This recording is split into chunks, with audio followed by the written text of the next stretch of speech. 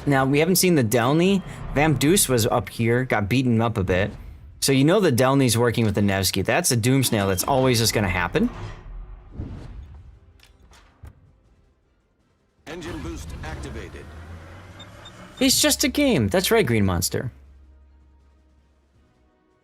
Some people do need to take chill pills. I mean, if you think about it, that's like an American football game in the you know, going to the Super Bowl and you cover one of the playoff games or the semifinal, right? Between one of the teams. It's like, how dare you watch our strat? It's out in the open for everybody to see.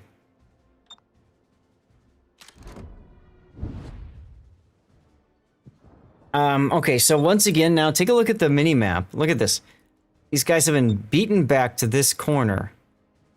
It's like the Busan perimeter. It's unfortunate for them. Hey, Botanica. They came up with the strat. I assume they can come up with another one, right? But, you know, like, when you see a lot of the mouse clicks and the pinging on the map and saying, we're gonna go here, we're gonna make this happen, blah, blah, blah, blah, blah, I think that's where, you know, you learn a lot as well, right? Okay, so now we're dragging here, and that's the player saying, I'm gonna do this. Our heavy teams relied on PVO. Curious that she's available. So DS9 Ranger, PVO, Prince Venerani, is what a lot of people, I think, hoped that the Dutch heavy cruiser line was going to be. Okay? And that is a cruiser that also just happened to have the Dutch airstrike. Instead, the Howden Lu line is a cruiser that leans heavily into that mechanic, which is, of course, introduced with those cruisers. So it makes sense. But Prince Van Oranje has a lot of really good characteristics. The AP is fantastic. The reload is great. The HE is good. The Dutch ovens are harder because it takes longer to charge them up. You don't get as many of them. But you get more bombs. You get a denser drop of those bombs. Right there you can see the Prince Van Oranje dropping. And so because you get a denser bomb drop, if you can hit in the right spot, you can do dirty, dirty things. AP, little late on that decision. Trying to shoot in the superstructure because it was too late. So yeah, if you're looking for a good holiday convoy ship and you don't have the Prince Van Oranje, if you are a cruiser enjoyer, especially somebody who enjoys using AP into broadsides with citadels, PVO is where it's at, frankly. PVO is a great choice. When she was originally released, she actually had a fun bug in it where destroyer caliber guns could actually break the turrets, which is hilarious. Obviously, it's been fixed. All right, so we managed to see Pork grabbing the A cap, also getting a very important kill on Sakiko's Des Moines. We see there's the smoke. That's probably the Vamp Deuce. He's going to be using that crawl-in smoke. 45 seconds left of Hydro action as the Goliath appears. Triple fire means no, DCP that. And you can see a lot of focus on mitigating damage and not so much on doing damage himself. By not shooting, he does go dark for a moment. Meanwhile, down to the south, Nevsky did spot the Delny, but you have the two Delny Nevsky death snails that are going to happen over there. Which, I mean, TWO excels at the death snail.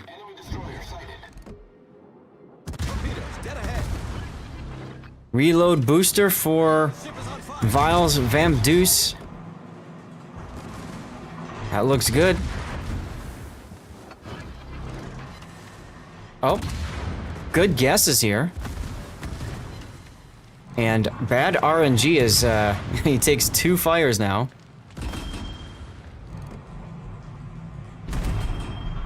Vile changing to AP because broadside. I was gonna say, you might as well luck chuck some torpedoes. Problem solved, sir.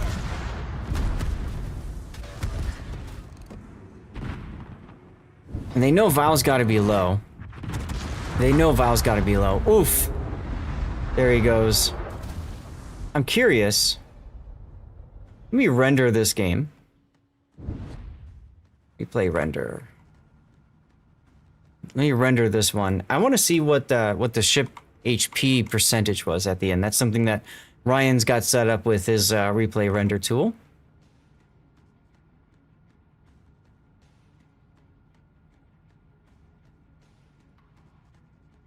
What do you mean by expense of the ship? Yes, they have a cost. They have a cost, Green Monster. And so in this tournament, PVO is a pretty cheap ship. Nevsky is a very expensive ship. And that's one thing that makes this tournament really cool to watch, is because some teams can take the very expensive ships like Nevsky, but they pay through the nose for that by finding cheaper ships. They have to look for something cheaper that they can play.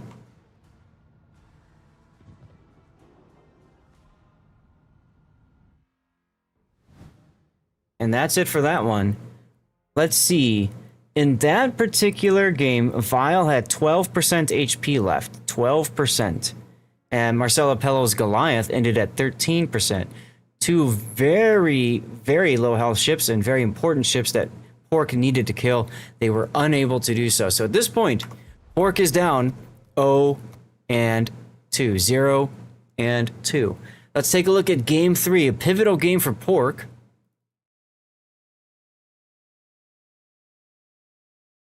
Now let's see what we can glean from this one.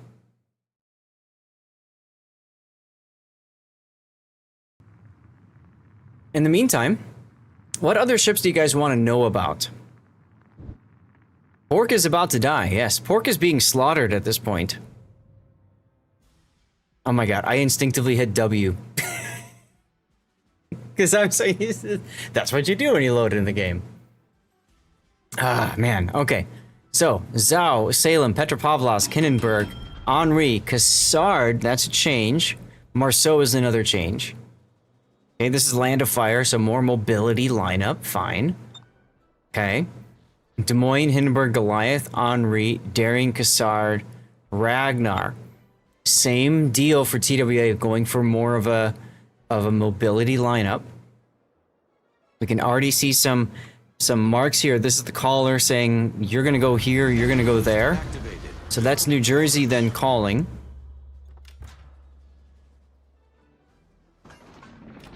So remember, best of 5, do or die for Pork.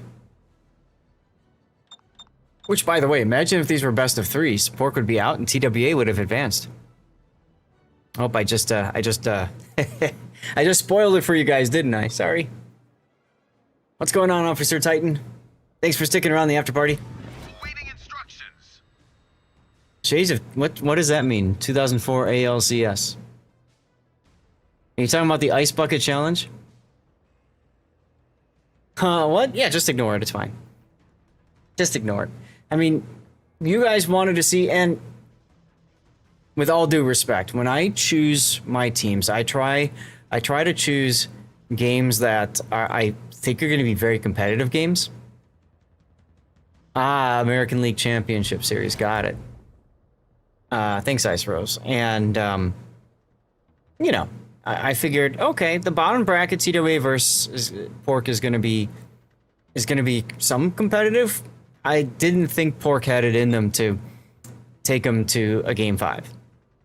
When the Red Sox came back from 3-1, ended up winning. Got it. The reverse sweep. Almost reverse sweep. So we got Zhao Hindenburg going off to the... This is kind of the traditional deployment we see a lot of players going for.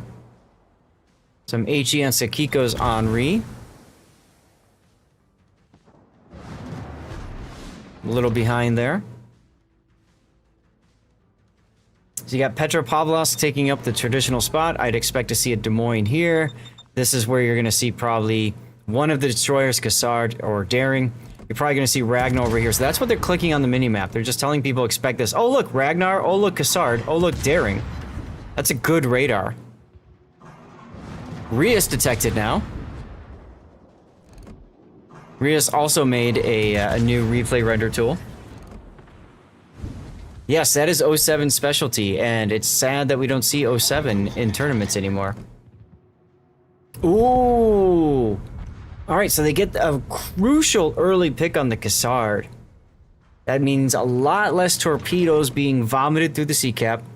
That also means less spotting for TWA, less rotation capabilities, and now Pork has the sea cap. TWA is going to have to push against Azau and Hindenburg on the other flank. You can see they're moving their Ragnar out, possibly to do just that. Crucially, Ragnar doesn't have torpedoes, right? Just got the guns. Ship is on fire. Against the Yankees, only time that has happened coming back being down 0-3 to win 4-3. Gotcha. I don't know too much baseball history. Although next week I am going to go to watch the Arizona Diamondbacks play the Chicago Cubs. That should be a lot of fun. What happened to 07? Did they split up into multiple other teams?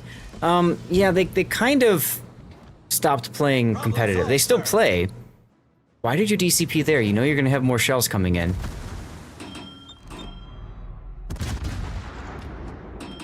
The loading circle is exactly as large as the orange ring that shows where your cannon is. No, I never noticed that before, Durian.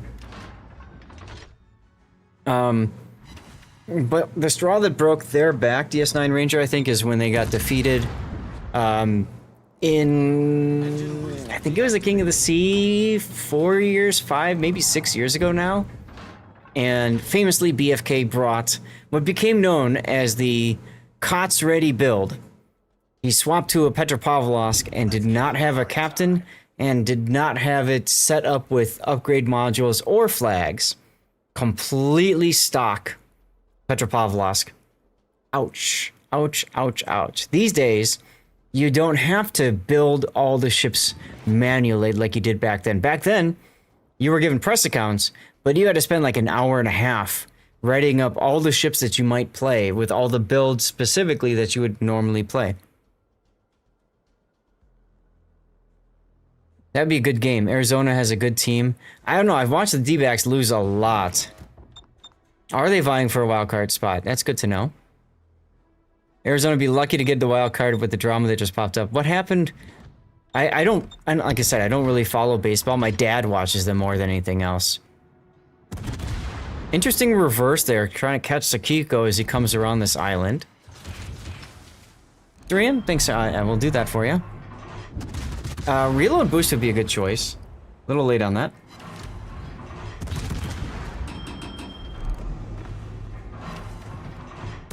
Sakiko looking for the AP.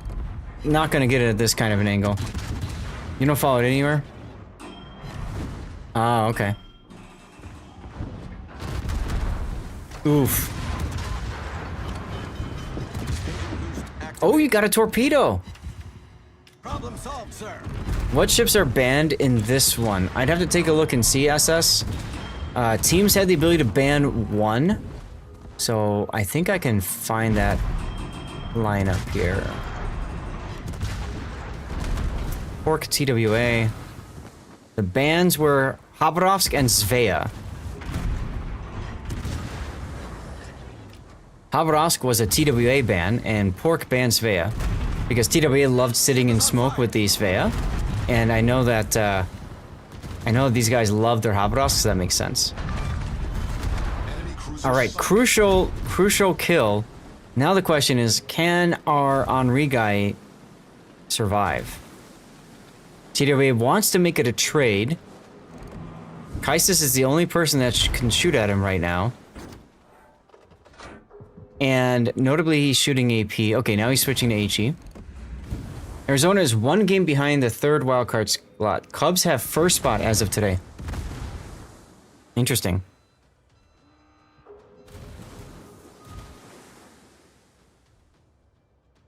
Look at the other side. Hindenburg pushing against Ragnar Hindenburg and Goliath. This is a bad spot to be in if you're in Hindenburg. Yeah, I see that. He's going to take broadside shots from the Goliath and shots from the front. Hindenburg. Oh, they actually trade Hindenburgs. That's interesting. Oh, thank you, West Photo. Let me unpin that one.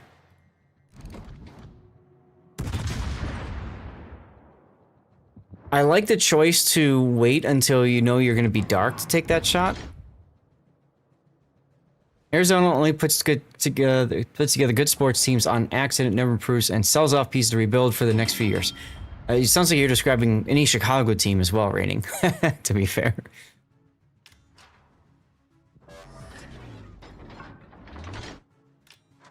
So TWA still has 2 caps. They still win in 2 minutes. Yamamoto was never available in the shop, Ryan. Yamamoto is the reward for finishing the Isoroku Yamamoto campaign in the game. So you load into the game, and you look at campaigns over on the side there, okay?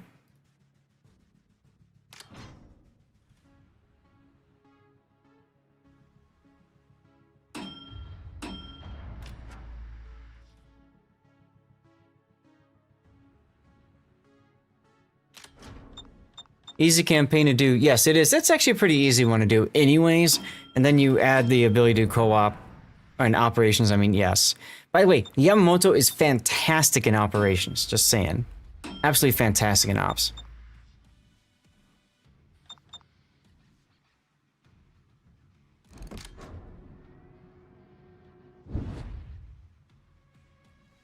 I like the decision to sit here and wait for a moment. Halsey's nice in ops, but it's harder to get Halsey's proc. And I feel like Yamamoto with the heal is really good. Yamamoto with a secondary build. In operations, you can do it. In randoms and ranked, I wouldn't.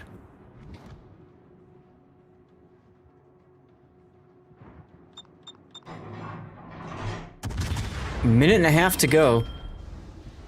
You're welcome, Green.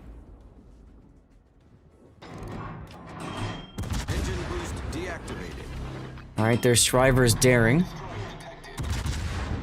So this is still very much a TWA victory unless they can step something on the cap. Now, Elbard is quite low in the Salem.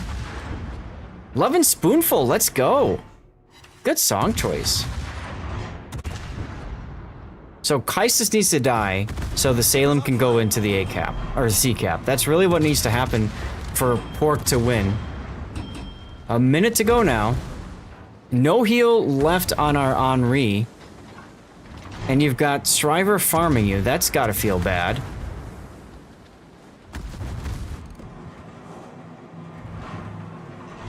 Des Moines as well farming. The enemy is about to win.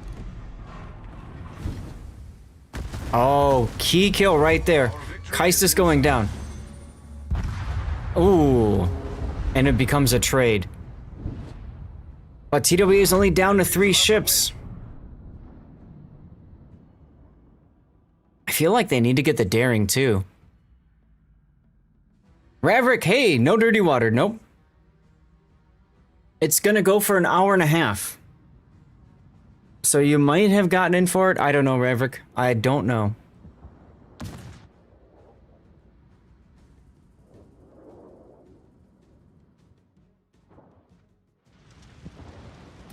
I'm holding out on Dirty Water Raverick for level 7 hype train, basically trying to like shed a little bit of weight. I'm not by any means overweight, I just want to lose a few pounds. And obviously holding off on Dirty Water can help with that, right? So I just leave it to a level 7 hype train.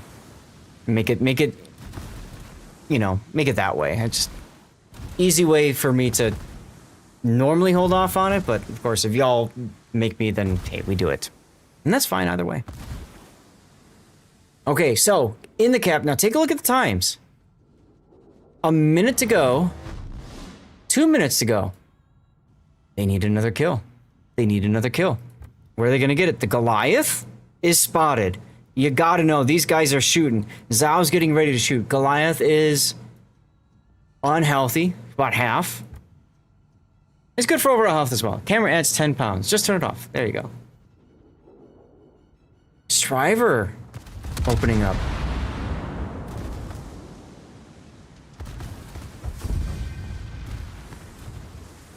Okay. And They managed to get the points. I think that might be the replay bug with the point value thing. But either way, Pork does defeat TWA. Okay. So that forces a game 4. Let's wait for this. I have to wait for the game to completely close. And then we can open up again. On this heat, only hydration. It's all good. Cover my replay, London and North. Okay, so we'll do that one on Friday, Rob. Friday will be the next replay analysis stream.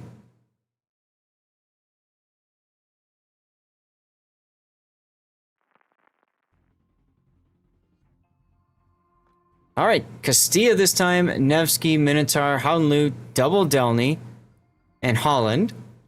Up against Zhao, Nevsky, Petropavlovsk, Defense, Colbert, Delny, and Ragnar. So they're putting a lot of points into their Nevsky, Petropavlovsk.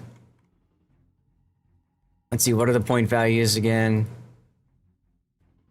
Petro is 19, Nevsky is 20. Very expensive. Defense.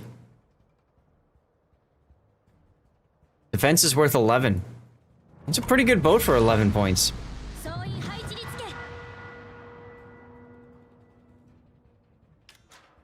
All right, so we got the Castilla making its way up to the north.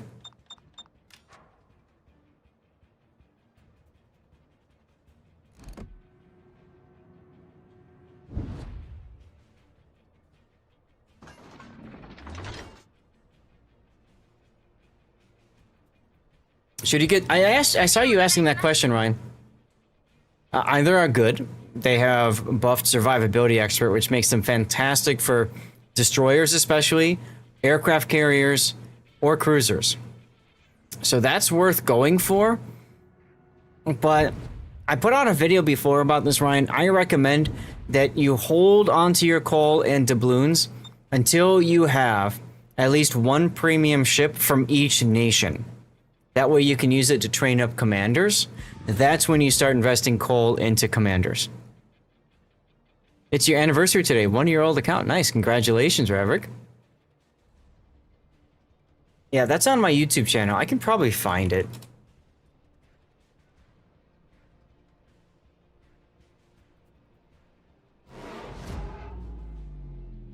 Let's see, Zath Chat Commander. Commander's How to Start. This is the one. It's a year old, but I think it's still very valid, Ryan. Or Rion, maybe you want to just open that in a tab and bookmark it or come back to it later or what have you. But we try to go through there, like, where you want to start, work your way up. I would say definitely go for Yamamoto if you don't have him yet. Anyway, getting into this one, this is Tears of the Cruisers. We've got a heavy push on A side, hold on the other side. That's a Minotaur Delny for the hold. Okay, makes sense. We saw that earlier today with another team.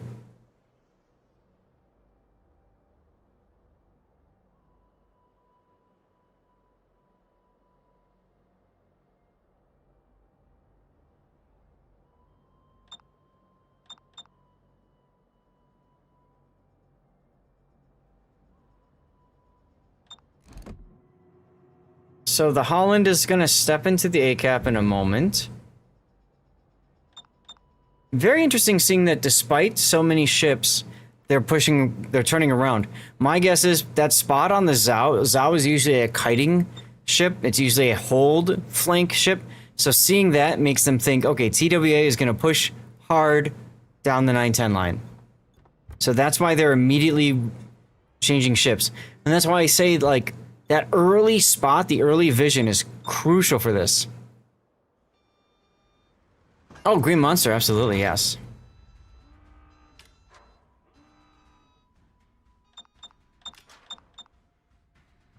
There's the Zhao. Oh, Marcelo Pello.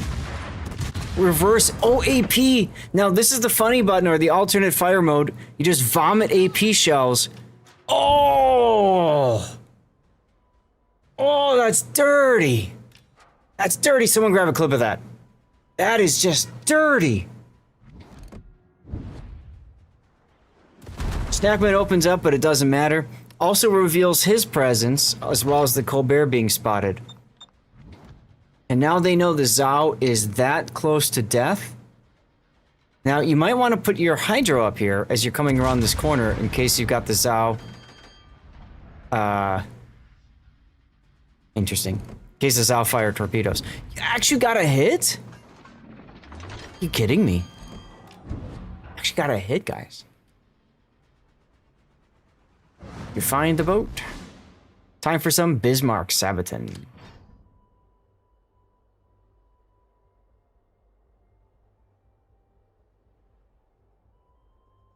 I like the idea of not over-committing and chasing here, right? You got the cap. That's good enough. You know there's a Petropavlovsk over here. You don't want to come out in front of that. Colbert can farm you out. Over on this side, we saw the defense. We haven't seen the Nevsky, so I'm expecting the Nevsky to be here along with probably the Ragnar for smoke again, right? So, hey, look, the Nevsky exactly where I clicked. It's almost like I've played this game a lot and covered tournaments a lot. So we're going to see a smoke screen pop up here.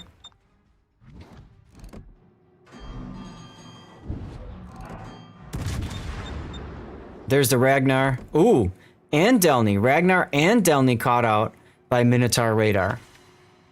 That's huge, actually, because you got the Delny Nevsky coming back. The brawl is going to happen at B cap. It's about to happen, y'all.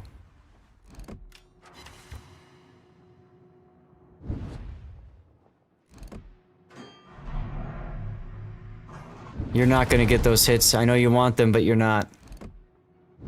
So best to hold. Go dark. And then now is actually a good opportunity to advance. And I would advance by going up along the border, get behind the Petro. In the meantime, down here, it's all about what the teammates are able to do. Look at Reprise Delny. Just went dark after Minotaur radar either expired or he moved out, which means the Nevsky is going to pop the radar. They know they need the kill. They get the kill on the Delny. That means the Nevsky no longer has his smoke biatch, if you will. So that's gonna be it for Delny. He's gonna get farmed out by Minotaur, or sorry, for the Nevsky. He's gonna be farmed out by Minotaur Nevsky, and that's gonna be it. Interesting, by the way. Side note: I don't see Kinnymod. Is Kinnymod not playing? Kinnymod is listed. He's one of the reps. But maybe he couldn't make it today or something. I don't know. I haven't seen him yet.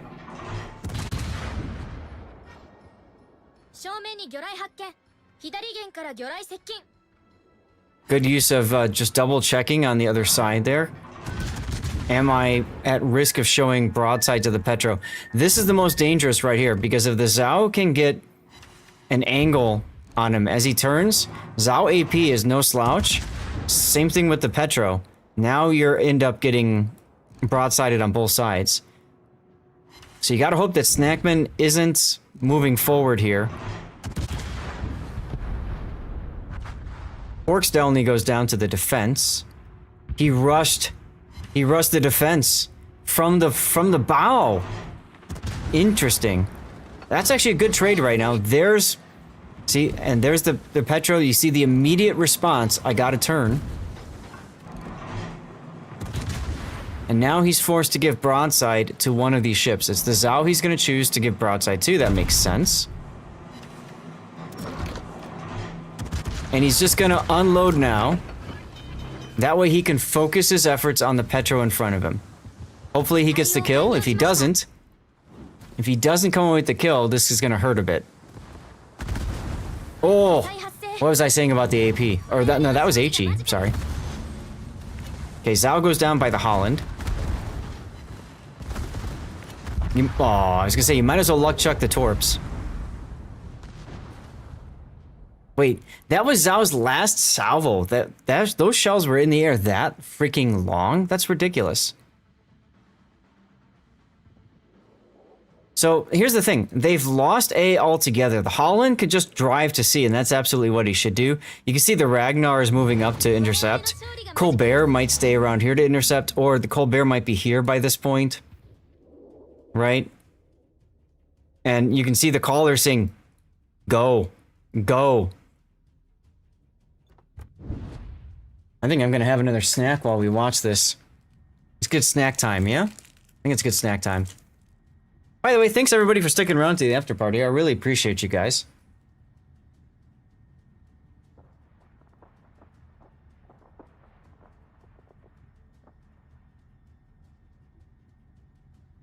Mmm.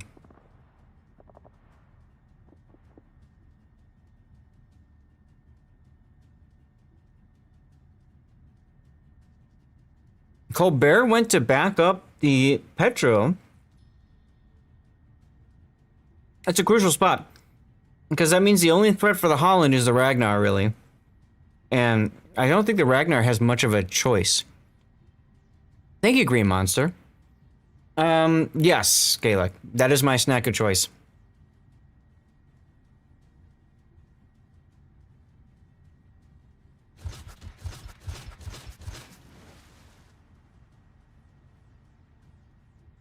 Thank you, CKM. I mean it when I said I love this game. I love tournaments. I don't give a damn if there's drops or not. I'm gonna be here covering it if I can. I'll change my life around if I can. As you guys know, because I switched around. I switched around to my work days even a couple weeks ago, so I can cover EU regionals. Oh, crucial radar. Crucial radar. Catches the Ragnar. Holland knows he's safe to go into C-cap.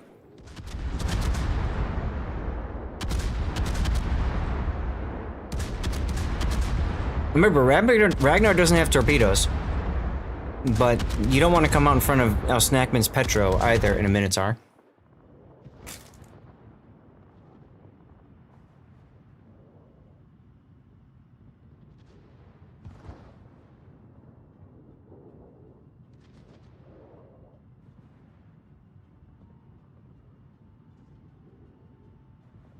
This is epic music for this moment. Whoever picked this song, perfect timing, guys. Perfect timing.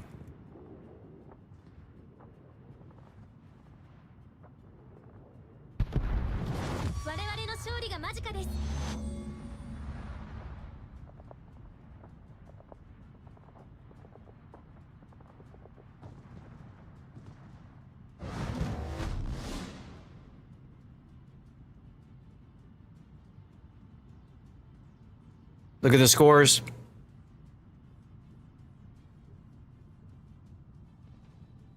So, crucial as well. The Nevsky goes down. The Holland got the gap. He's free to... honestly, I would send the Holland back to A, just as insurance.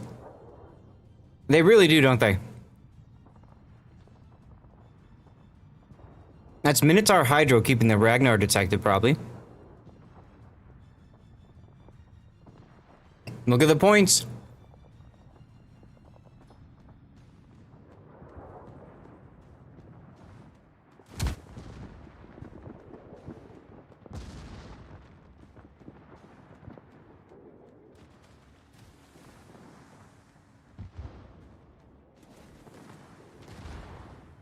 They need a kill.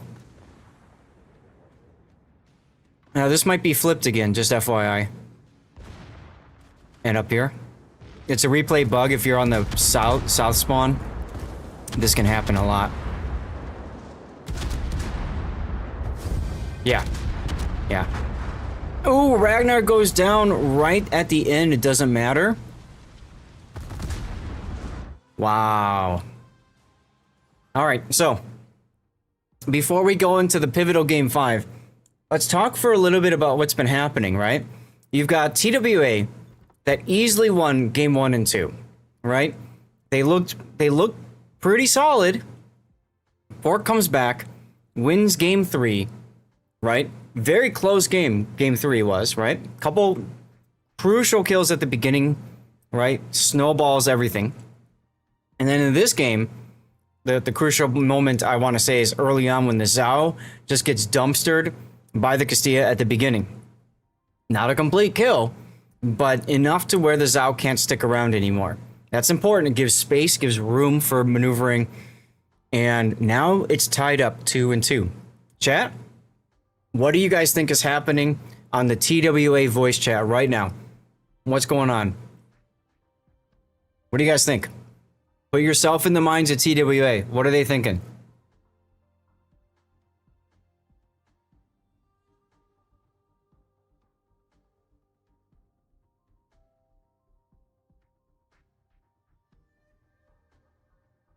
Now, I love what you guys are saying. They're getting shit, sadness, it's in the pocket, they're yelling at each other. Because you know what's happening? None of all that. None of that. Dirty water. If you've played clan battles and you've had games like this before, right? Making plans for SETI because it's free.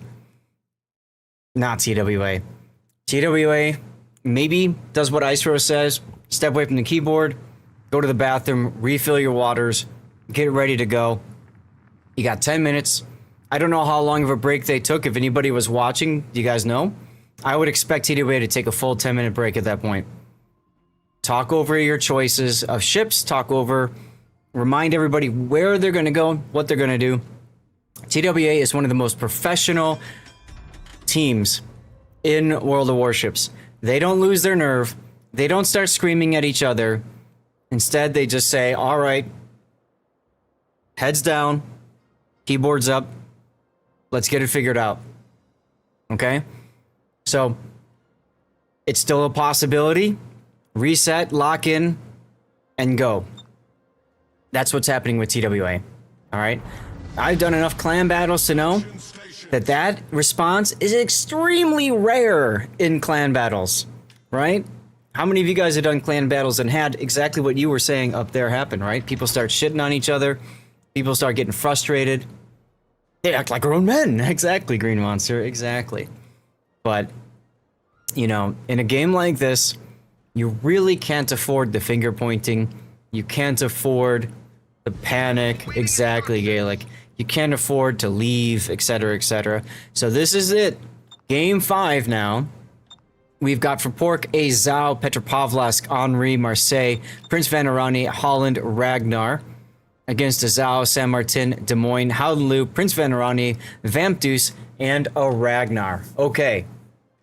So, when you look at this and then you compare it to the map, clan battles is just one battle. This is best of 5, and I'll tell you, when you're at 5, you know, you get invested in this, right? You get really into it. I don't like seeing San Martin. I just don't agree with that pick at all. We'll see if they're able to make it work, but very rarely do I see San Martin's work in these tournaments. You're going to have some ships going off to the side over here, most likely going to be the Zhao-San Martin combo. Those are two good kiting side ships. I'd expect to see the Des Moines here, maybe here, but probably here. All right. They've got a Prince Vanarani. Hanlu, one of those two is going to be here probably. Vampdeuce and Ragnar, so one of those is going to be this way, the other one's going to be that way. I would think probably probably Vampdeuce over here with the crawling smoke to help slow down, either, you know, work with the Zhao or San Martin to slow down the enemy push. Ragnar over at sea, but remember, Pork has a Ragnar of their own. This is a very difficult map to play. It's why we see a lot of teams, frankly, just outright banning this particular map in tournament play. Right? Those are probably radiolocation pings. I say probably because I haven't seen anybody using the mod just yet.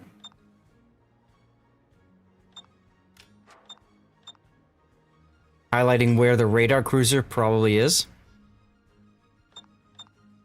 Do you guys remember back in the day when you couldn't even get a point on the minimap and instead you just get a whole square? Is that was one of your favorite ships?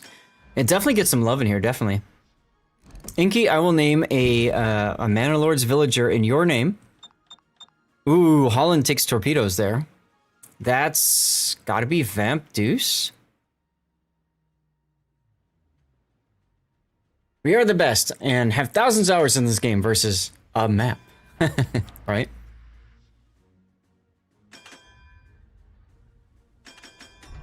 Zhao's an okay boat. I think she's not as good as some of the others, which is why you see it a lot in this tournament, because she's cheap. for what she does. So a lot of players like to take Sao. I can tell you the point value in a sec here. 11. It's 11 points. You've been playing a bunch of Mana Lords lately. There you go. Yeah, we do that on Monday nights, right?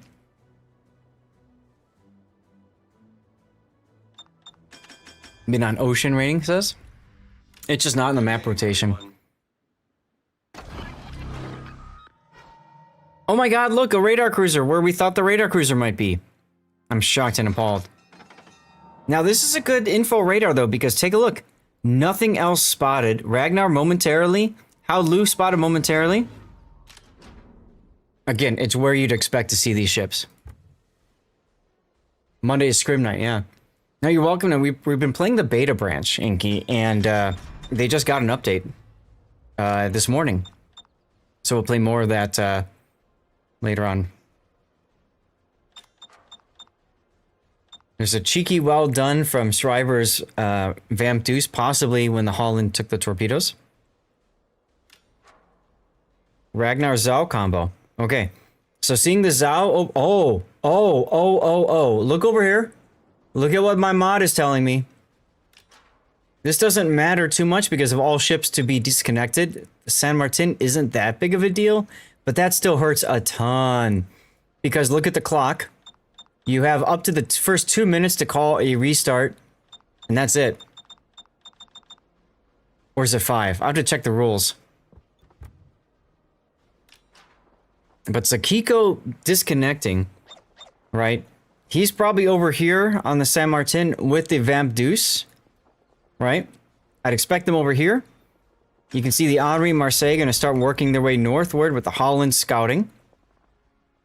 But if they've got, assuming they've got the same mod that tells them San Martin is disconnected, it's go time, baby. Yeah, I'm pretty sure it's the first 2 for Mulligan's raining. Kaisis is Des Moines now, backing up. Look at all the Dutch ovens coming in. Ship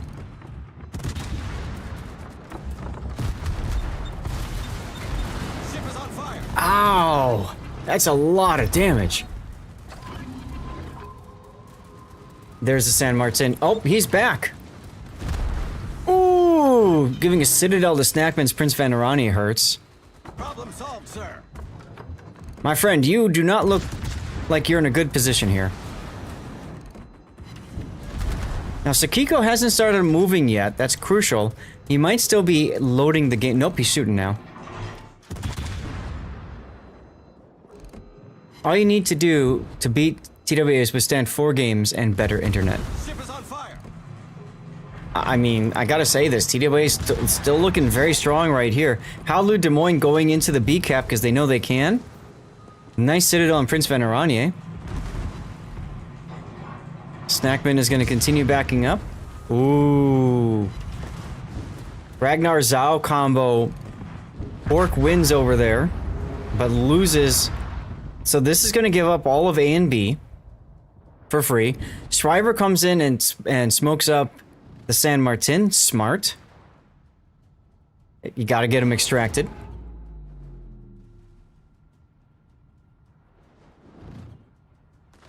And got the Zhao pushing, Ragnar pushing, Prince Vanarani trying to get in front of this push. He's going to look for broadside salvos on the Des Moines. Hopefully without giving broadsides himself. You can see he's already turning south because Des Moines spotting him. So all he can do now is kite away. These guys have to book it. These guys have to book it. And this is the problem, like I was saying before when I covered the last couple of games. Going this way just takes so much time. By the time you get there, you've often lost the core part of the map.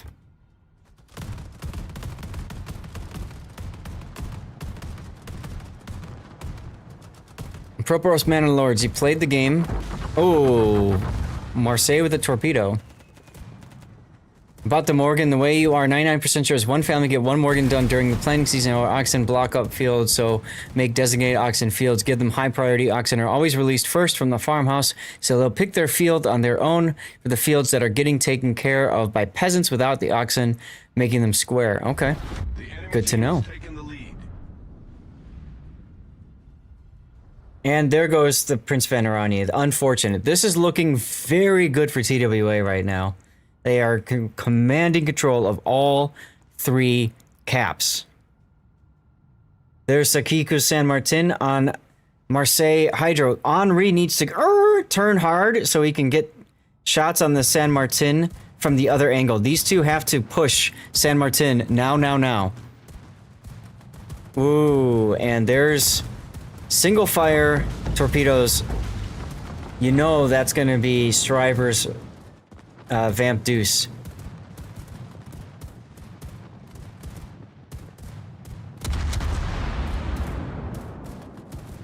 Elbard now putting himself in position. Ooh, Porky's in trouble.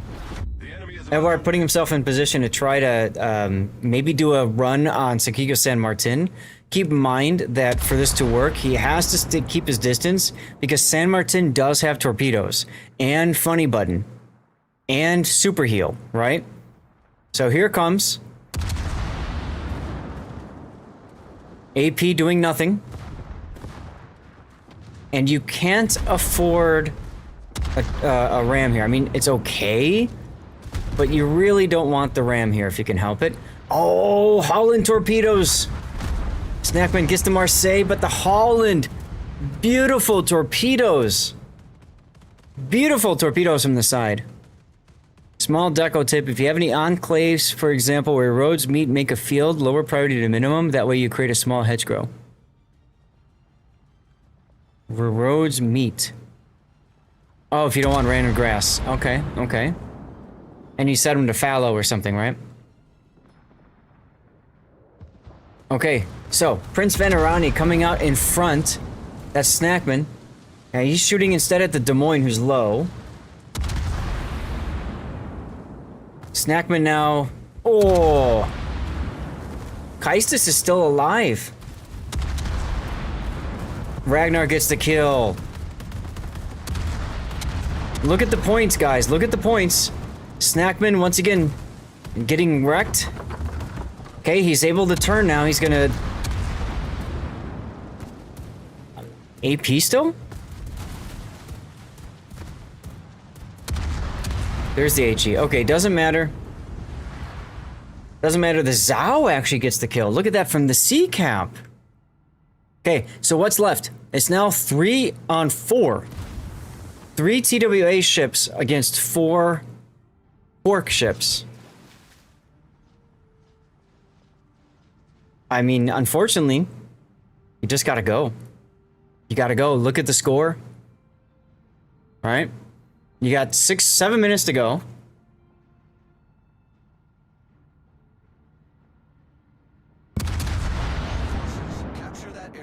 I don't like Elbard opening up there. He's probably taking a guess because he got spotted. Okay. Ooh, Howland Lu is coming in broadside. If the Henri can get around this channel just in time, it could work. There's Vile's Ragnar. And Shriver is farming in the Vamp Deuce.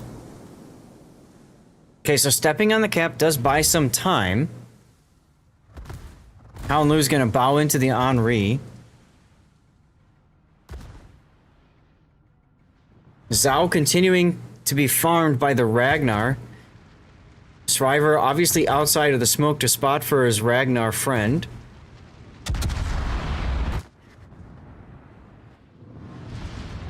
Now Vile's gonna, yeah.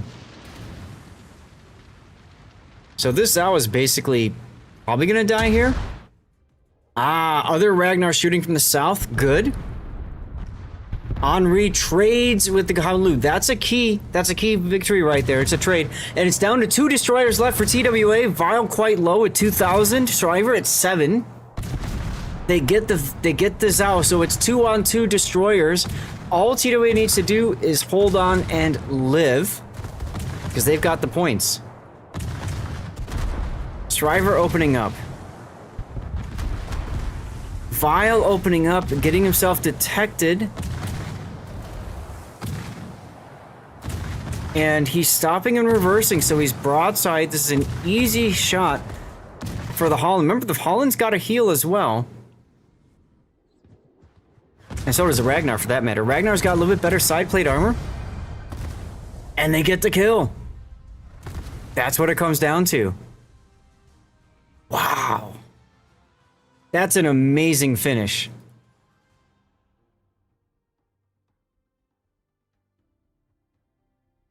That's an absolutely amazing finish, y'all. Wow. And just like that, Pork advances. Now they're going to end up losing 0-3. So there you go. You got blue econ booster crate. Okay. So that's the rare. Yeah, that's the rare drop. So that works.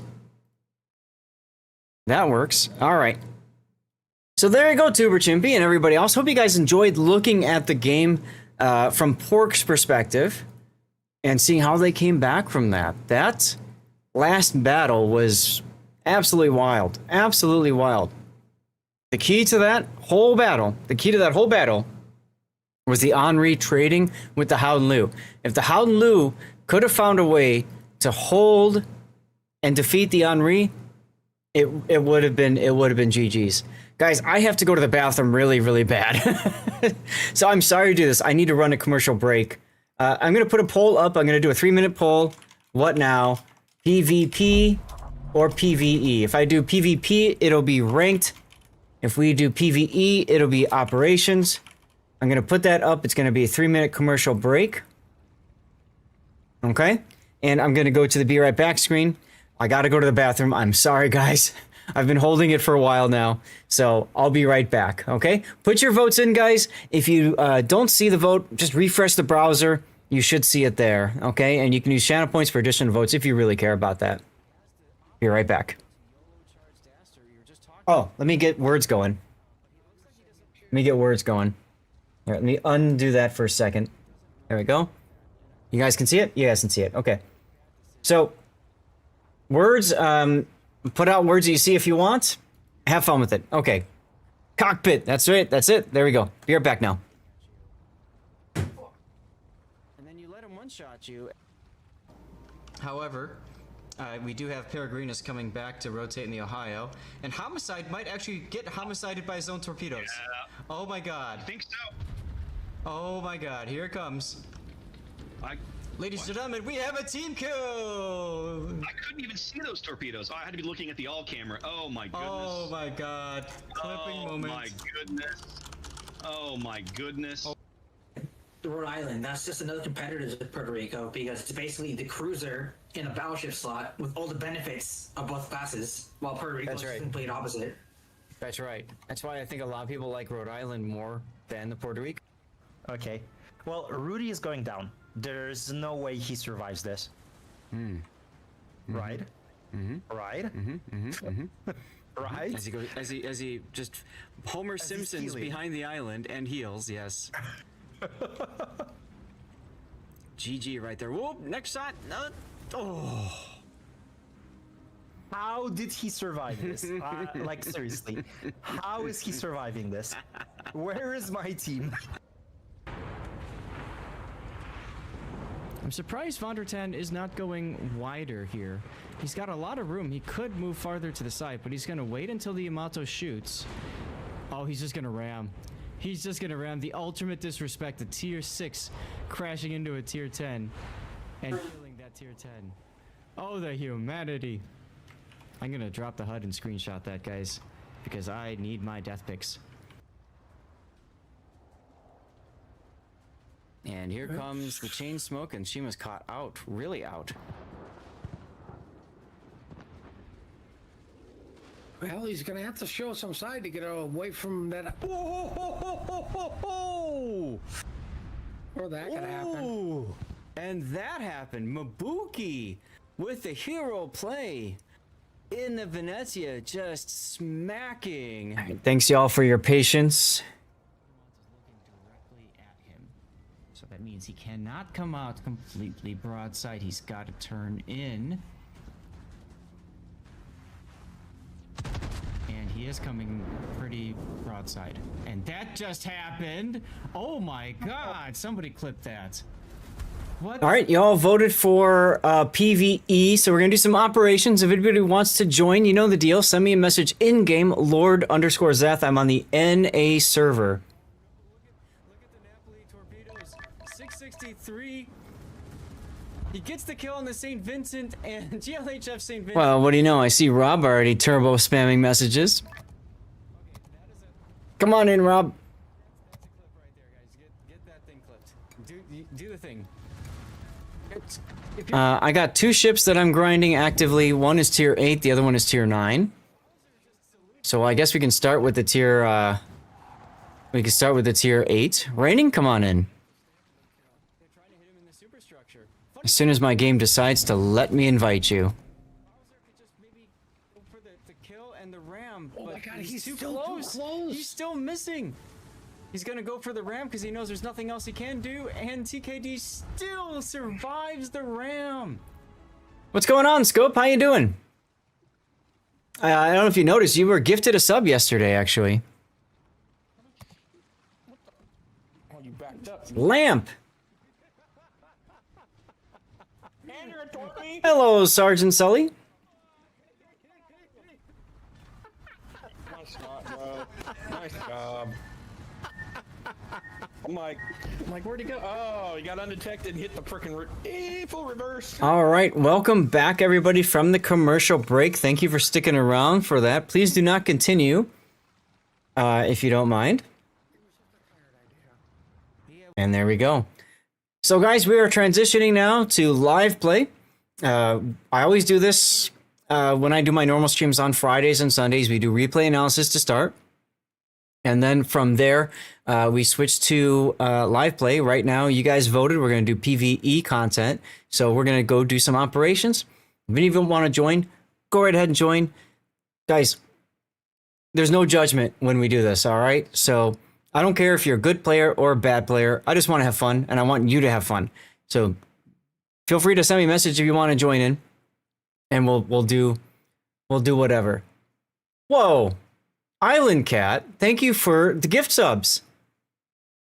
Whoa, and we met our sub goal thanks to that.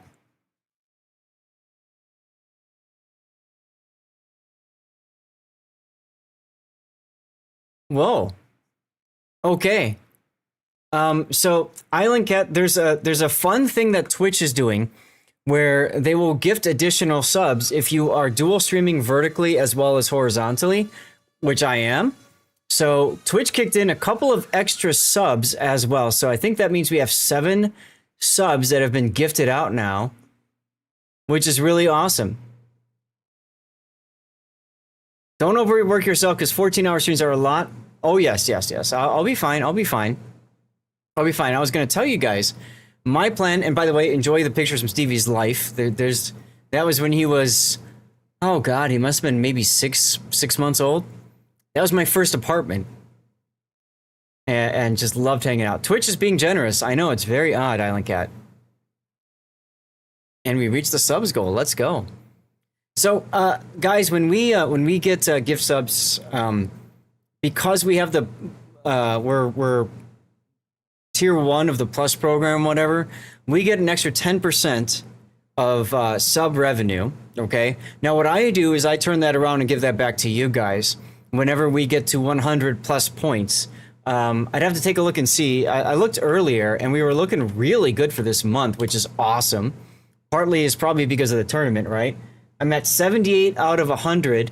So if people do want to choose to subscribe, tier 1, tier 2, or tier 3, that helps with those points. Once we get to 100, we have a giveaway budget to give to run. Hey, WC, thank you for the cheer. Bacon! Giving Stevie some bacon over there. So, like I was saying, if you want to, you can sub at tier 1, tier 2, or tier 3. And paid subs count towards moving that number to 100. Once we get there, we have a giveaway budget of $25. Cobra, come on in. And another thing is, guys, we're in a hype train right now. Look at that. I'm going to quickly send something out to the Discord that we are in a hype train. And because we're in a hype train, giveaway time. Tier 10 bonus package. Tier 10 bonus package. You guys heard that right. This is huge. This is huge. Make sure you guys are following. Make sure you type something in chat. If you're a lurker, just type the number 1. I don't care. You got 10 minutes to enter, guys. Indeed, Beefall. Indeed. Indeed. This is Wargaming's response, their way to make amends for not having codes the previous couple of days in the tournament, okay? So Tier 10 package is an amazing giveaway. That's right, Formula. If you guys want more giveaways right now, keep the hype train going, because if the hype train ends, then we're done. But if the giveaway ends before the hype train ends, then we'll give away another code. We'll get out another one, okay? And as you guys saw, if you give 5 subs or more, Twitch will kick in at least 1 additional gift sub too. So we are right now at level 2 of our hype train. What was that, T12? What did I miss something there, Island Cat? King of the Lurkers. Oh yeah, tier 10 package. Imagine tier 11. That would be huge. Oh really? You can get a tier 11 anniversary with the anniversary event. That's nice. That is very nice. Island Cat, thank you for the gift subs again, dude. I need to read out what it wrote for you for that. Navigating the icy waters of Seattle and the sunny coast of Arizona. Sunny coasts of Arizona? Now charts a new course with 6 gifted subs. Your generosity is the compass guiding us through the stormy seas of Twitch. Here's to another sailing and epic battles ahead. I forgot to mention, Tier 12 includes missiles and nukes. There you go. Thank you for the resub at Tier 1, Island Cat. I forgot to mention, if we get to level 7 high train, the dirty water comes out. We talked about that before. I've got Maker's Mark whiskey. We'll go have some and celebrate. Usually we celebrate with a little bit of that, and we have some good fun. Diz, thank you for the 100 bits as well. So let's see. I think I read Generosity's compass guiding us through stormy seas. Switch. Here's to smoother sailing and epic battles ahead. Moving on, we've got WC dropping 100 bits like they're seasoning the victory stew. From Dear Baby Jesus to Bacon, your support is as crispy as a fresh batch. Let's cook up some wins, captains. Cute. And then Diz, thank you for the 100 bits again. That's really nice of you. If you squint hard enough, the various lakes of Arizona could count as a coast. Yeah, that's true. Diz with the 100 bits there. 100-bit cannon shot into the chat. Your support is like a powerful broadside in warships our fleet couldn't sail without. Let's keep the battles fierce and the rewards even greater. Hell yeah. Let's do this. Who just gave Stevie some bacon? That's Tomagil666. Thank you for giving Stevie some bacon. Anytime you follow, if you look carefully enough, he's licking his lips. He's you know, he loved bacon. My goodness, he loved bacon. Stevie, 19 and a half years old. He is still right here. He's still in the stream room. Those are his ashes. That's a picture of him right over there. M-Note is around. M-Note, we're doing operations. We got room for 2. If you want to jump on in, you're welcome to do so.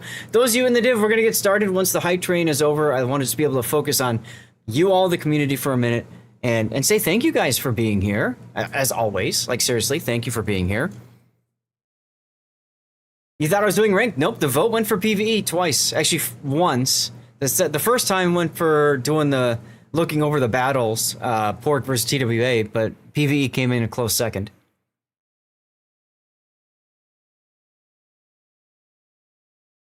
Gotta start baking some more bacon for Stevie if people keep giving him that much. I know. So he used to sit behind me whenever I would eat. He was always sniffing around the corner. He was wondering what I was eating. And he loved bacon, of course, right? Bacon was his favorite. But he loved trying anything that I was eating. He really wanted to know what I was eating. So I'd have pizza, for example, like deep dish pizza, and he would jump on the table. Now, we started training him that that's a no-no. What we started doing was when we finished dinner, if it was okay for him to try some food, I'd set it on the floor. So he'd hop down from the chair and start sniffing around in case it was bacon or something else yummy and start licking it. He actually liked pizza. I think he liked the cheese. He doesn't really like the sauce, the tomato sauce. He wasn't a big fan of that, so I don't know. It is what it is. It is what it is. Anyways, guys, we have about a minute and change left in the hype train, and we are currently level 3. Thank you guys very much for the support. I don't know that we're going to go 14 hours today. I'd love to. That would be a lot of fun. That mean right now we are almost 7 hours into the stream. We're almost halfway through the stream, guys. Is that crazy or what? But I got to tell you guys about it a moment. My favorite viewer, of course, Weekend Warrior, always tuning in, always checking out the stream, and says some of the most positive things in chat in the past, talking about how he enjoys the stream, he likes hanging out, he likes that there's positivity here, and we just have a good time. And so, of course, Weekend Warrior, you, my friend, are my favorite viewer. You would, but you forgot your rubber gloves. No ops for you. You're finished as a doctor. You tell ya. No worries, Cutthroat McRage. Thanks for being here. You got to work in 90 minutes, Ice Rose, on a Saturday. That's unfortunate. That is unfortunate. M-Note, are you logging in? Because if not, I have a feeling we're about to get started. We got 20 seconds to go on the hype train. Thank you guys again. Don't forget to enter something in the chat. Type something in chat so you can get into that tier 10 booster love, everybody. Sergeant Sully says, Sunday here and no real rest ahead of me. That's fair. That's fair. All right. Well, let's get into our game. Thank you guys again for the support. Appreciate you for getting us started with those gift subs, Island Cat. That was really nice of you. And then you subbed yourself, which is really cool. Really cool. Hello, Woden. How you doing? All right, let's get to the game. And I didn't hear back from M-Note, so I'm just going to get started. And we can always bring him in afterwards. Yeah, I don't see him online either. So let's go. Nice, nice. So I'm going to start with a sub because I'm just grinding up this stupid line. And then the other one that I'm grinding is the Kitakaze at tier 9. If only your cats were that cool, but after small kitty time, they got really boring. They don't play much and just keep meowing for more food. You keep telling your parents they need more than the can since they are bigger than a year ago, but they keep saying, no, the can stays this amount. Well, you don't want them to eat too much. You're doing the same thing, Diz? Yeah, I just play one win in this thing and then move on to the next, you know? That's all. All right, Pacific Offensive. Operations is the best for grinding subs, Diz. Sorry, my ear's hurting on the right side here. There's Rob. Battle starts. And there's 2 reasons for that, Diz. One of that is down here. You get the ability to spot and bomb things. And then 2, the shotgun mechanic is removed in operations. Some ops are bad for subs, but yet, if you remember yesterday, Elusive, I was on, what was it, Tokyo Express? Still came in first place. Because sub economy. You know what I'm saying? Sub economy. So we'll press 9. We're going to look and see wherever the first thing gets spotted. Also, it was me, so thanks, Spider. All right, there we go. Animals brings you back to Asphalt 8. There you go. Yeah, I love this tune. Always a pleasure, just because you left me behind in the ghetto. Look, see, I just got 3 bomb hits on the Furutaka.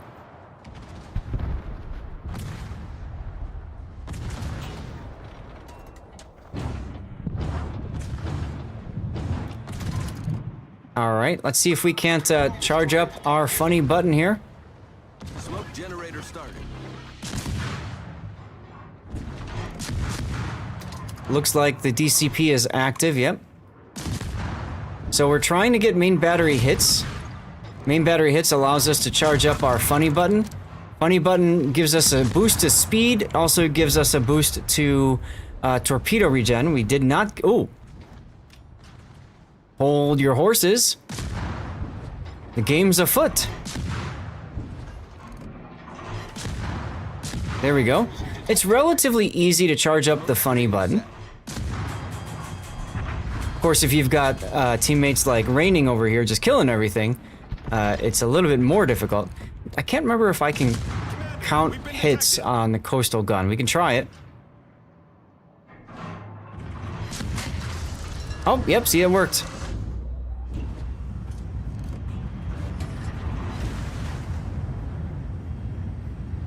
So now we get a buff to our ship speed as well as torpedo reload time. Choo-choo indeed, Island Cat. It's not your feet, you just wash them.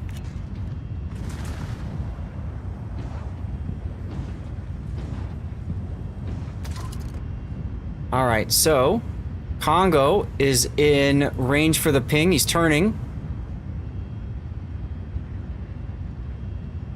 Speed boost would be nice, yeah. Oops. 3. We're gonna go for the shotgun torps, although I think we're not gonna get any torps on this Congo. I think it's probably gonna die before we can hit it. Shotman won the speed boost, the bonus package? Yes, congratulations, Shotman.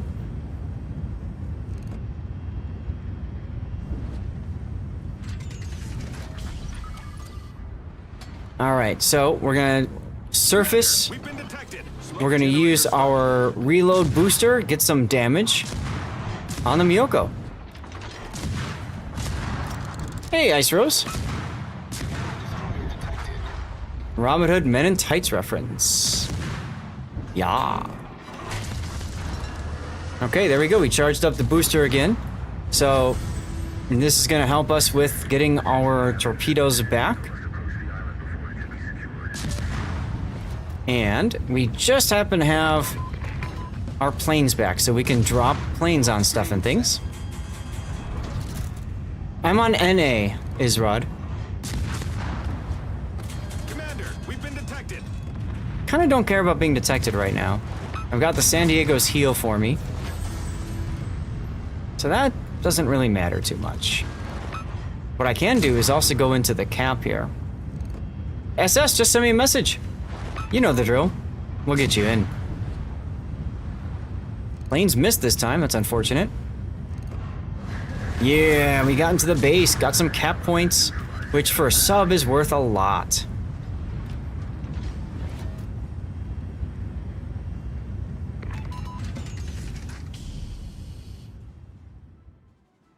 Yeah, what ship are you gonna put that on, Shotman? What tier 10 are you gonna throw that that perma booster on? Those are nice. How many more do I have?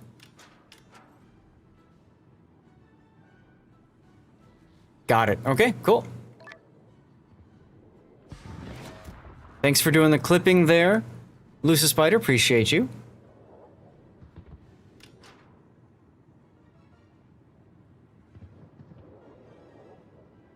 One for Mrs. E. What's going on, friend?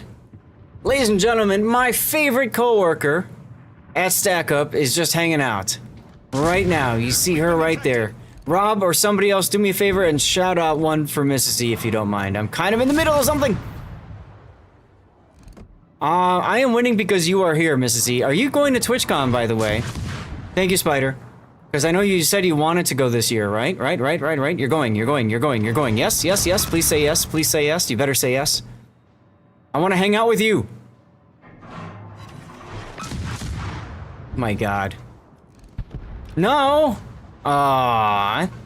Boo! Boo! Coin's going though, right? Thank you for doing the shout out, Spider.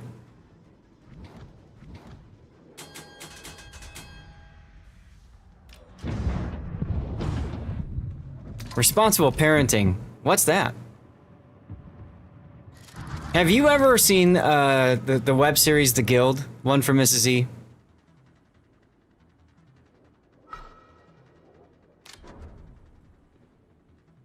I mean, it's always going to be a beautiful day in Phoenix, right? Oh, it's great. It's great. There's actually a mom who completely neglects her children the whole time, so she can do her stuff, which is hilarious. It's absolutely hilarious. All right, we're gonna go to put the bombs up over here, and we're just gonna go turn and maybe get some torps going. Go give attention to the doggo, Spider. I'm gonna assume that this Veneto's gonna survive. Oh, he's going broadside to the CAG, though. I'm just trying to charge up my funny button. So I can do that here on the Maya. It's absolutely hilarious, though. Like, she does all the things that you shouldn't do as a parent, right? And most people don't do this, obviously. But, like, she'll just, like, leave them in the playpen and, like, just put food in, like, their dogs or something, like they can feed themselves.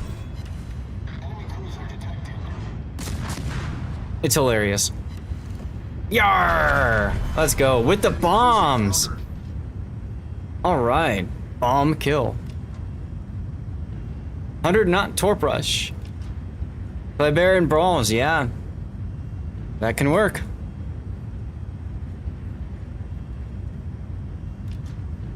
Now, Mrs. E, make note of the stream time. I've been streaming since just before 5 a.m. Pacific time. That's my local time now. I woke up at 3 a.m. and the goal is to get a 14-hour stream in. We'll see if that works or not.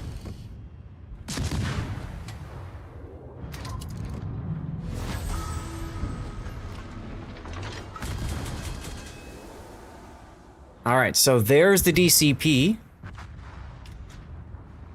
Oh yes, stretch breaks are importante. Also, bathroom breaks and whatever else is needed, right? Growing up, we sat in the back of trucks. Commander, we've been detected.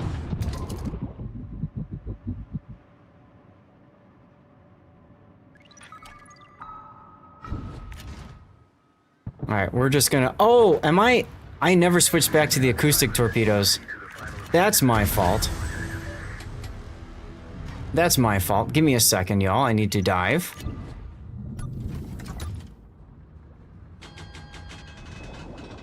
Alright, let's fix that.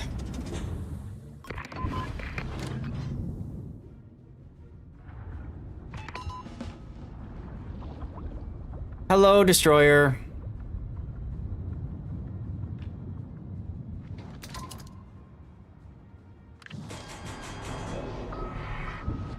Take it up the butt. Torpedoes astern. Why is my underwater so bright? It is because I am using a mod called the Clear Water mod.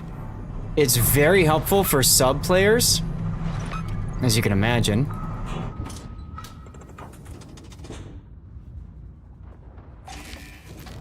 Low battery. Yar! Oh, the bombs got the kill again. Destroyer sunk. Let's go. Yeah, so this just helps you navigate the waters in a sub a lot easier.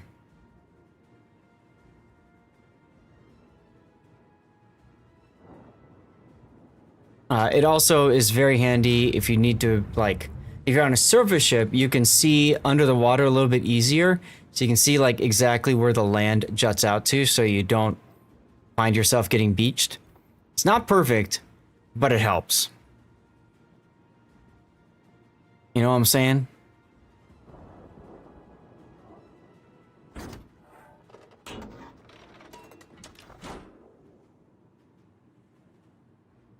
All right, let's put out a couple of these torps. Get that going.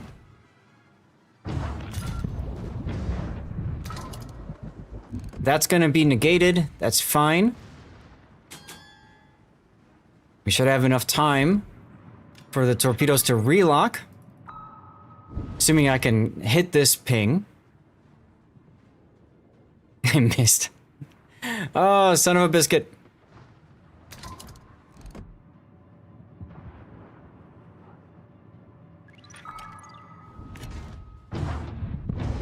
We're gonna sit and spin torpedoes that way. Your 1,000 fleas infest your armpits and your nasty bits. Hold on a sec, I need to dive. I mean, I hope you have a great time in ball game. Thanks.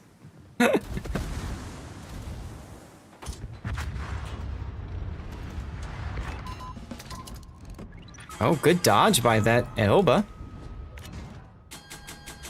Unfortunately for him, I've got more torpedoes.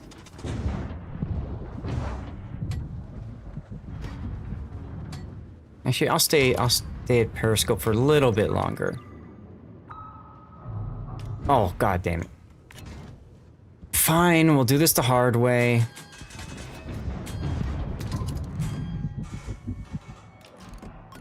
Put the plane up.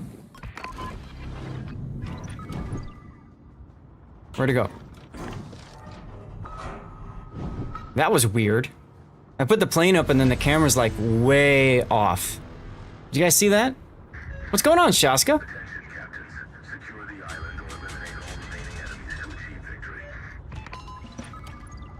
Yes, I went underwater and I put a plane up and then they did as well, BJ.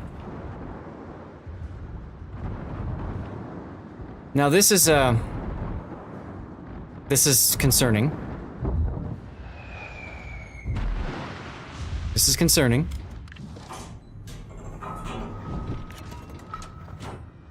Let's see if that sonar cleared. Yeah, it did. Low battery. Low battery. The bots just magically know where you exist, right? So you've gotta, like, be good at pinging certain targets and then just evading them.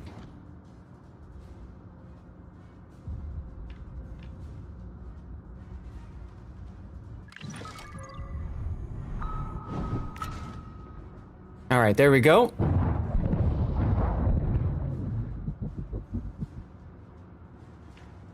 Yeah, man, you just launching a plane while underwater is a bit sus. I know, right? Seriously. It's kind of funny if you think about it. Take some torpedoes, biatch! Battery depleted. Battery depleted. You know what that means. Time to man up and fight. This guy, got 30 seconds until... Uh-oh. Attention. Oh yes, the bot's definitely cheap. Commander, we've been detected. Alright, we're detected, y'all. So, all we can do now is die. This will be fun. Oh, Musashi's here too. We're taking on Y and all the buttons. Now, what I've done is I've actually dragged most of the enemy down with me, which is kind of funny. Alright, I've got 30 seconds of dive time now. I could just drop down and hope to God that these ASWs are gonna miss. Of course, they're bots, so they never miss. We're taking on See what I mean? quickly. The ship is on fire. I can't smoke. They were well within proxy spotting distance. Because again, the bots cheat and they know exactly where you are. What the hell? Where's my reticle? That doesn't matter. That was weird. I couldn't use my ping. Did you guys see that? Like, the reticle didn't show up for pinging. Still, 50k is pretty good, and like I said, I dragged all of these ships over to this corner. So that's fun. You wish they integrated the blind angle submarines had in real life. Make a bit more balance, at least. What do you mean by blind angles, Ryan? Also, everybody, you ready for it? It's coming. It's coming. Oh my god, they killed Rob.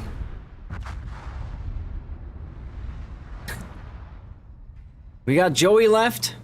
We got Raining left. And we've got our random Veneto left.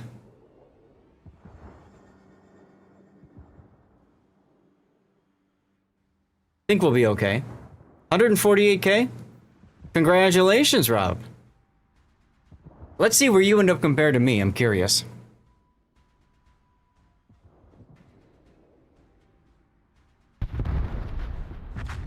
Joey with the Massachusetts secondary build just plays itself.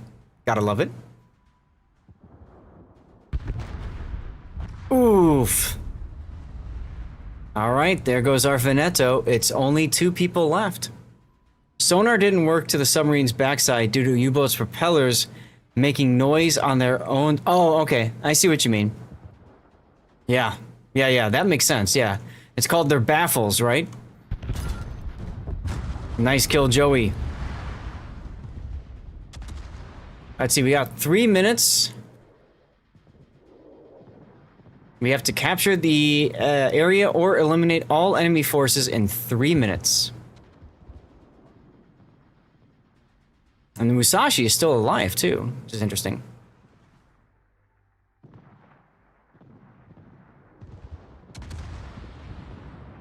Uh-oh. We might end up losing this one, y'all.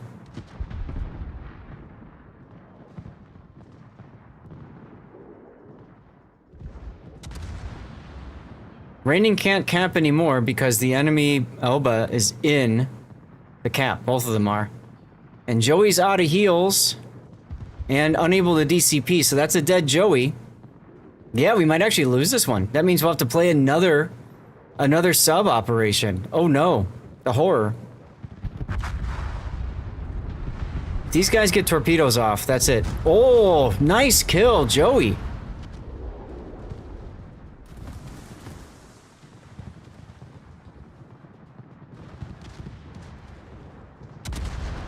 Ah, that's right, Joey's in the heel. And then he's dead. Nope. Oh, he lived.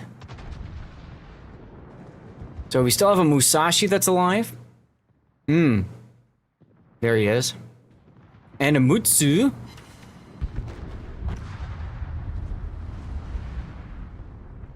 That will impact the local trout population. Absolutely, it will. So we might actually be able to get the cap here. Or we just kill everything. I think Raining's gonna go for the kill.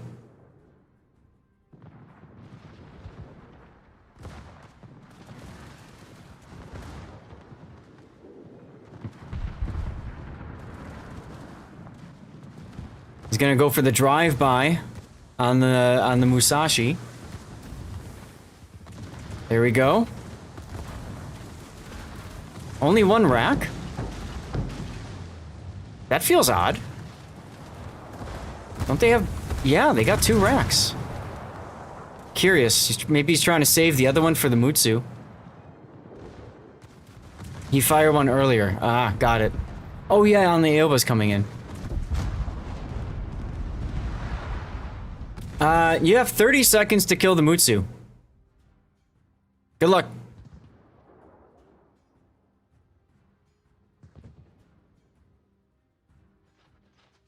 How long until we cap? 36 seconds unless Raining can get in there. 30, nope, we're not gonna win this. We're gonna fail. Ouch. Ironically enough, if Raining had smoked and sat in the cap while torpedoing the Musashi, we could have maybe pulled that off. Unfortunate. I get to play sub again. Yay! This is my excited face.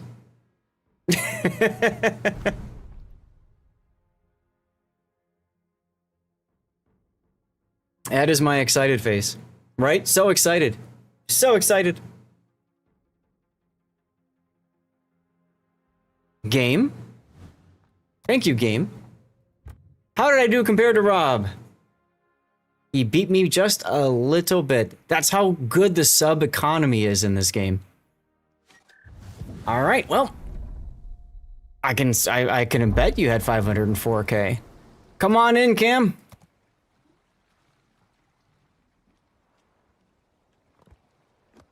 All right, I'll do my Pietro again. I need 300. I'm a 210,000 XP away. What's going on, Cthulhu? Hello, Andrew. Thank you guys for tuning in, saying hello. Okay, why can I not close that window? There we go. Oh, Gaelic won a tier 10 bonus package earlier too. Gaelic, what are you going to put that on?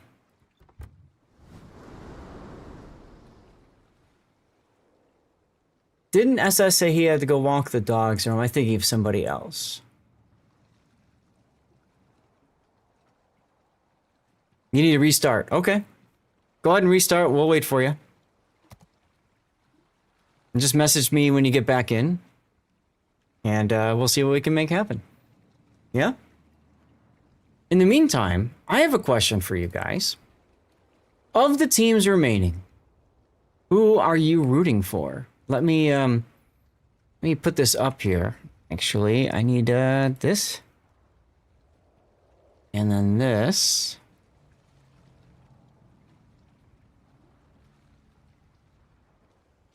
Let's see. You got reported by one of the randoms? We might have all gotten reported because of the loss. No, I didn't get a message. Oh, what was my mystery job? I got a rare bonuses container. Okay. Come on in, Cam. Anyway,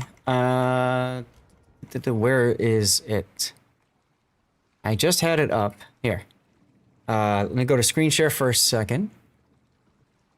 And who are you guys rooting for? CL, TSYMQ, Resin, or Hybro?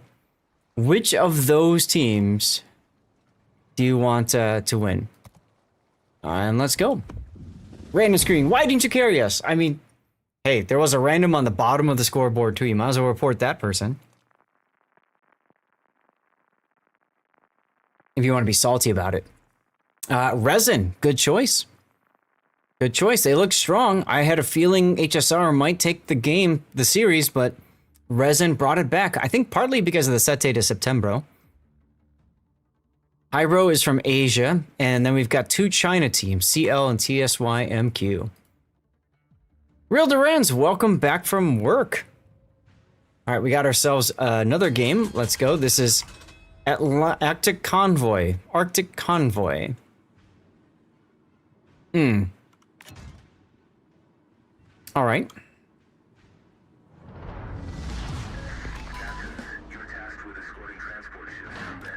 Why do we have Chinese teams in the event when the Chinese are locked on their own server? They aren't anymore, Cthulhu, actually.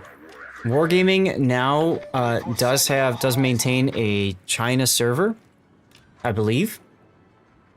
So they are on the same, yeah, I guess, Raining. They're on the same version of the game and everything.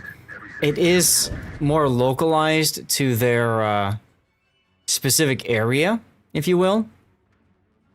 But no, that's definitely still a thing for them. There's the TED 22.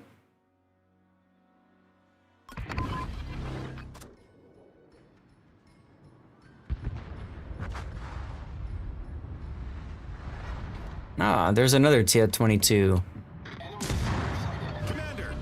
Commander, we've been detected.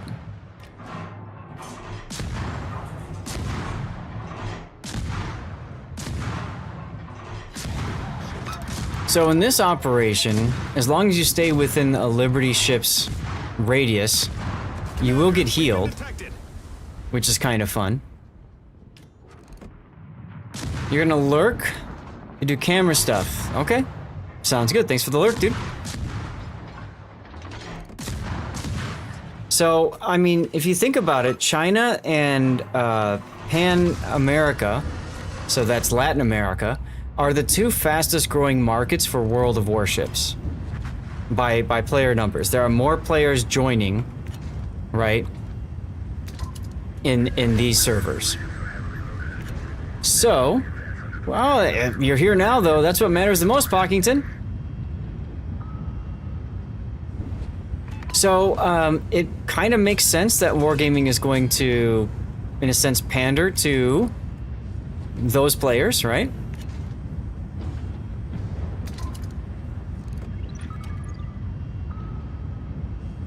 Of course, right when I send out my ping is the DCP. Right when I send out the damn ping. That's alright, we can re-ping.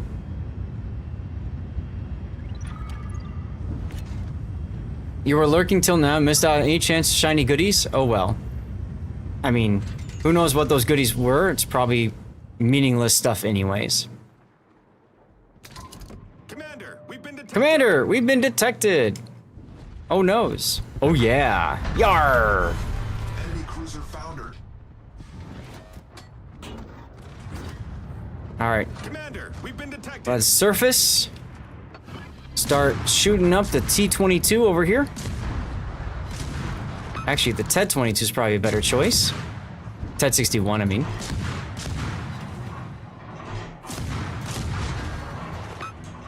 There we go. And as you can see, it doesn't really matter if I'm spotted or not, because I am in the heal circle.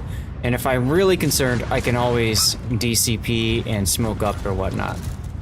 Let's put the plane up over, let's put the plane up over the Prince Idol. Because these guys are going to die relatively quick here. Yes, we are giving away Tier 10 bonus packages as well as Tier 9 today and tomorrow.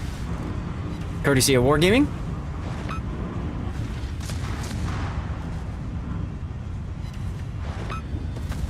It is very nice. Kind of their peace offering after not getting codes out in time for the past couple of weekends.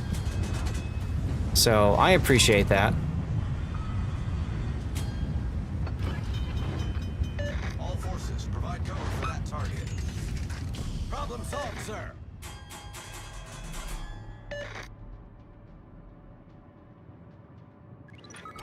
Yeah. Yep, it would have been nice to have more stuff and things the other weekends as well, but it is what it is. Yar! Enemy cruiser sunk.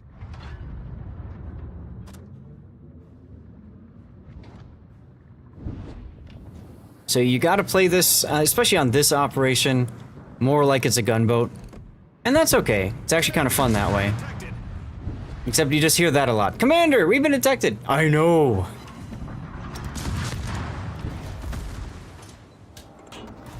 And that's true, Pockington. Better than late than never. We are doing operations if you want to join. We just started.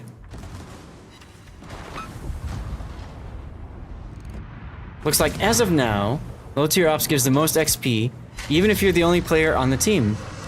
Ah, you're on lunch break, okay.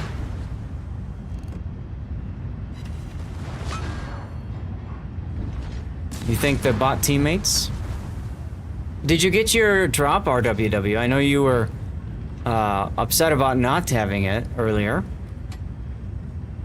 Now we're gonna dive a little bit here because I have a skill enlarged shaft, which, as you can see here, that procs once my my dive capacity drops below 50%. Don't brag.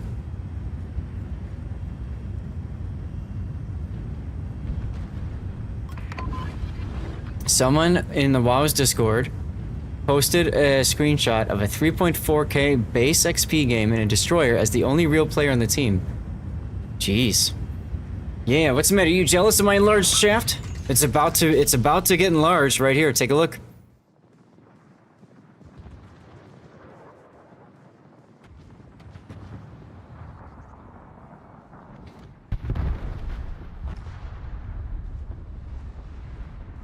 Why would they do that? Wargaming is going to nerf it to the ground for sure now. Right? Yeah. If you have a crazy battle, you don't just put it out there for all to see, because yeah, then Wargaming will just say, oh, we can't have this. I mean, it's kind of balanced. Hey, there's my enlarged shaft. Let's go. Go gadget enlarged shaft. You know what? We're going to do this too.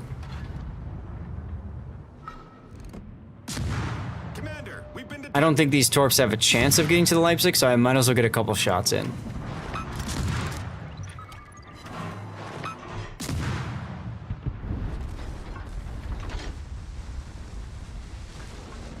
Quit your turning my propeller over here. Right? Now, unfortunately, surfacing does increase my dive capacity, right? So we gotta bring that enlarged shaft back again.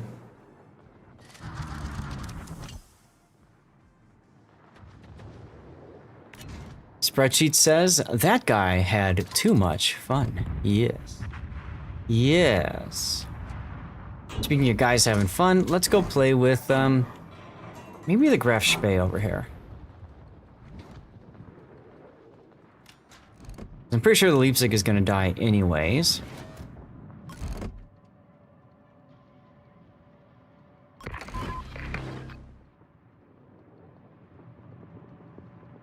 Come on, lock on the graph. There we go. Alright, so... Battery. we're gonna miss... oh, we had it. Okay, good. That forces the DCP.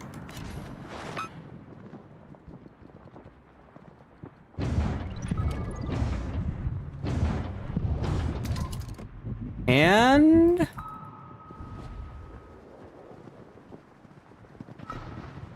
you hate being outside the circle and not being able to catch up. That's the hardest part of this op, isn't it? Absolute hardest part of this operation. We're gonna dive down again.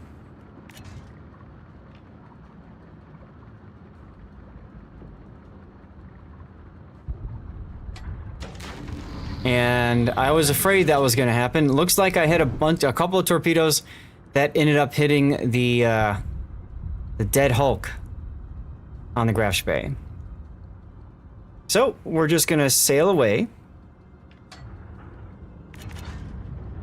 We're gonna lock our shotgun. We're gonna get it ready to go. We have 2 aft torpedoes. Actually, you know what? I'm gonna change them back to the standards now, because this guy is Commander, we've been detected. pretty far away from me.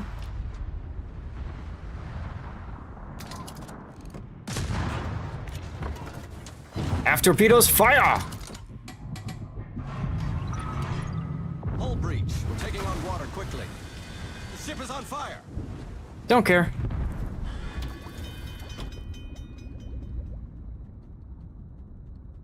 Problem solved, sir. And his problem is solved too. Yar! Oh, never mind. Cam got the kill. Doesn't matter. We can surface and start healing now.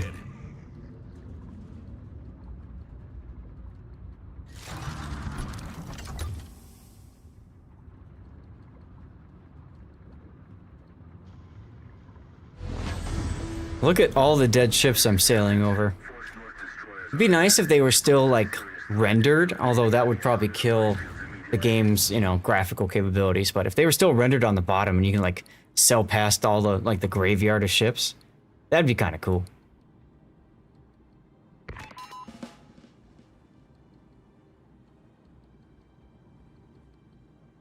Alright, so, let's go ahead and get a heal going. We don't need it, but we might as well. And there's my enlarged shaft, y'all. Wait for me! I'm going 35.6 knots in a stupid submarine. Service is currently available to buy doubloons in the game. Message appeared in the game. There's a problem with that yesterday as well, Scope. I don't know what's going on.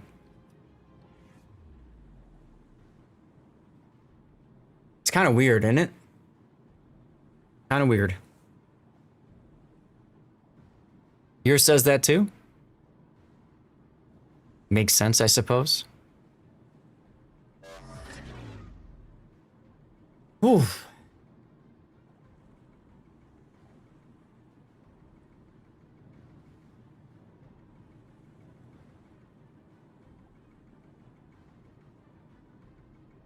I mean, I guess Wargame just doesn't want you to buy stuff, that's all. I also have matches where you earn 0 credits because credits weren't working. What? That's weird. Doubloons for tokens, and it worked. Okay, maybe I should try it then. I tried it yesterday, it didn't work. We are building a civilization with this one. Chat, what's your favorite civilization game? If you could play any of the civilization games right now, which would it be? I really enjoyed 6. I didn't think I would at first because the cartoony graphics and stuff kind of threw me off at the beginning. But they are quite nice. After a while, you get used to it. 5 was a lot of fun too, but I think 6 just felt like the smoothest experience. Civ 3 is a lot of fun too. Hell yeah. You're missing out, Andrew. 4 was a lot of fun, except, you know, up to 4 you get the stacks of doom. 5 is where they added the 1 unit per tile rule. And 5 is 5 is nice because the game just looks so gorgeous. Like if you build like farms everywhere, it looks beautiful. Like almost photorealistic beautiful, which chef's kiss. Playing WoWs does not help, I suppose.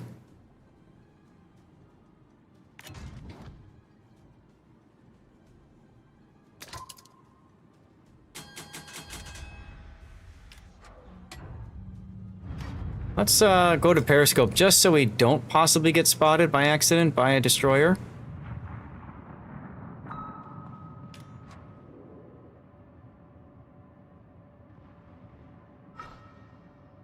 Oh, there's the DCP.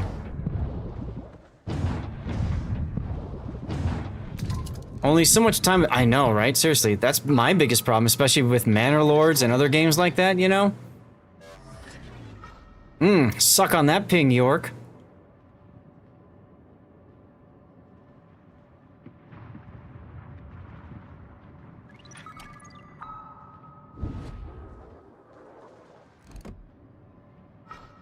And, well, I got the pings on the York. Unfortunately, the team's gonna kill him before my torps hit. Sadness. That is sub life, y'all. Just like carriers. Everyone says that they hate playing subs, but a lot of times, submarines just get the short end of the stick when it comes to trying to get kills. You have Civ 3 to 6 on Steam and Alpha Centauri.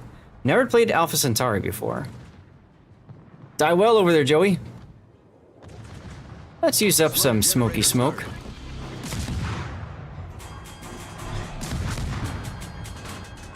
See if I can't charge up my funny button. Call to power was great.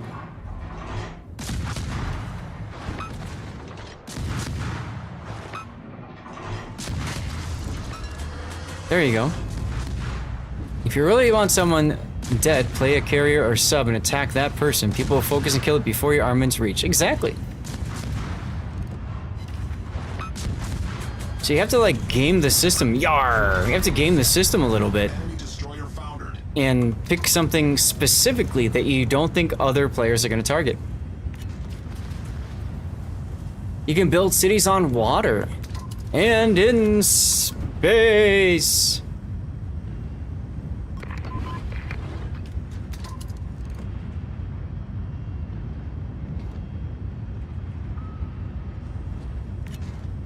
Heroes of Might and Magic. Yeah, I played that one on stream. That one's pretty fun.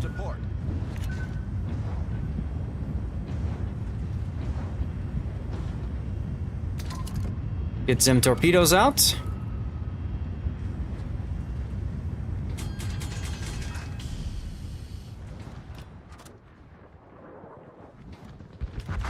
You put them in orbit. Ah, gotcha, gotcha.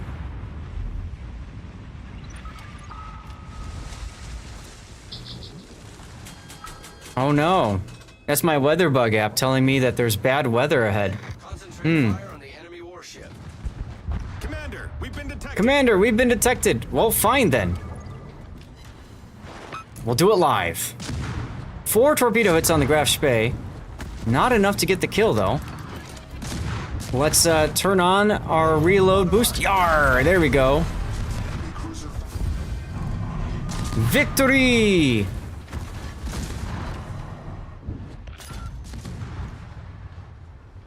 Alright, well that one worked out a lot better than the last game, huh? We didn't get the last one, but hey, I'll take it. Came in 4th place again. Not too bad. I did more damage this time around, but nothing to cap base-wise, so you lose out on base XP there. Got some of the older Heroes of Might and Magic games off of GOG. I'm gonna do a 9 now, you guys. You're welcome to pick accordingly. I'm gonna play a Kitakaze. Because, you know, grind, baby, grind. You gotta get those Research Bureau points, right? Gotta get them Research Bureau points. I have a huge backlog. I've got a huge backlog. And then you add on top of that all of the other games that, like, I've been given for free to check it out and stuff. And, yeah, it's crazy. You left the div, but you're still there. Oh, you gotta go, Joey? Just got the most massive ad break ever. Didn't hear your opinion on Heroes. Would you mind repeating? I don't have an opinion at all. And by massive, how big was it? Because that sounded funny. Because normally commercial breaks are about 2 minutes long.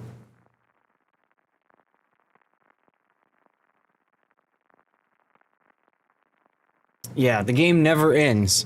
And that's the thing about Warships, is you never truly beat the game. I mean, some feel like you beat it once you've unlocked all the tech tree ships. 4 minutes? Well, that's weird, Ryan, because you, like I said, usually it's 2. So somehow maybe, I think you mentioned before that you didn't have that long of an ad break. I think Twitch is evening it out.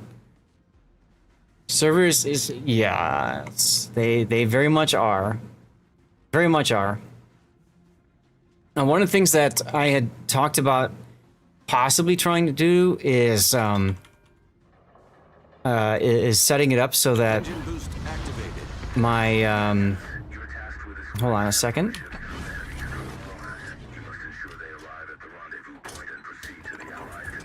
Is setting it up so that my port is not at 30 FPS and instead is at 60 FPS. The match you posted in Discord last night felt like beating the game for you. Well, there you go. How'd the tournament go? It went well. We had some really good games. A couple of unfortunate slowdowns. Enemy force detected. You know, but it is what it is.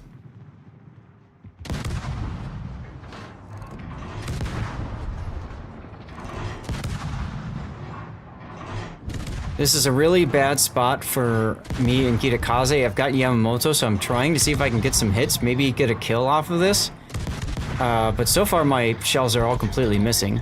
So I don't get an extra charge of reload booster and smoke. It's unfortunate, but it is what it is. Oh my god, yes. TWA was defeated by Pork. TWA is out of the tournament. They are gonzo.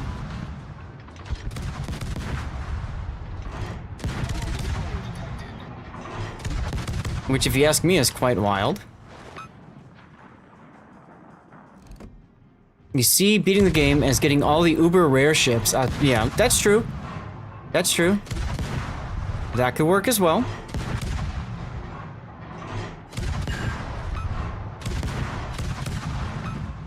Four HP. Ridiculousness.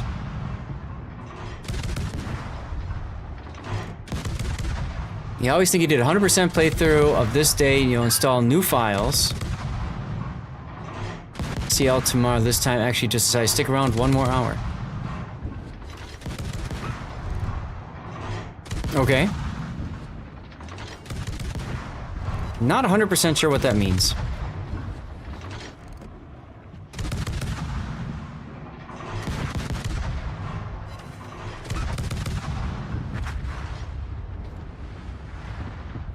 Ah, we got a Yugumo that must be a reload booster.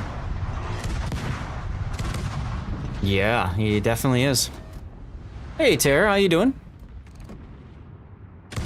Thanks for coming to the after party to hang out. Engine boost deactivated.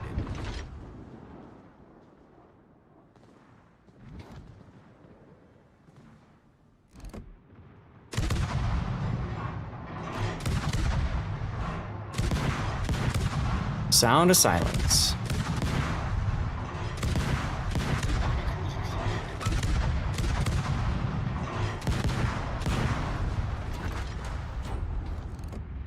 Nuremberg.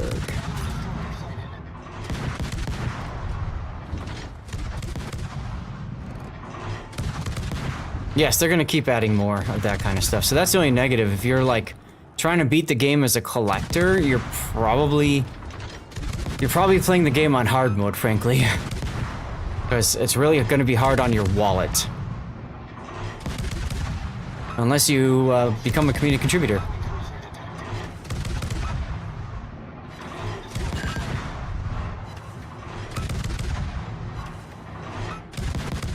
Come on! Yar! First kill of the game. That took a while. Cruiser foundered. Like, I'm always surprised when you're posting, like, you know, how many polls for something or whatnot, because you've had a couple really good pieces of luck and you've had one really bad one too. You can ask customer service, I believe. You can ask them how much money you've spent on the game. You might not want to. A lot of people are well into the thousands. You all know how much money I've spent on this game.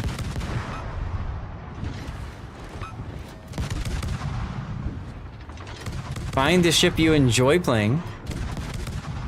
You'll never win in this game. Yeah.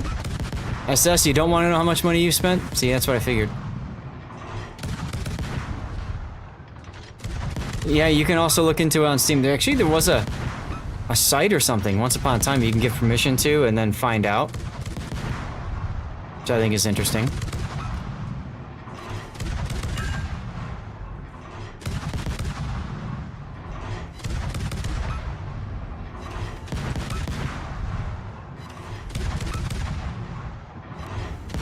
Yeah, that ranked Neptune game was pretty ridiculous. Pretty damn ridiculous.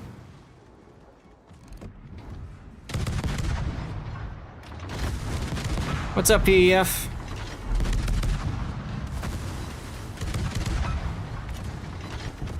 Yar! Got my first Yamamoto proc. Yar! Another kill. Let's go.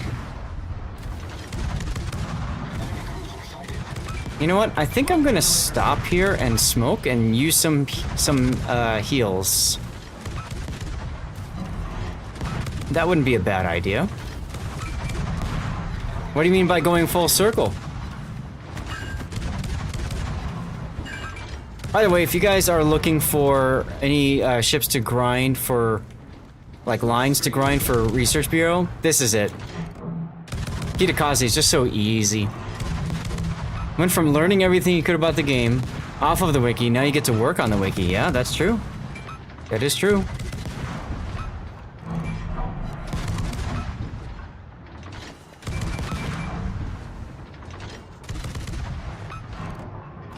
That is true. Your advice for regarding lines is do the one you enjoy playing the most. Absolutely, yes.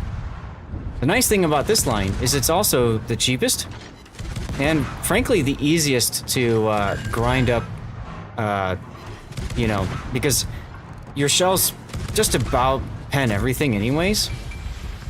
So it's ridiculous what you can do with these.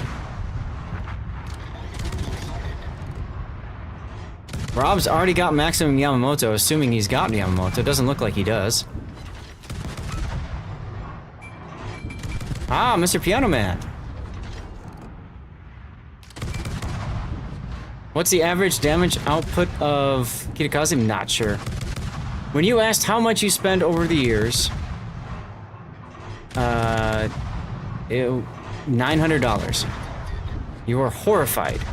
When you're playing since beta, it turned out to be $750 a month. Sure. Yeah, I mean, if you're happy with that, then good. Be happy with it. Ain't nothing wrong with that. Oh my god, hi Moonjin.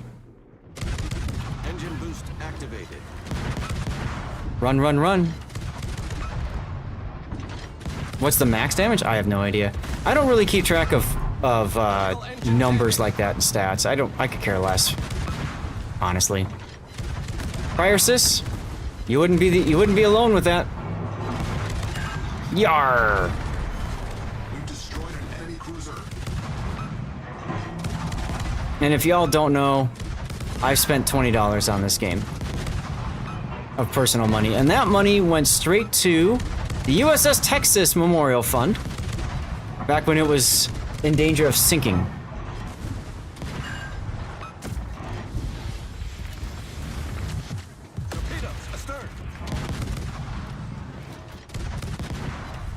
Generator started. Let's get this going. Torpedoes to start. You don't want to think back to... Yar! Oh, crucial kill for me. You destroyed an enemy cruiser. Time to get a nice heal going. Smoke screen set. Of course, of course. I hate when that happens, when you do the last smoke puff and you're right outside of the smoke. Hate it, hate it, hate it. Yeah, if you enjoy the game, volunteer, do things. 100%. Enemy destroyer Also, one. yar! Support the allied target. Oh, Ted 61. He's pretty much dead anyway.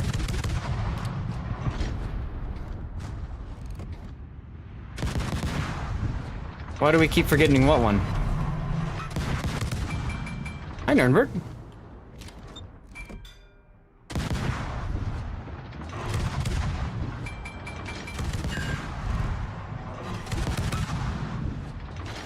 You've given up on the convoy ships, going mainly for dubs and silver credits. Okay, I mean, you can. You played subscription MMOs years back. Sure, sure. Yar, okay. The final Yamamoto proc.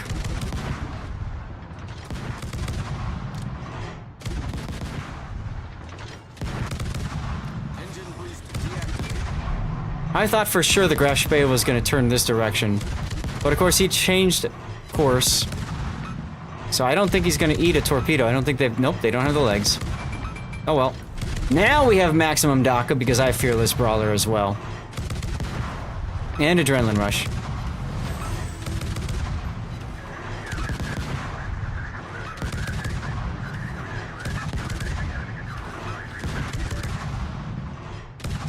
Melt, my baby. Melt. Melt. Oh yeah, I did that. Remember, I did that in Opera the other day. It's disgusting.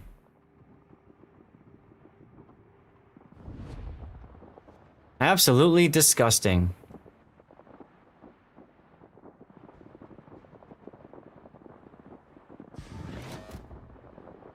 Then again, anything with Yamamoto is pretty disgusting, y'all. Anything with Yamamoto is disgusting.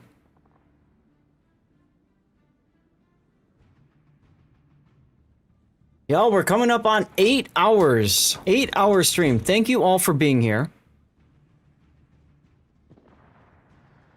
Were you better than Count Verde? Maybe.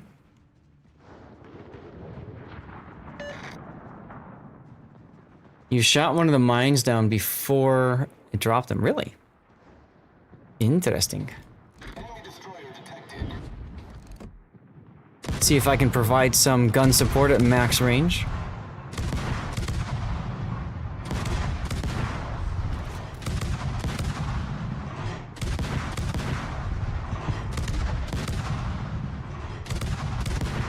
He's not moving at full speed.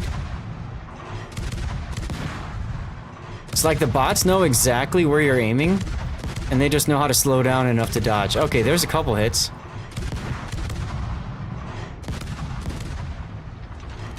It doesn't matter how many aircraft you shoot down, there'll always be the same amount of mines. Huh. Oh yeah, Tuber Chimpy, I know Factorio.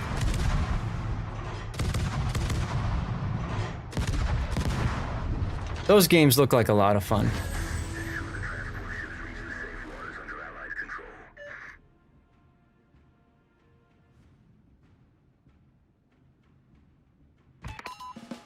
Alright, let's engine boost.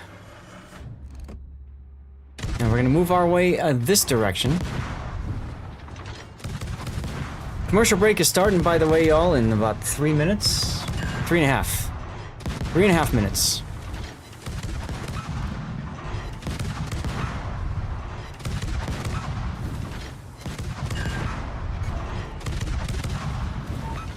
Welcome back for a few minutes.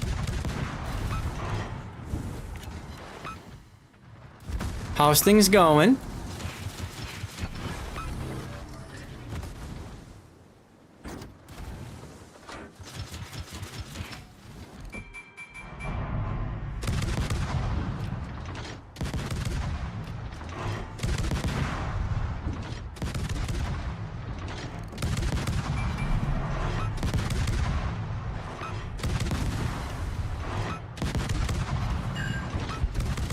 Factorio Biter Battles 3 versus 3 PvP.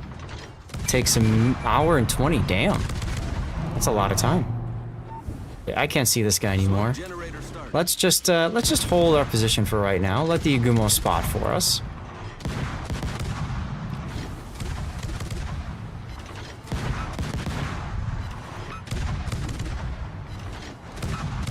Who just said hi all? Mr. Cabana, what's going on? So it's a little hard to see with all the other stuff going up on the UI in the game. Oh, okay, so it's something that starts in in an hour and 20 minutes from now. I gotcha. Yar! All those torpedoes and none of them hit because the bots have this magical dodge ability. Things are fine. We're in the after party now. We did Warship Masters earlier today. TWA, the big story. TWA knocked out of internationals, and for the first time in an international competition in World of Warships, there is no EU team in the Final Four. So tomorrow are 2 Chinese teams, 1 Asian team, and most notably, 1 North American team as well. How amazing is that, y'all?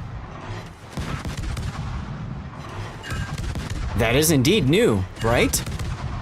So hopefully you can tune in for that. I think that's going to be interesting. I think most of us were expecting TWA just raffle stomp everybody and work their way through. See you later, Prior Sis.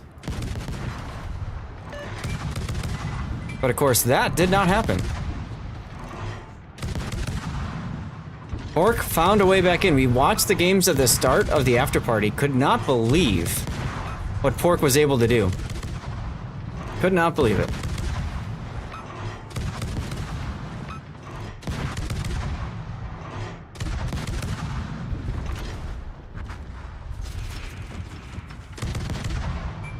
Hey, Ripper. Nearest airport? Sounds like you missed some fun. Yes, you did. Yes, you did. So did Puddin'. Yar, because Puddin' went to bed as well. Unfortunate for him. No airport to travel to. I don't understand that meme or joke. So if anybody wants to clue me in on that, that would help, but I don't get it. I'm a boomer. I don't know what else to say.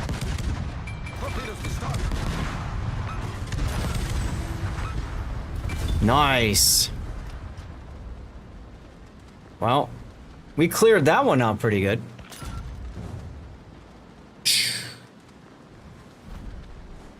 Commercial break in progress.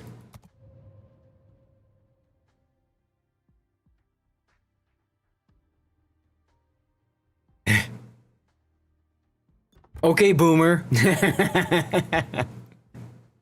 You gave me that opportunity there, Cthulhu. Any teams that have funny habit of underperforming international tournaments, even when we put the bar on the ground. This is true. If only they were actually flown to a position, right? If they were actually flown to an area.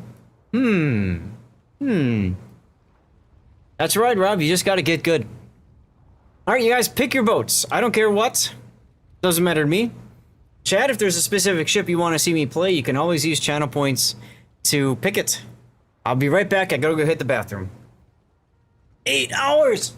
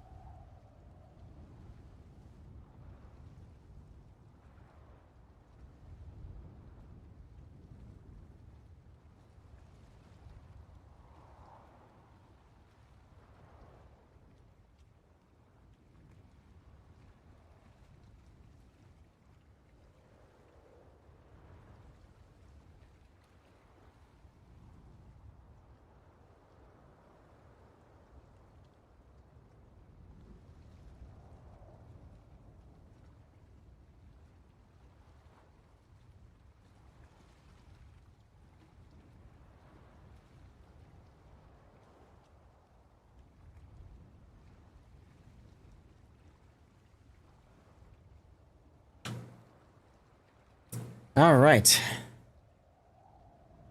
Tier 10s. Okay. Oh, I know what I can play. You gotta step away for a bit? No worries, Rob. Thanks for the games. Ah, come on.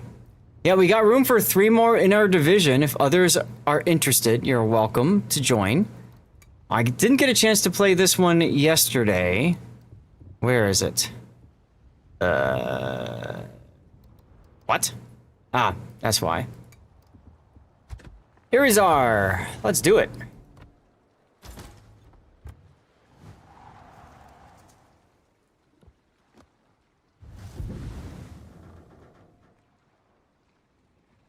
And Cobra, thanks for joining us as well. There we go. We'll go as soon as the game lets us go. How's that sound? Game? There we go. So, chat, 8 hours. We just passed 8 hours. Our goal is 14. That means we have another 6 hours to go. Can we do it? What do you guys think? I'm going to need your guys' help. I need you guys to hang out and stick around. If we drop below 100, I will end the stream because I got to keep my numbers above 100. That's important. Ugh. Or we could always play a different game. We could always do that too. Go play some Manor Lords, Ace of Combat, whatever else you guys want to do. Oh God, Raptor Rescue. This one... Izar's kind of interesting. Okay. Alright, break ended. If you're still alive, that's the goal. So what it sounds like is everybody here needs to make 2 more Twitch accounts. I mean, maybe? Maybe?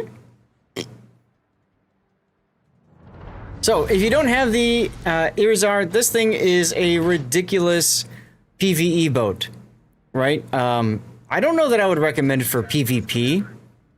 Ranked wouldn't be good. Maybe randoms are okay. Just about anything goes in randoms, right? But I think she really shines in PvE because you can control engagements. Now, what she does is you have a funny button, you charge it up by hitting ships with main battery hits, and then you get a bonus to AP, shell damage, and secondary range and penetration. Tanika, thank you for the lurk. Why would you take a U-2501 into ops?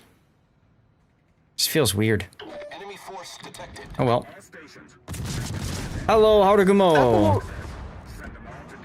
Is that the one with the torpedo tubes in the back? No, you're thinking of the 4501. Okay. Which is the coal ship, which honestly I would take. I don't feel like the 2501 really offers that much to make her worthwhile. German ships confuse me. I get all the numbers mixed up. That's fair. Smoke generator started. Michelangelo decided to smoke just as I was about to. Sag. Lack of arse torps is a huge deficit in PvE. Yes. This is true. Yes, it is. Alright, never mind that. I was gonna shoot him and fill up my funny button, but the game says no. Specifically, Cam says no. There we go. There's our funny button. We get extra AP damage now, we get extra range, and we get extra penetration with our secondaries. Now, I've got Lisboa, and Lisboa makes everything better with funny buttons, right? And he absolutely makes the Irzar better. Just keep everything in front of you. There you go, rating.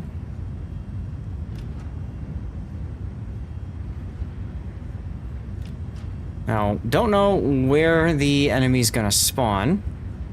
I do know where, for sure, some of the enemy is going to be. I don't think they're north, because I'm pretty sure I'd have been spotted by now if they were. Okay.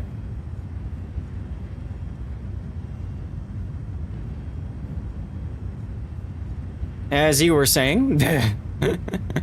Nope, they just hadn't quite spawned yet, apparently.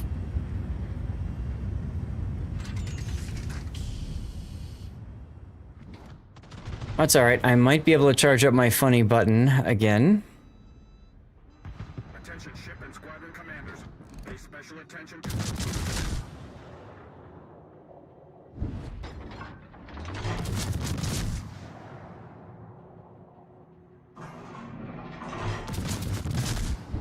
Jeez, my shells are behind. They're a bit on the floaty side of things, it would seem. Maybe I'm better off shooting at the Azuma. Much closer, gonna be easier to hit. Plus, I think that Yoshino's gonna die anyway pretty soon.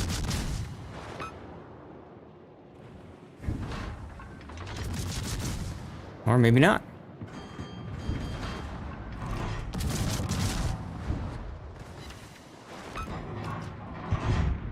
Now, just like the last one, I want to use this on cooldown, because I definitely want to proc Lisboa's specialty as soon as I can. And he's broadsiding, so after this salvo, we're going to switch to AP.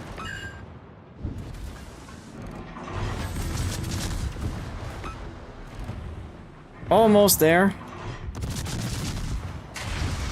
Ta-da! Now we're magically faster! And we get magic AP damage.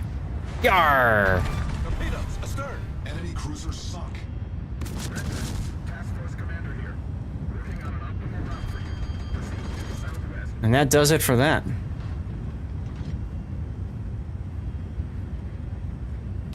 We have to go south, okay.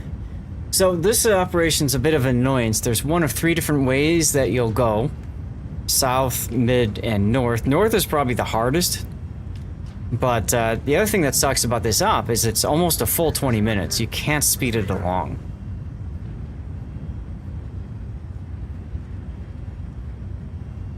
I like the Preußen's name. Legal treason. Feels like America.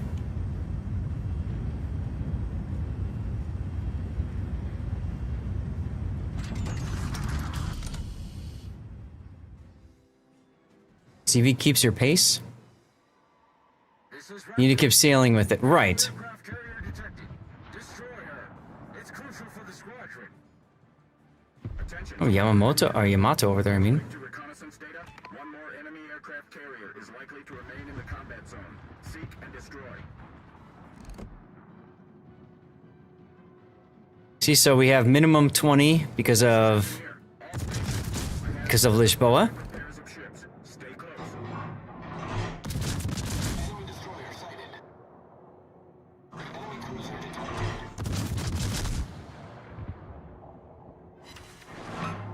There we go.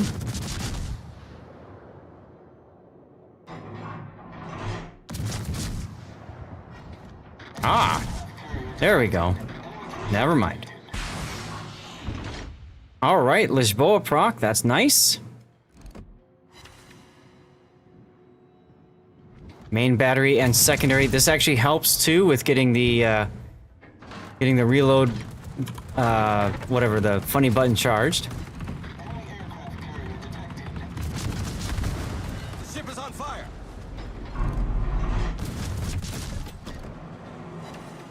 Discount coupon granted on the 9th anniversary of your account, Cthulhu. Nice, congratulations. What are you gonna get with it?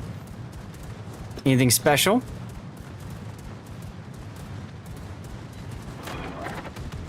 Did I mention I get a super heal?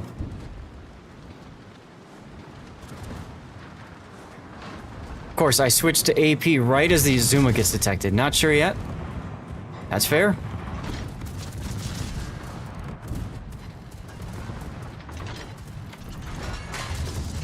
Hello, Kitakaze. Have some buffed AP.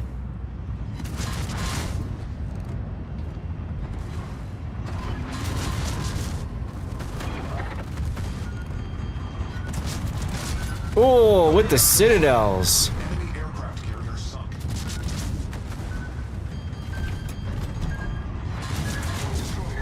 Yar. Uh-oh, uh-oh, uh-oh. I should heal. We're hull below the waterline. We're flooding quickly. Problem solved, sir. Maybe I should smoke too. Now these are light cruiser guns.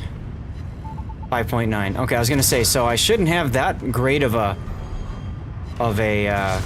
smoke fire penalty. Yar! Let's go with a secondary hit. Destroyed an enemy cruiser. Alright, time to move back to the heel. Shaska, still here. Thank you for sticking around.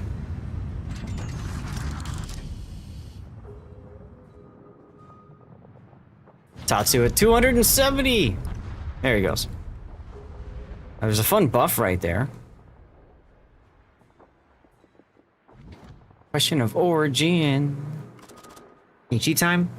They give you 10 super containers because of your anniversary, right? That's pretty sexy. Raptor, Task Force Commander here. Transmitting rendezvous point. Do you copy? Of course, there's something else over here.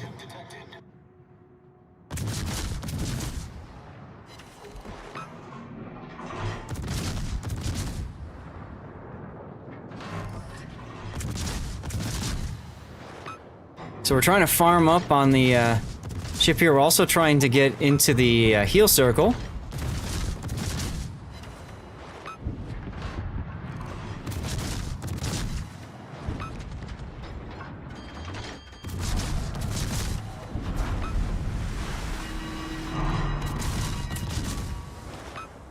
Ah, there's another fire. Enjoy the fire, Mr. Takahashi. Uh-oh, Yugumo.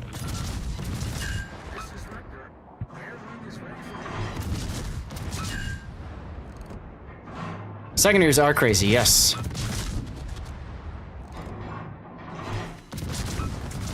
That what makes her so fun.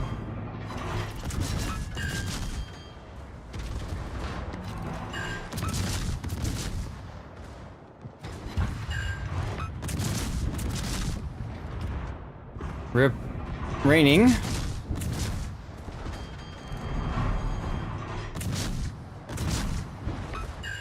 I don't want to just focus on getting this Yugumo dead. I'll worry about getting back into the heel after.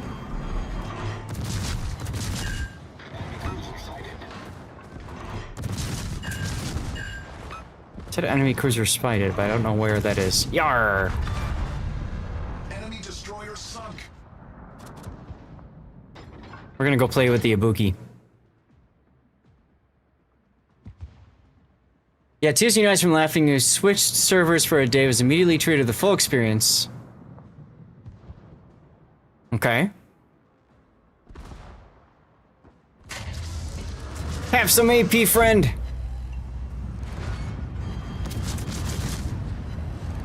Check it out, the Ibuki's like, oh my god! Die.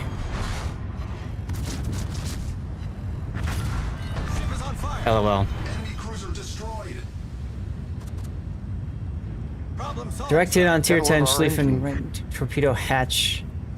Ouch. Didn't think it was just uninstalled. Oh man. Are you talking about like trying a different server? It's a fun ship, Spider. It is a fun ship. The super heel is nice. It can be very fragile, so you just have to really be careful about that. Ah, EU, okay. Whole bunch of useful stuff. Good. I mean, you're also getting progress to your mercy, right, rule on that super container, so that's nice. Now, if you do play Raptor Rescue, there is an achievement called Insert Coin, and what you need to do for that is you need a torpedo. There's a little ship that's sailing back and forth. Okay, you just gotta torpedo it. Easy peasy, lemon squeezy.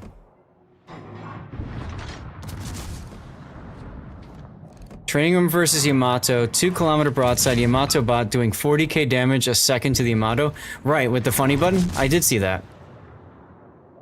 And the Yamato had it coming. Letting him get that close.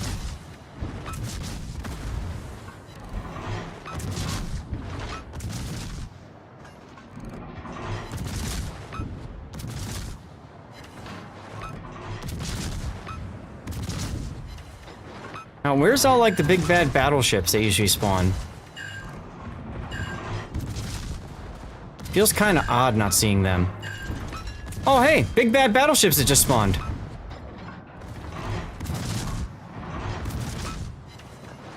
Yar!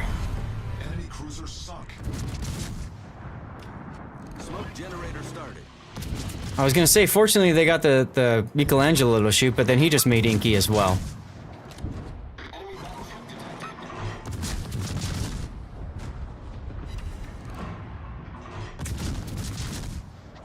I need intelligence data. Training rooms are a wonderful place for showing how easy it is to farm battleship that doesn't fight back, right? Now, I'm basically waiting until this Michelangelo comes out and gets spotted, and then I'm gonna go for it. Because why the hell not?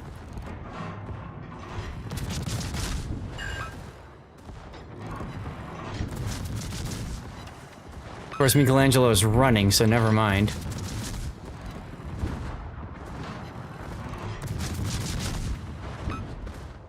Yar! With the secondary kill! We destroyed an enemy battleship. Uh-oh, you ran aground in the Ohio. That's unfortunate.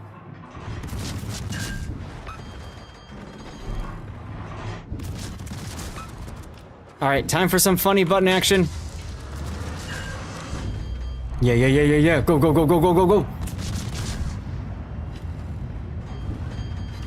Yar! Enemy battleship foundered.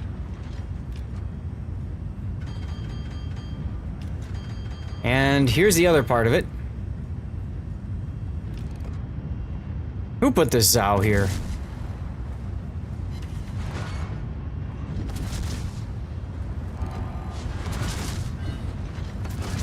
Ship is on fire. Ooh, a Citadel. From this angle? That's kind of weird.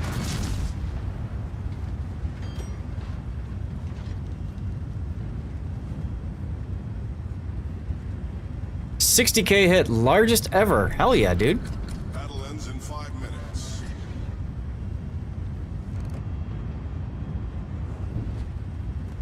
A Citadel in this economy? Yeah, exactly.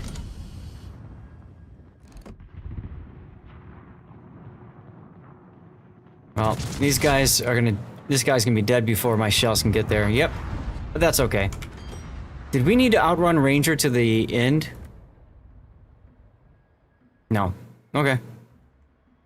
Reach the sector to cut off reinforcements. Oh, I guess we didn't do that. Oh well. That one's rare to get because you have to have somebody really fast just run way ahead. Yeah. Exactly.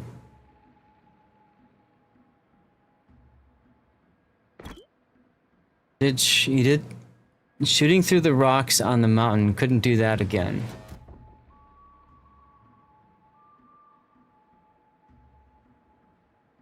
Oh, good game. And you can see how relatively easy the Irizar is to play.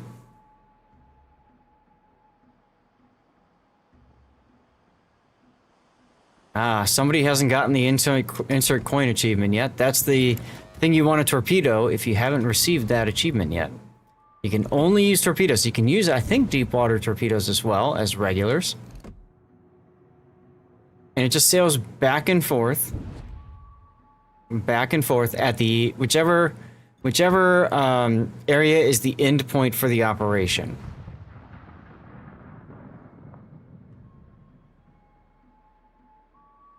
Shells don't work. It's only torpedoes. I have been pinged over here. What's going on?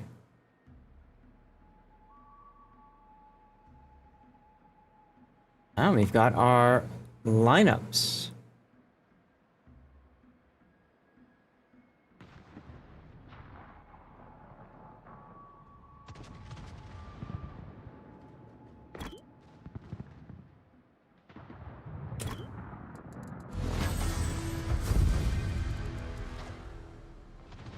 So I guess the sub hasn't received that achievement yet, based off of his response in the chat.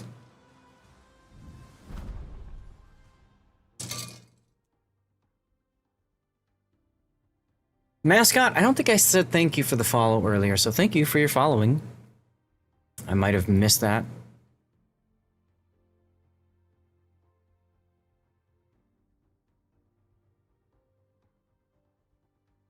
Game is still thinking. Okay.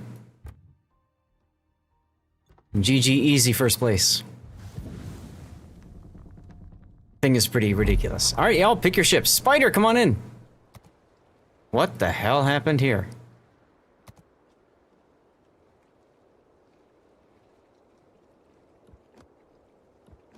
What the hell is this? Look at this. Huh? Alright, tell you what. I'm gonna leave division, and I'll just reform it. Guys, send me a message again. We'll just reform the div. That is hella strange.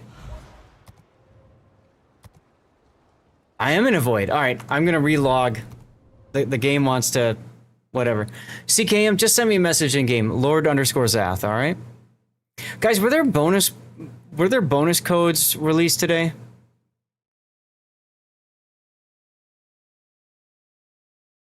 I thought I saw some kind of flying around in chat, but I didn't get a chance to clip them.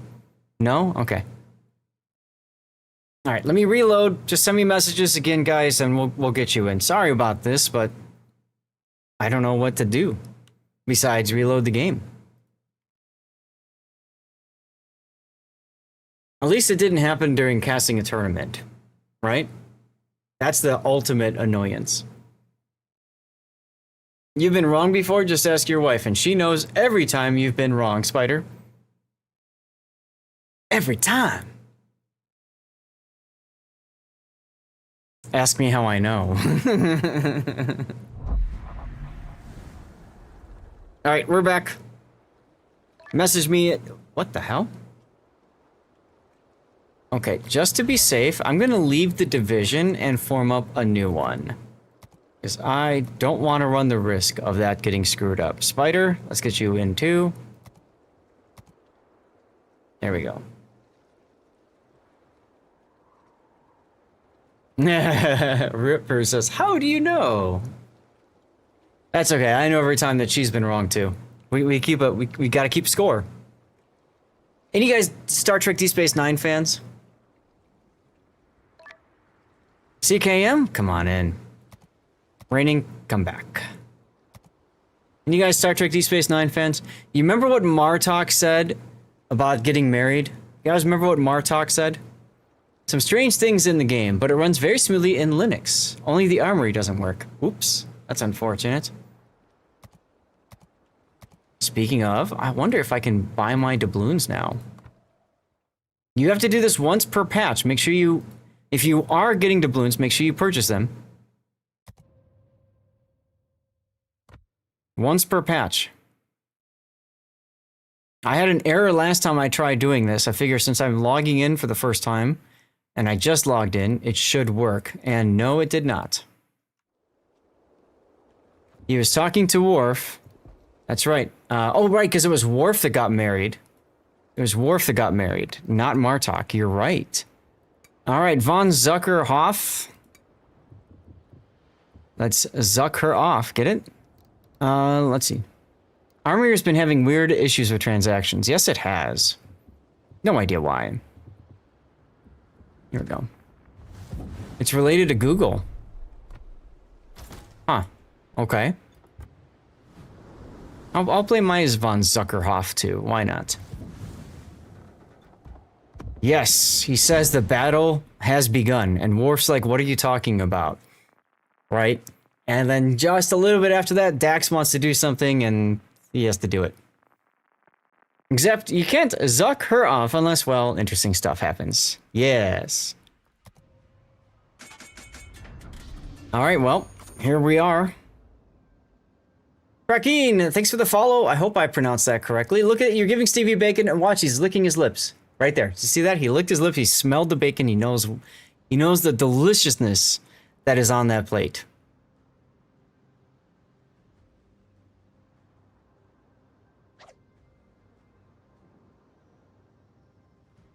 Feel like the fat kid chosen last for dodgeball. Ocean Vanguard, take care, dude. Thanks for being here. No, you used the other way around, SS. You used tokens to buy doubloons. And that's true. He's not the Vermont. It can't be the fat kid. It's a good point. Enjoy the rest of your Saturday, Ocean.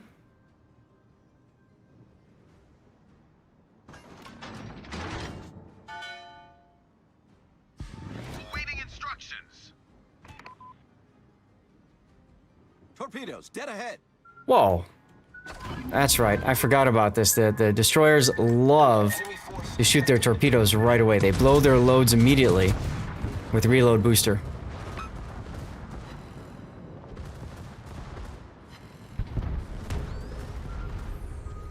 Minnesota is just slightly fatter per unit length than Vermongus. You're probably right. I mean, that Sete de Septembro looked pretty damn big in the tournament, huh? Very much a thick boy.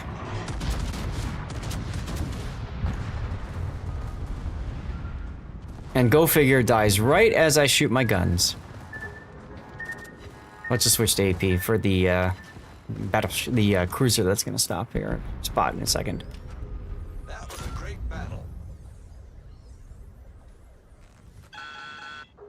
Oh, for God's sakes, really? You doing the mine BS?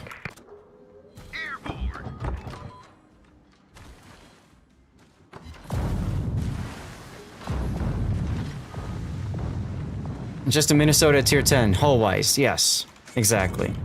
Thank you guys for the ASW. Can't reach the other one. Oh, but I can kind of reach the Zao. Explain tokens for doubloons. You wasn't going to do that, so you had more tokens for the ships. Yeah, if you don't want to do the doubloons, you can absolutely do that instead. I got 2 blind citadels on the Zao. Let's go. How's that for getting wrecked?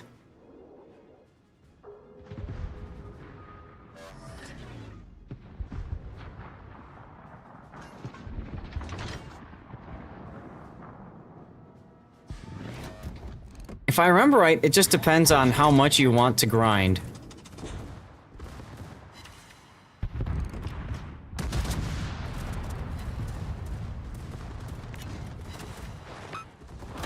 Stupid Chikuma too.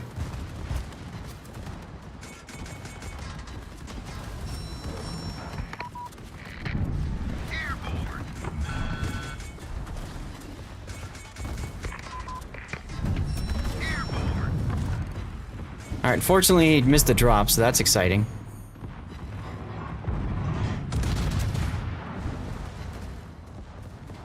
Yarr! Come here, Ibuki. Let's wrestle!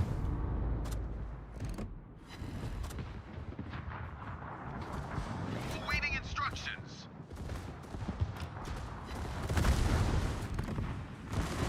The ship is on fire. Put the heal on.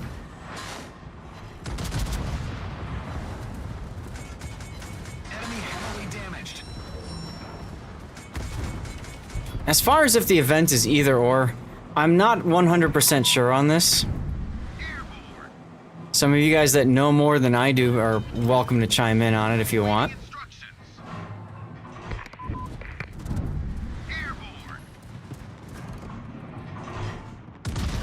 Problem solved, sir. Why don't I play randoms? Because they're not as fun active. I'd rather play operations, or if I'm gonna play PvP, I'd rather play ranked battles because I get more out of it. But when I'm doing a live play part of my stream, I know a lot of people like to hang out and play with me, and frankly, a lot of those people wouldn't be interested in doing randoms. So, don't worry about it.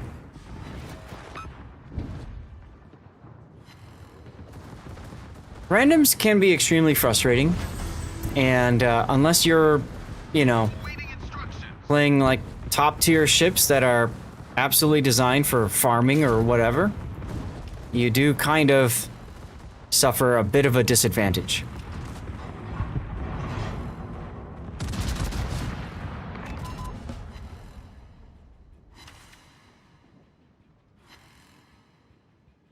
There's just nothing there for me to do active, if that makes any sense. I owe you one. Yeah, but I had a feeling we were gonna see some torpedoes. The ship is on fire.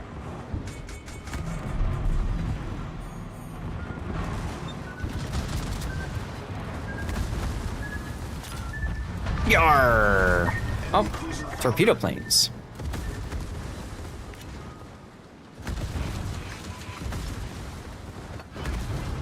Hello, Yugumo. Randoms are best played in a div. Yeah. Also, with people that you play the game with a lot and know kind of like how they're gonna play, right? So that you can compliment each other and that sort of thing. Yar. And that just doesn't happen if I'm playing with just whoever, you know, in the stream. Why won't it? There we go.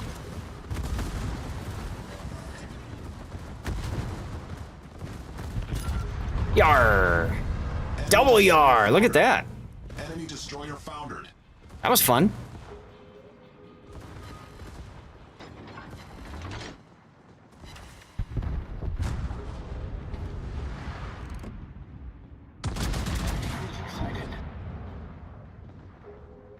Clausewitz, Yoshino.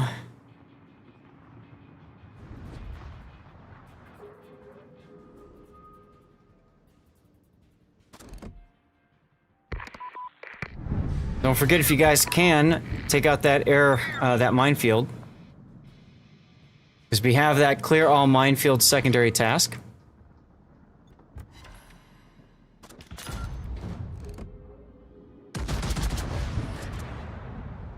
Guess I should have had AP in the barrels for opportunities. Oh well.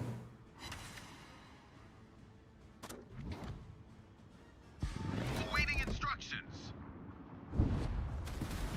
It's about to get sunny out.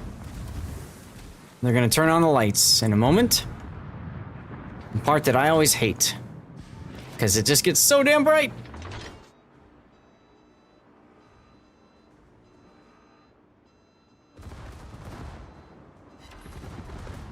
Hey, torpedo hit. What do you know?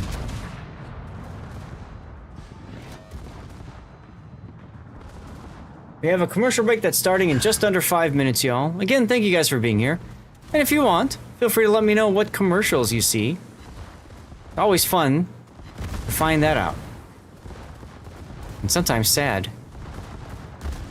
Alright, I'm going to show you guys a trick at this stage of the operation. What you really want to do is sit and spin. And you could do this really well in the Zakharov. Much more important. It's much more important that you are... Oh, actually, I could have shot the Zuma. Much more important that you're constantly changing directions and stuff, because oftentimes the bots just are really good at murdering you with torpedoes. 45k from half of Vermont broadside versus the bot CV and explodes. Bot? Oh, okay, nice. I ground up. Oh, look, a heel. I ground up the Missouri. The Missouri? No, Mississippi. I ground that up in co-op, of all things, believe it or not. Oh, look, a torpedo hit. See all those torpedoes meant for me? Yeah, another torpedo hit. Solved, sir.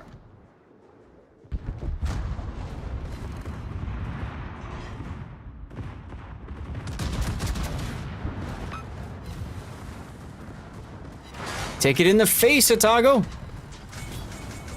In the face. Oh, who turned the lights on? Yar. Enemy cruiser foundered. Those torps were for me too. Ship is on fire. So the key is that you always have to be maneuvering. Yar.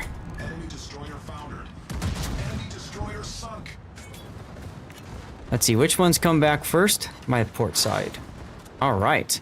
Now let's go, getting the heel going. This is our last one. So I like to use this island back here. Just keep doing donuts. And you can see the island eats a lot of the torpedoes that are meant for you, which is fun.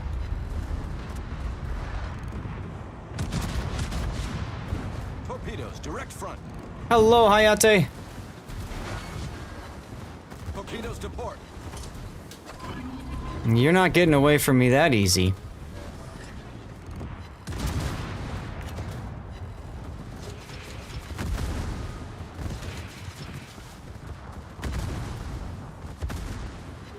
Dinner time! What's for dinner?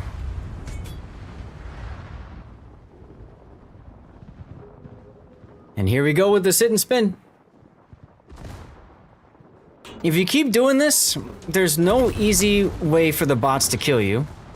Because the biggest way for you to die in this is just taking random torpedoes, right?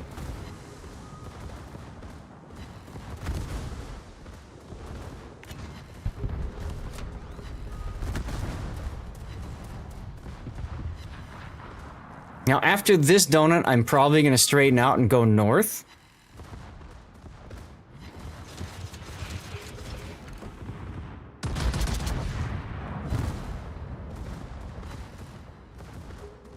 Because at this point, all that's left are the reinforcements that are going to show up. And the airfields, right?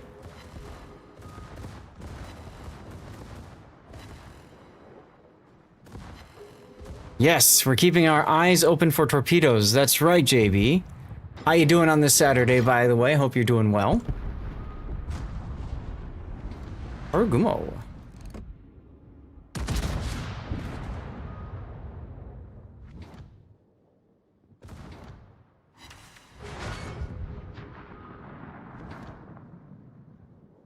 And at this point, we're just going to go for it now.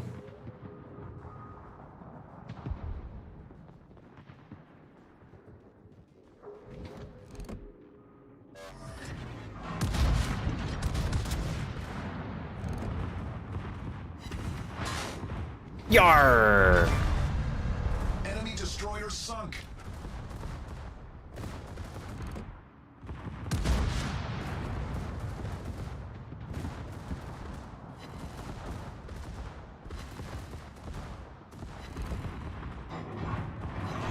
Look at all those shells in the Hayate. Commercial break time! Real men don't look at explosions.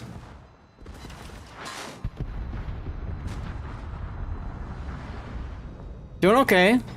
Hope we're doing well. You missed out on watching Warship Masters on Wild Stream this morning. No worries. Did you catch any of it? Like, were you watching the official stream?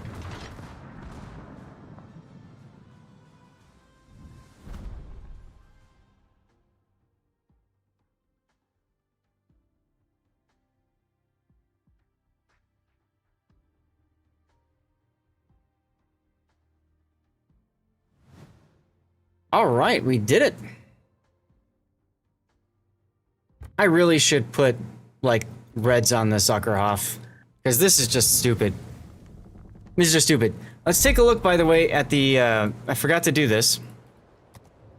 Take a look at the torpedoes spotted. 16. I've had more, but that's still pretty... It's still a lot of torpedoes. A lot of torpedoes.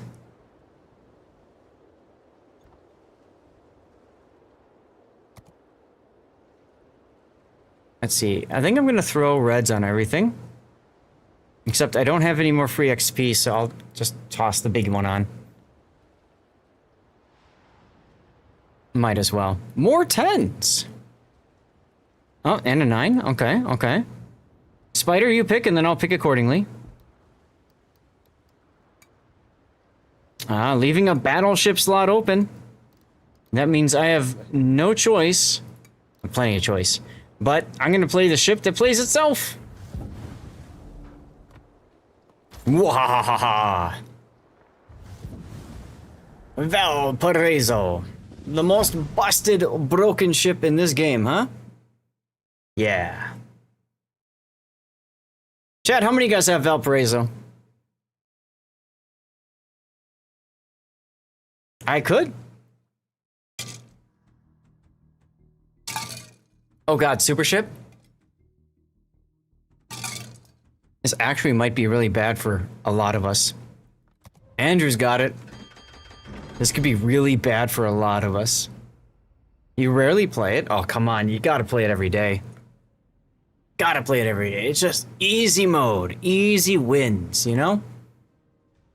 Good stuff. Frankly, good stuff.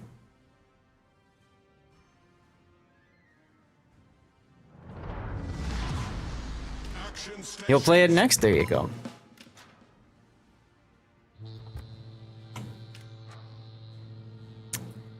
We have a question from the Hanover already asking, why are there 6 division members? That makes me concerned. Slight concern.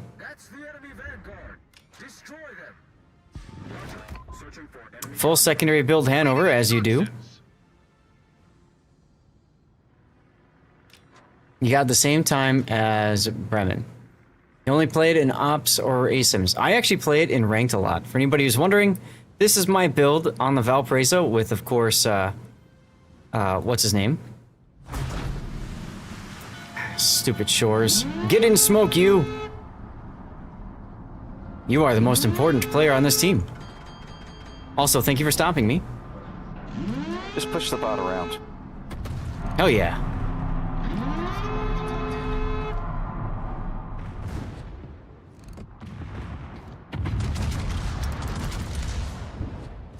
Marceau take some early shots. Couple of hits. The biggest thing right now is just to charge up the funny button. There we go. We're going to use it immediately. The sooner we can use it, the sooner we can recharge the next funny button. The sooner we proc loot, what's his name? All the stuff and things.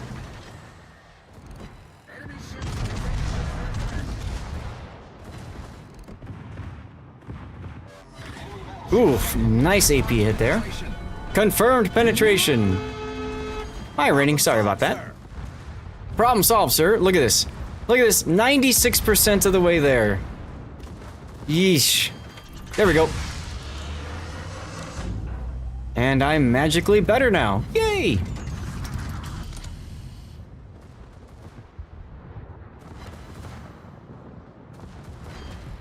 Now, at this point, I'm gonna get close to the end of the smoke because as soon as the smoke expires, the focus is gonna be on running north and dealing with all those cruisers and stuff. I think. And again, I got Musashi up there. Musashi is evil.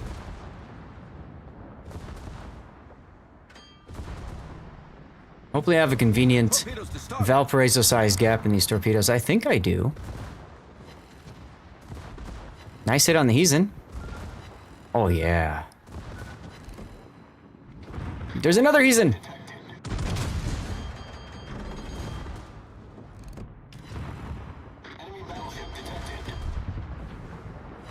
This is unfortunate because I've got these 2 ships in front of me here. Hey, Vader Kid! And then I got this Heezen here that needs to die. They've got my side. Fortunately, they're going to be dealing with the shores for a little while. Torpedoes from the gearing.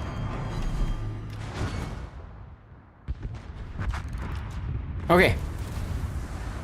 Now, we can go. No, I haven't taken a break. I don't, Vader Kid, when I do these kinds of tournament days, I typically don't take a break. I just play the game and have a good time with y'all.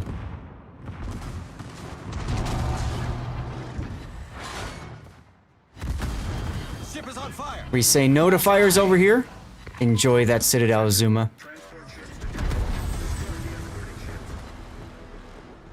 Now I have to time the funny button. I have to wait till about 2 or 3 seconds left. There we go. Problem solved, sir. And that gets us... The ship is on fire. That gets us our funny button back relatively soon. Ta-da! We just say no to fires over here, y'all. Yarr! There we go. Next heal. We've been raided multiple times. I got raided once by Sea Raptor. Huge enemy forces! Problem solved, sir. Problem solved, sir. Let's refresh that again, shall we?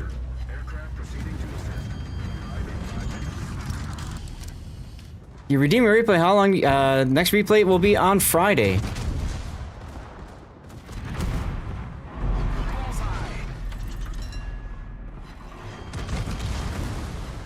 The ship is on fire. Nope.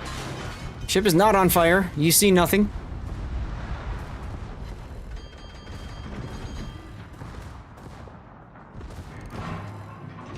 I don't know what you're talking about, Vader Kid. I've played Minecraft a long time ago. Problem solved, sir.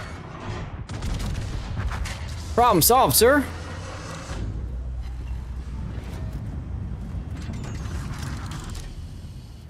Oh, Musashi is a flagship even? Interesting.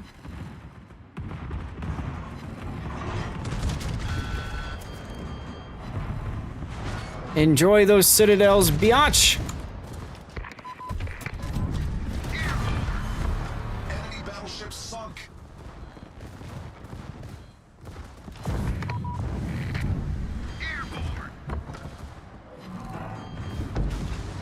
If I remember right, you can go through minefields at a quarter speed, right, y'all? Been a while since I've looked at that. That being said, we're out of the minefield anyway. Eat sit, Skynet! Yes, exactly.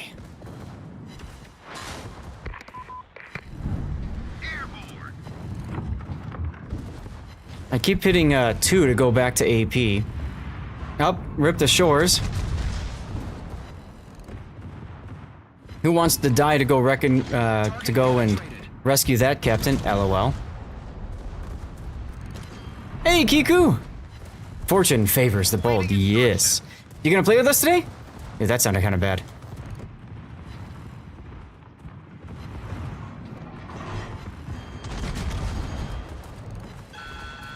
Yarr! Oh, come on, game. Really? More freaking mines? Are you kidding me?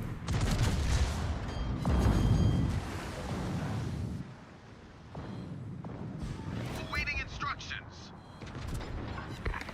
Yarr! Enemy cruiser destroyed.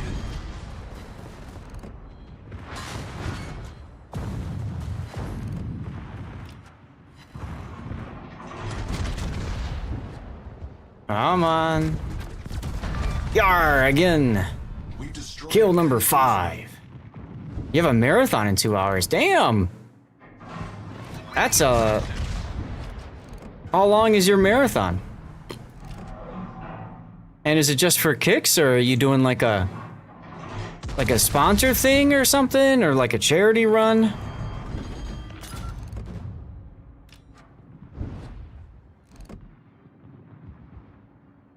My shells just keep missing. Alright, that's fine. Good enough.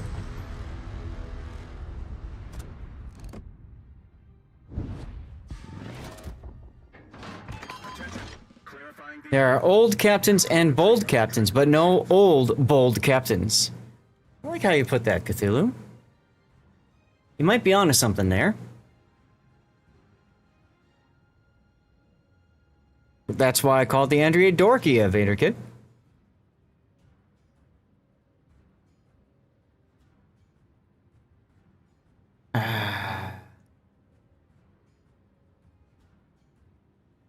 You run marathons around East Asia. You've never won, but you've come in 21st place once. That's pretty impressive. Where's the marathon this time? Is it in Tokyo still? Guns and speed's pretty good. Alright, Sea Raptor's asking me for a new poll about tomorrow. You tell me what you want us to wear tomorrow. Shirt and tie, polo, whatever.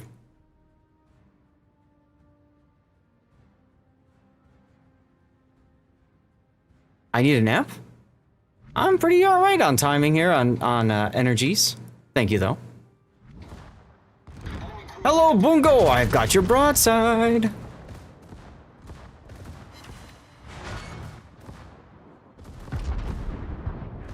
Here comes Shikishima. Ow!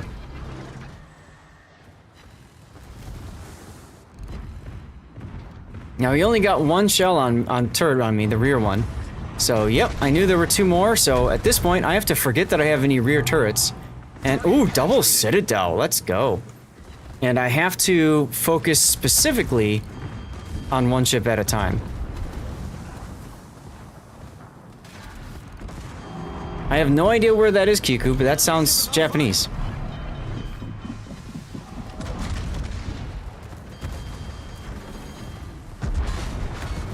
Here comes the next 2. Aha, you missed. Chiba. Oh, okay. Yeah, so that's in Tokyo area, right?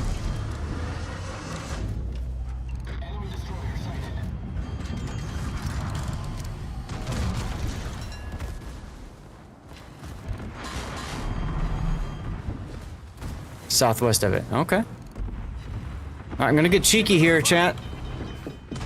Because I see the Satsuma is looking away from me. We're gonna get our rear guns into this.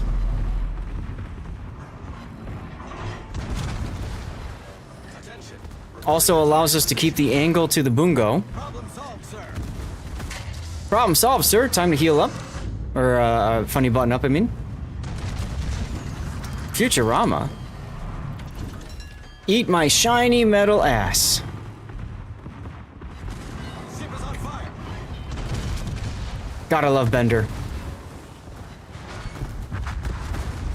Somehow that was not a kill. LOL.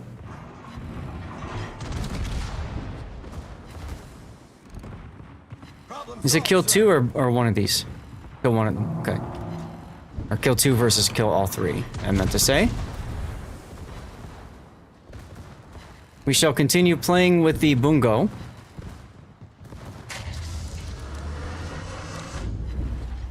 I don't know. Season 1? Please select mode of death. Quick and painless, slow and painful. I'd like to make a call. You have selected slow and painful.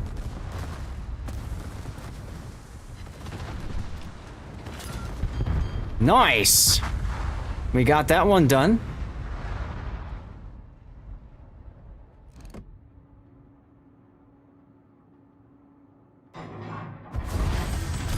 Well, Cobra, shirt and tie.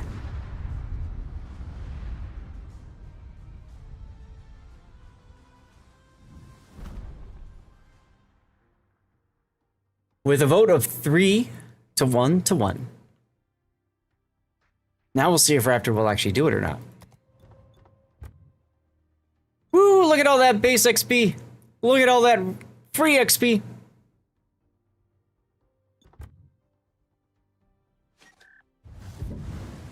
Is he pronouncing bungo correctly? I'm always pronouncing the U as the first letter. Jock, come on in.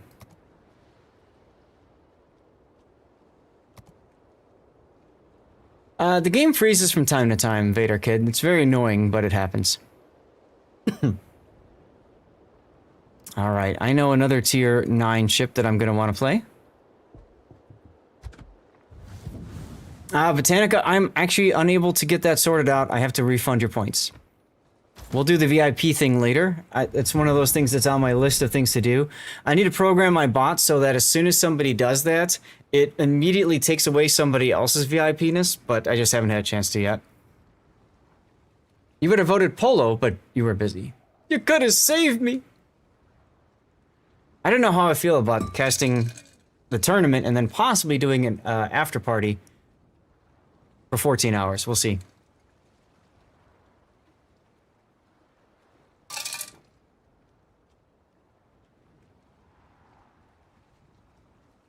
Take the tie off. That's true, I could. I could loosen the tie, undo the button, you know, and stuff like that. We'll see. Be a man. Sleepers for the week. Thanks, Dave. And I agree. I don't know if Jockstrap is coming or not. So what we're going to do is we're going to wait until that time runs out. And if we get Jockstrap, good. If not, well, oh well. You know what I'm saying? I could switch into some leisure wear. That's true, Spider. That is very true. Something I can do during the 5 minutes in between cutting and then trying to get the, you know, like ending the stream and the outro and then waiting for the stream to catch up so I can change. One of the things I don't know if you guys noticed is I've been cutting a little bit early because Raptor often likes to cut the stream a little bit too early, and then he raids like when I'm in the middle of doing stuff, which always kind of feels bad. So, you know, we get it sorted. Still don't know, haven't heard from Jockstrap. A commercial break is going to start, and you know what? I've got an opportunity to do this. Let's just go and go to the BR back screen and see. We'll give him until the commercial break runs out. Jockstrap, if you can hear this, accept the request to join the div, yo. Commercial break in progress, guys. I'm gonna go get some more water. I'll see you in just a minute. And thank you everybody for sticking around. Let me know what commercials y'all see. Let's go. Oh, what a shot on Snackman, and now of the map. But with down three ships, I mean, THC needs something big to happen for them, and right now, I'm not sure where they're going to get it.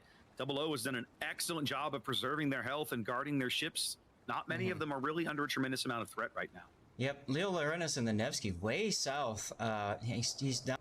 No guns in this fight. No way. It's all about Marceau and Clever. No way. Here comes the Torps. 6. Turn the other way, dude. Turn. Oh, so 6. I don't think that's gonna be enough.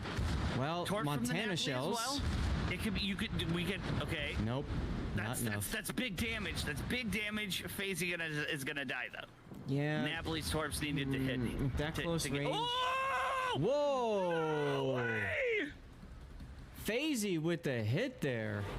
Was what was that? What was that angle? That was gearing with the unique upgrade and torpedo spec. Lenny Rum in the Kleber with the unique upgrade for the extra not detected thing. Mr. Poopy Butthole 6. That's a great name to cast.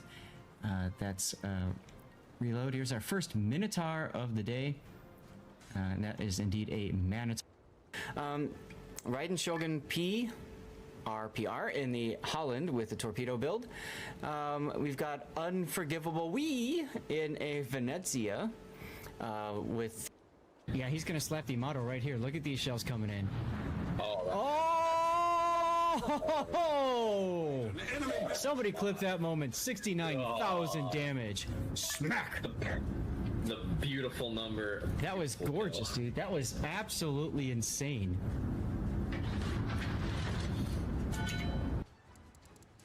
How Leo might be. All right, so Jock is back. He does have the angle. Yamato's ready. Rash is not turning. He's going out broadside. What is this? Yeah. That's what happens when you come out broadside to a Yamato with his guns looking at you. Ooh. Okay. Let's just go ahead and get back into the game.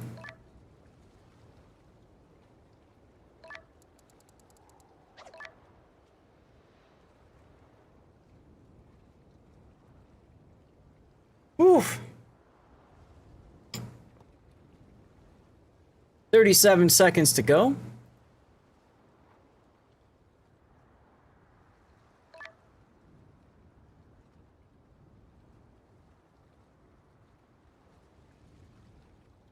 Yeah, full div, right, SS? Exactly.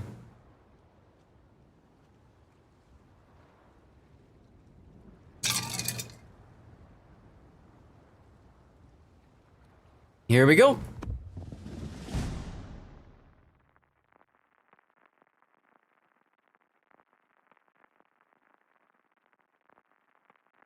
Look at that, straight 9s.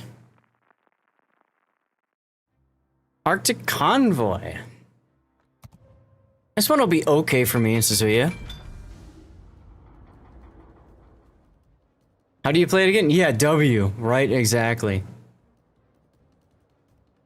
Where are you? There you are. Ah, you went for turret traverse. Okay.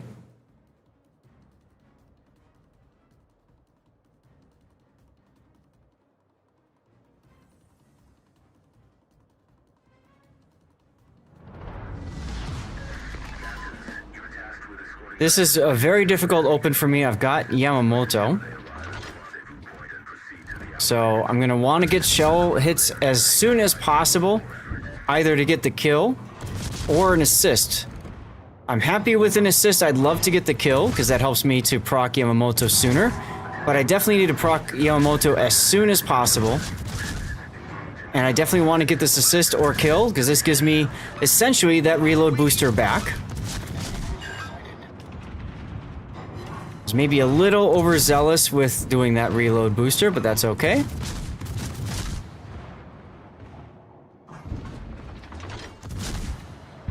There we go. All stations, concentrate fire on the target. Leipzig is healing?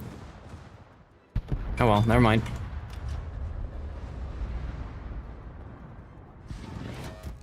The one thing that hurts this ship on this operation especially is going to be turret traverse.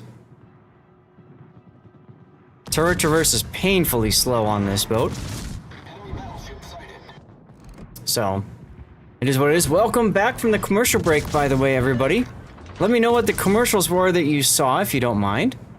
And thank you guys for sticking through those. That does support me as a streamer quite a bit, actually. I have no idea, Cthulhu. Why is it not recognizing it? Yarr! Enemy destroyer sunk.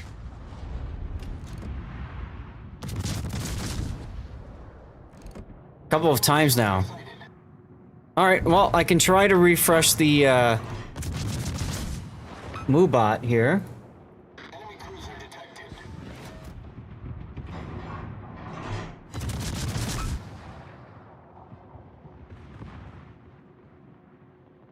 Give it a try now if you want, Cthulhu.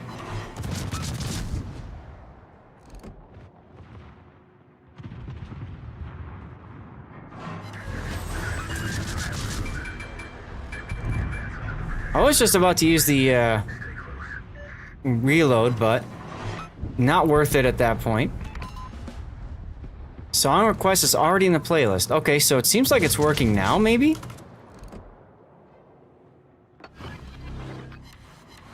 Oh, this York is just getting savaged. Yarr! With the Citadel. Okay, that was a worthy use of the reload booster in my opinion. I can request it with the link, but not by name. That I don't know what to say about that. I have no idea how the bot thing understands the naming system. When people request by artist and title. No idea. That is something that still kind of eludes my understanding.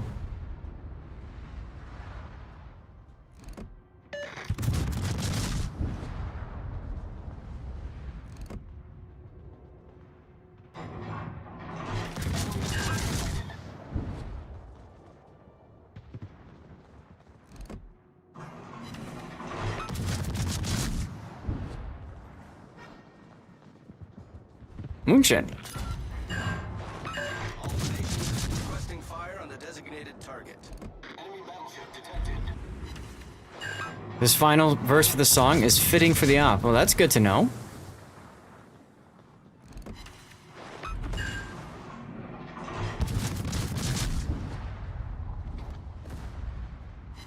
Yarr! We've destroyed an enemy cruiser. Enemy cruiser sighted.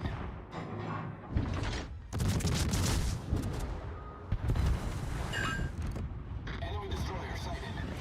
I'm gonna switch to AP for the broadside Moonshine. Yarr! Double Citadel. Enemy cruiser sunk. This is fine. I'm a little far ahead of things, so I'm gonna need to back off a bit.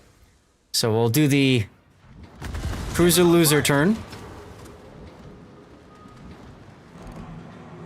In the meantime, let's go ahead and focus. Yeah, see, watch this. Oh, actually, I didn't take a Citadel there. I thought I would. I thought for sure I was gonna take a Citadel there. Let's go ahead and heal up.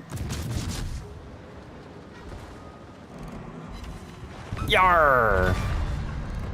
How many kills is that? 5! Okay, so we got another heal from Yamamoto proc. That's nifty. Uh-oh. That hurt a bit. But that's okay, because we have a heal over here now. Ship is on fire.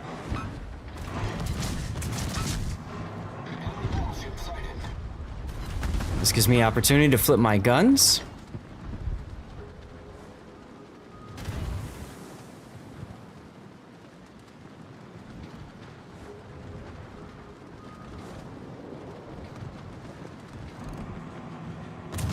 Interesting how they just made that change in the song.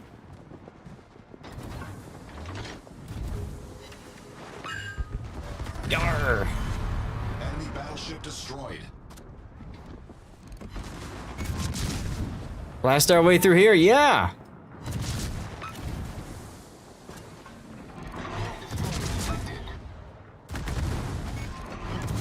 Main turret critically damaged.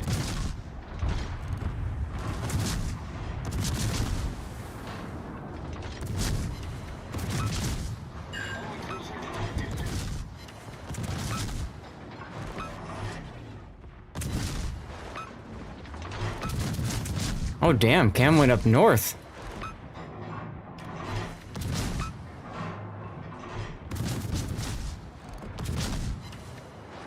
$142, and he's healing, of course.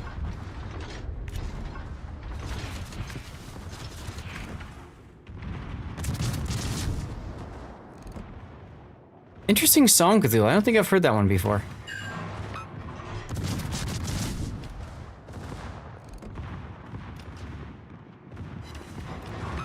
Yar! The final Yamamoto proc, everyone! Maximum Yamamoto daka daka daka daka daka.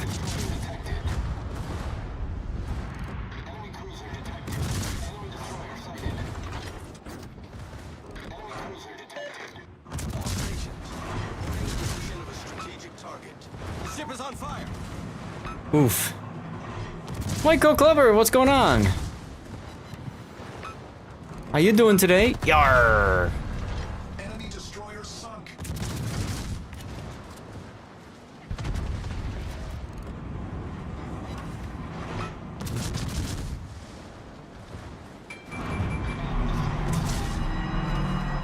Games are going fine. Oh, what is this? You need to die, sir.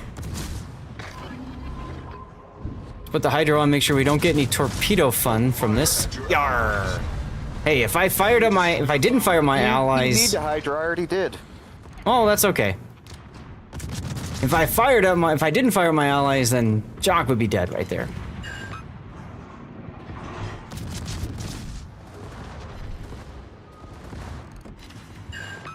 I got so many Hydros. Ain't worried too much about it. 2 hit points. Ridiculousness.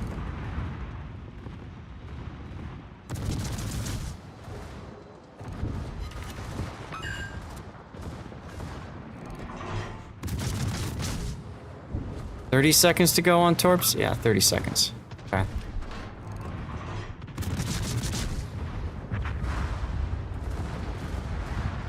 You're welcome to join us if you want, Coat. I think we're full right now, but we can always add you to the div later if there's a spot open. Torpedoes to port.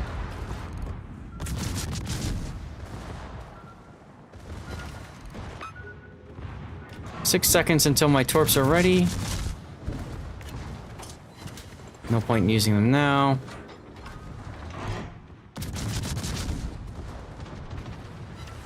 Yar. Enemy cruiser destroyed. Cap, you're in the way. But this is fine.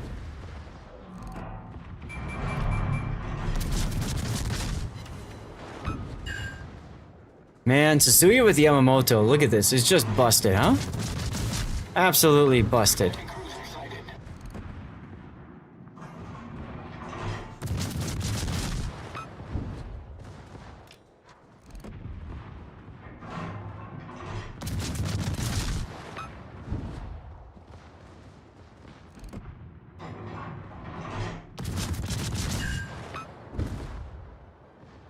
Hello, island. Get us here for a few minutes? No problemo. Yarr! We've destroyed an enemy cruiser.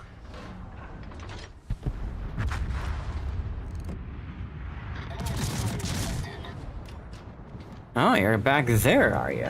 All stations requesting fire on designated target. Why are my lights going crazy?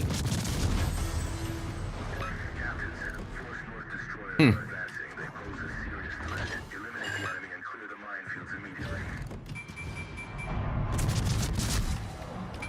Oof. Nice bombing there, Raining. Yeah, I wonder. It's probably too late. Key is to leave the 7th kill until the very late game when you are down and need the ultra heal. I mean, you could do that. You could do that. I like using it as early as possible, so I get the maximum benefit of the Daka Daka.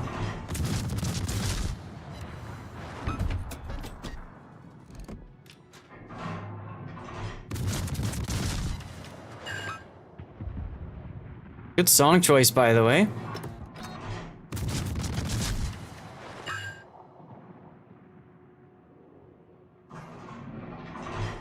This poor Nuremberg. This poor Nuremberg.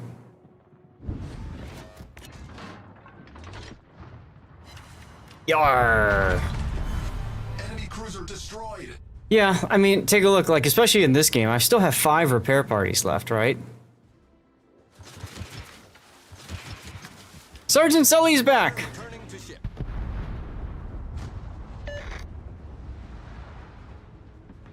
Welcome back, Sergeant Sully.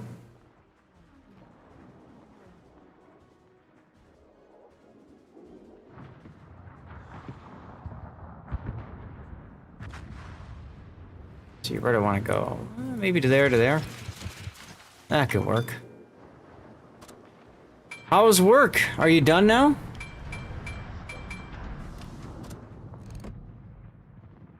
Just can't reach.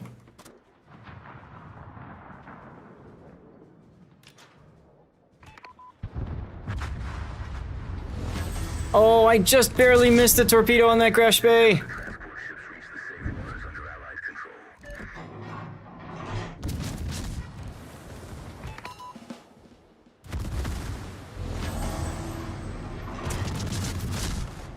Now, when these guys spawn in from outside the border, see how the shells are a little bit lower? You gotta, like, aim higher. Totally unfair. Totally unfair.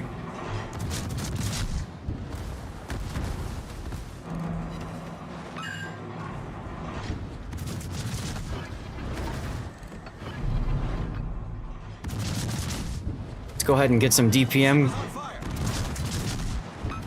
Try to nuke these destroyers from orbit. Yarr, there's one.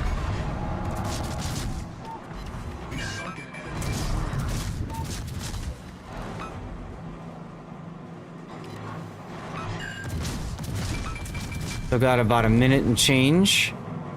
So my torps are ready to go.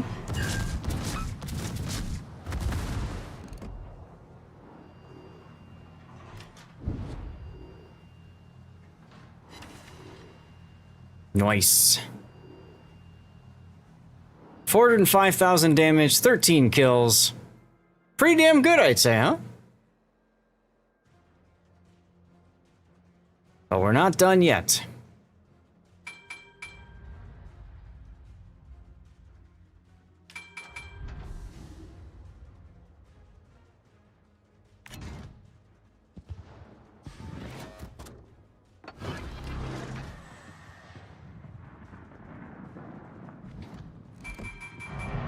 There he is.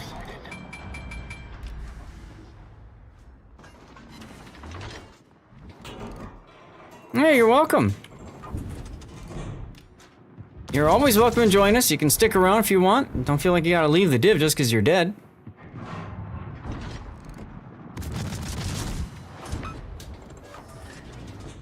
Get that hydro going.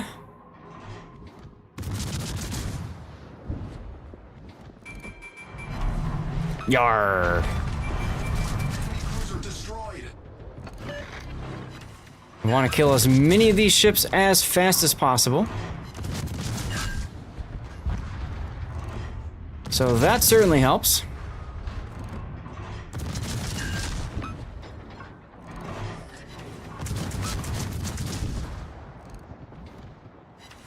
Another one bites the dust. That's a really good one for this op. I'm at 15 kills now. That's a big 1-5.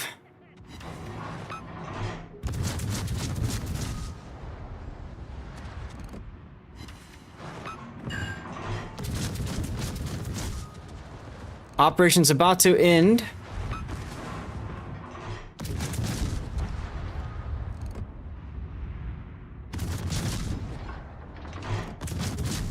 We need to kill cruisers, guys. Cruisers. There we go. Victory! Yar! Let's go. Kill number 16.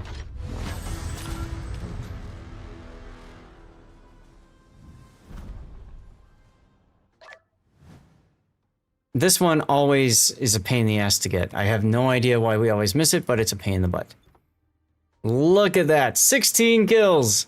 16 kills. Suzuya and Yamamoto equals stupid. Stupid. 669 giggity main battery hits. Woo!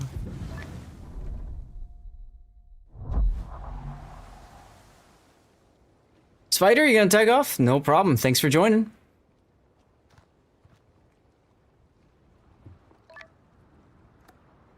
Black ships, you're leaving too? Let's see. Credits and XP here. 2 million coin. Almost. Look. Oh, God, look at that. That's beautiful. You need destroyers to do the fast transports task. Yeah. Yeah, that sounds about right. Got room for 2 now. It is income, isn't it? That's Reds, baby.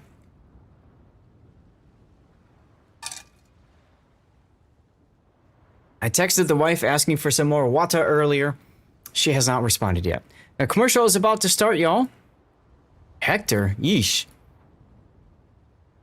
Schroeder, Hector, Sayong, Fort Worth. I don't know why that just did that. Sorry, Black Ships. Let's do it again. Why not? Oh, we're at max cruisers. Perfect. That means I can play a battleship. A tier 9 battleship. Secondary tier 9 battleship. What shall I take at tier 9, y'all? You need a cappuccino. You tired? Long day? Ah, I know. I'm going to play a ship I haven't played in a very, very, very long time. And that is going to be... Take the key? I could. But I was thinking about taking Georgia.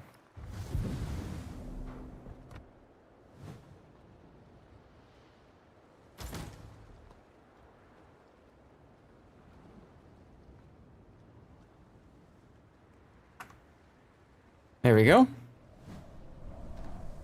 Oh. Definitely need flags on this bad boy. Flags are good. Letting recovery time. I feel like HP would be a good one. I need to buy more flags, y'all. Look at this. I'm getting dangerously low on a few. All right, let's go. Welcome back from the commercial break, guys. Thank you all for sticking around. We just passed 9 hours. 9 hours, y'all. Let's go.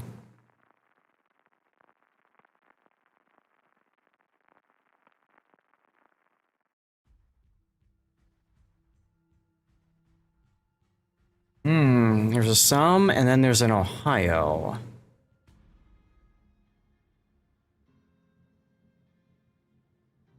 How many of you guys have a Georgia?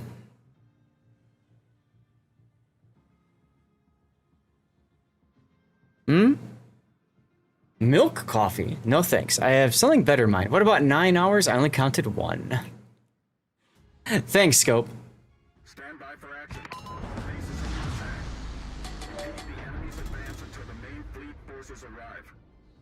You have that too, and you rarely play that one. Aha. Reconnaissance data suggests the principal attack will be launched in 10 minutes. You have a Georgia. Defense is broken, the attack will begin. You enjoy your Cthulhu? Georgia's a lot of fun. Bit of an acquired taste, though, just because of her accuracy of main battery. Look at that dispersion.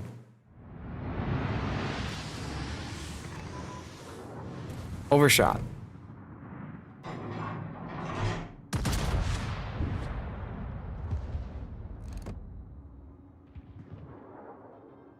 You like Georgia a lot, Spider?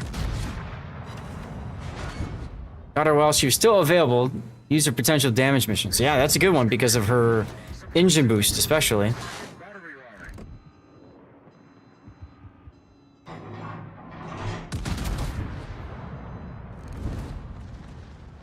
I think I'm gonna flip my guns. Because as y'all can see, we are a little behind on getting kills here.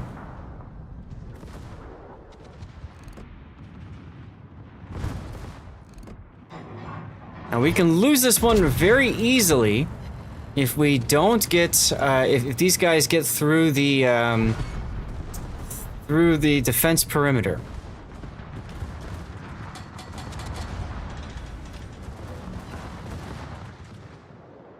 Something, I don't know what rifle that is, but okay.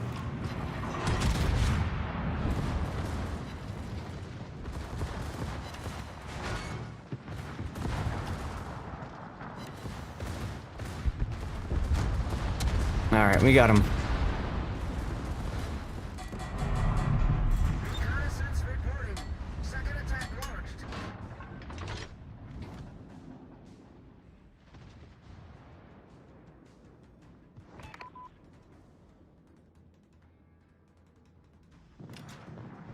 Motorboats.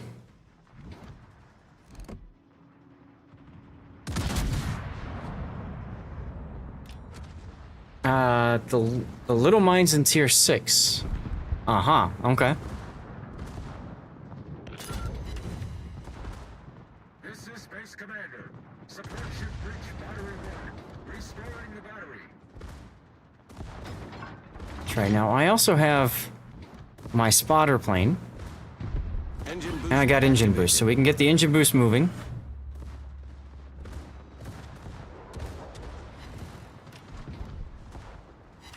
Good old Thunderstruck. Hello, Yodo.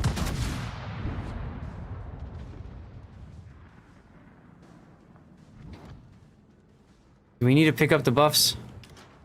Destroy ships to collect the time buffs. Alright. I'll go get this one.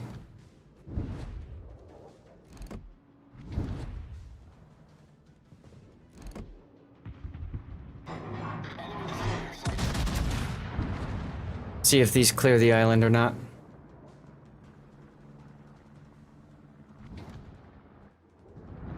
They do clear the island. Can they hit the Yodo? Oh baby, 16K.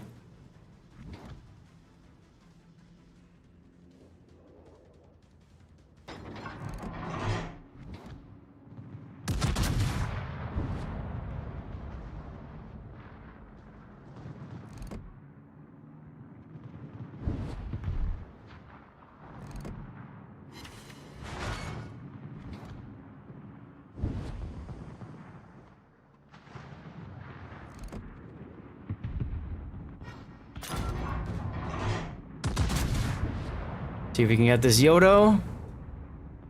He's probably dead to deep water torpedoes anyways. Oh, he sped up. He sped up right into the torps. Thunderstruck. Good song choice.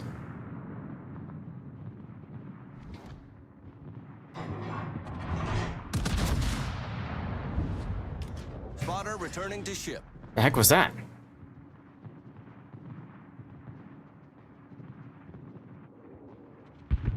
Yar! Enemy cruiser sunk.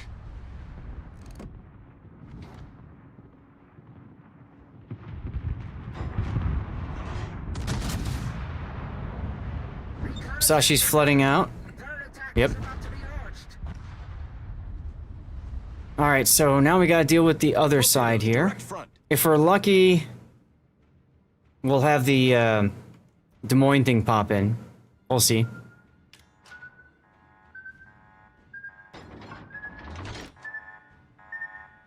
I gotta go see what that noise was. Give me 1 second to stand away for a sec.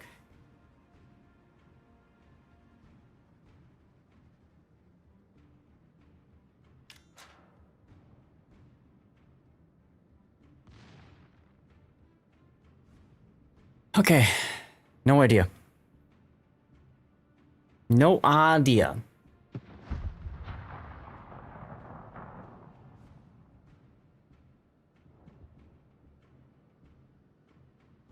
I know, I gotta ask for a sandwich next, right, Brewmeister? How's it going over on YouTube today? Thank you for tuning in, by the way. She said she's on the phone with her mom. So, I don't know. I guess I'll just die of thirst. No biggie, though. I still have a little bit left in the cup. A little behind. That's alright. See if we can't hit this Hindenburg.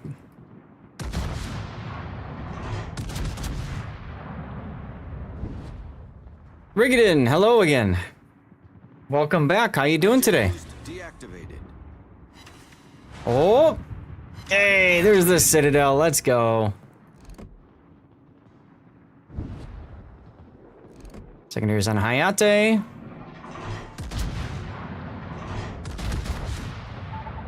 How you been today? Your Saturday's going well?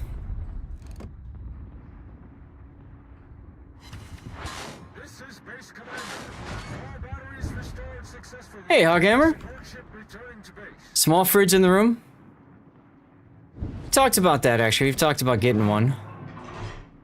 At some point, that may very well happen. Come on, secondaries, start reloading. Yar! Look at that, double Citadel. Ooh. Kinky. That was a kinky hit.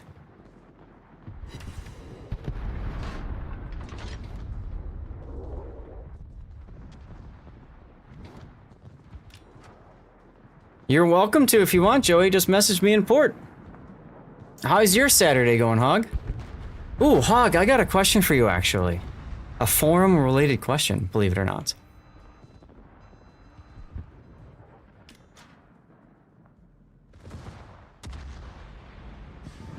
So, I know you guys have tags on the forum, and there's one for replay analysis. I don't see a tag for tournaments, competitive. I don't think I saw one for ranked or anything like that. How do you guys add tags to the forum? Is that something that only you guys as the organizers can do? Or is there something that players can do to add tags too? Like, or not players, I mean viewers, forumites? You know what I mean? Regular account holders, peons, how we want to call us. Reporting. Enemy cruisers entered the combat zone. They're chasing an aircraft carrier. It's a crazy system you added for me. Thank you. I don't know if operations is in there. Player versus environment PvE would be a good one. Same thing with PvP, randoms. You know, all the different game modes would be very handy. And then, of course, tournaments would be helpful. Because it'd be nice to be able to flag it as a tournament stream, for example. You know? For those of you guys who don't know, Hoghammer, helps run the Dust Strike forums. Check them out right there. There's the link to see them, to find them. They're good people over there. Well worth investing a little bit of time to hang out. Some good community activities over there. Sometimes they do giveaways. Yeah, good stuff, good stuff, good stuff.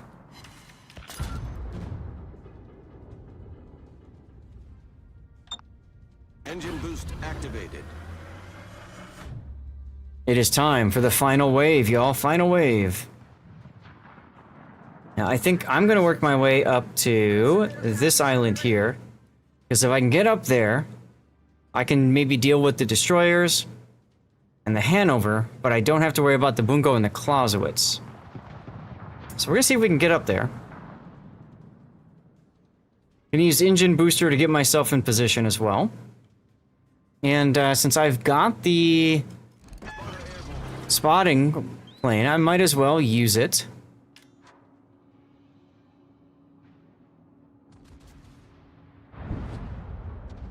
See what happens with that shot.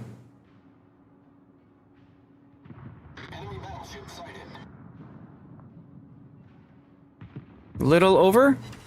No, actually I got one ricochet, so just a tad over. Now Hanover is going to change course as well. So I have to kind of be prepared for that.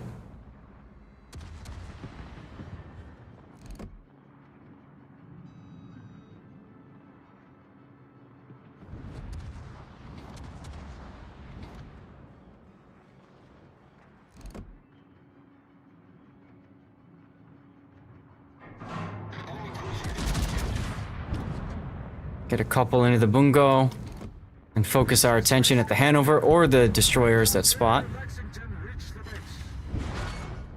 Ah, that's a good song. Hanover's turrets are all over the place.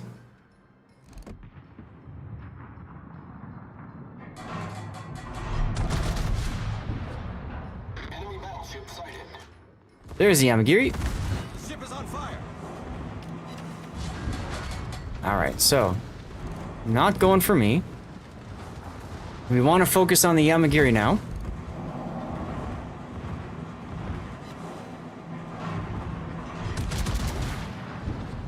Spotter returning to ship. One AP shell down the long axis of the Yamagiri.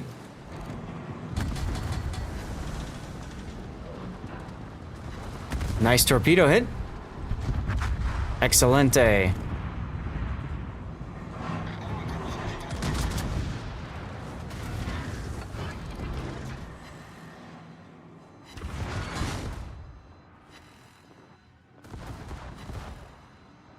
So right now, we're in a pretty good position here. I want to move a little bit farther forward. And I certainly don't want to reverse on the Clausewitz, because I'll get torpedoed.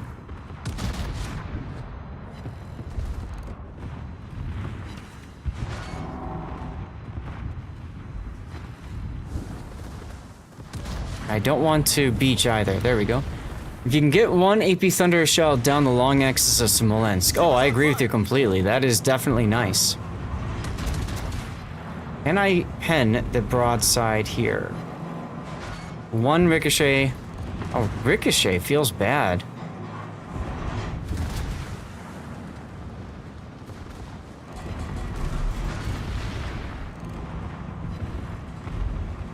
Keeping an eye on the Clausewitz here.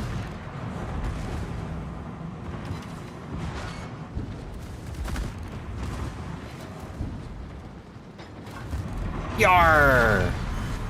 Enemy battleship foundered.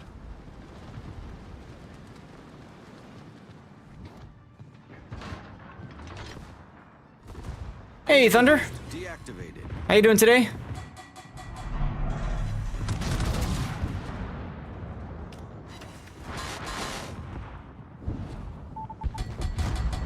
A little bit of quick scope action.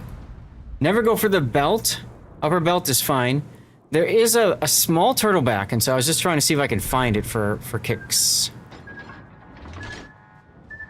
This is gonna hurt. We're hold below the waterline. That hurt. Quickly. Critical engine damage. Oh, this is gonna hurt some more. Hey, look! Halsey procs! Just in time for the game to end! That's what I don't like about Halsey and Ops. I just don't feel like I can proc him reliably quickly enough.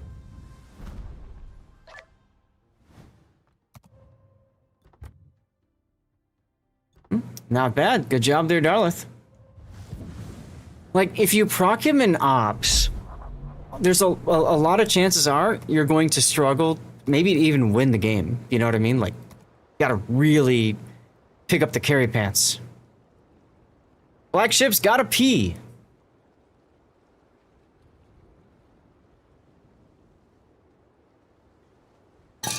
No problemo. Thanks again, everybody, for sticking around.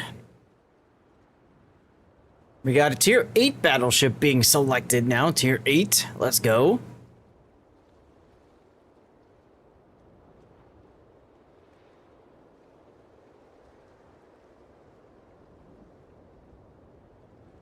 Who is in voice chat on the King of the Sea server? Need help. Okay then.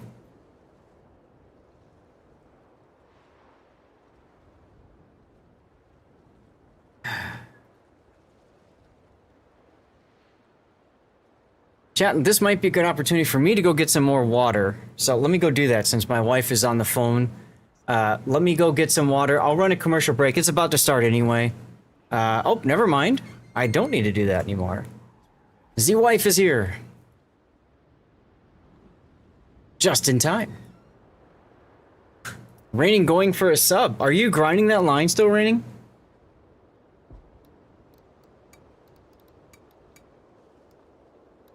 I'll pick an 8, I suppose. Ooh, I can play the key. Someone was mentioning the key earlier. Let's do it.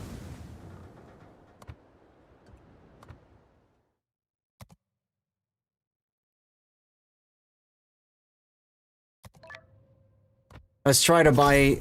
Oh, hey, that's how it worked. That time worked. So I just spent some of my holiday convoy tokens to pick up some doubloons. There we go. If by grind you mean slowly chipping so I don't have to use much free XP, then sure. My god, the British submarine line was by far the most frustrating line to grind. It just took forever.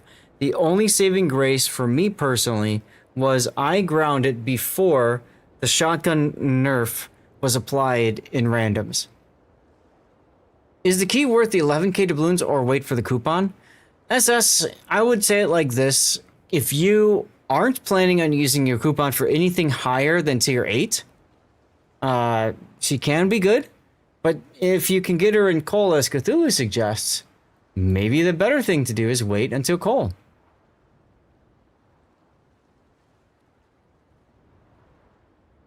Subs and CVs with 2 tiers makes it a hard grind. It really does, Sergeant Silly. It really does. And then, of course, the fact that the sturdy, it's all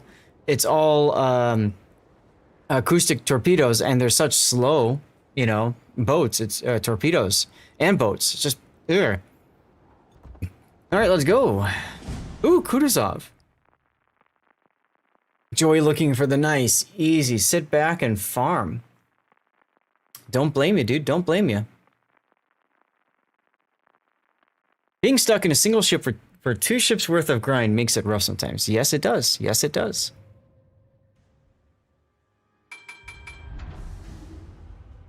All right, Cam, are you able to go for the cruisers up at the 10 line, 10A?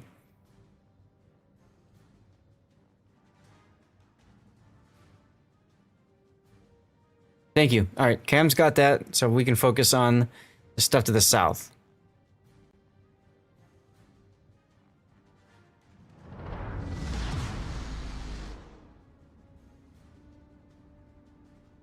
And that's true, Sarge. So there's plenty of CVs and subs. This is the base commander. I think I could have sworn Wargaming had always planned to add the odd tier carriers originally as like a support line or something a little bit different. You know, like ships like Hiryu, Zuiho. But they never did they?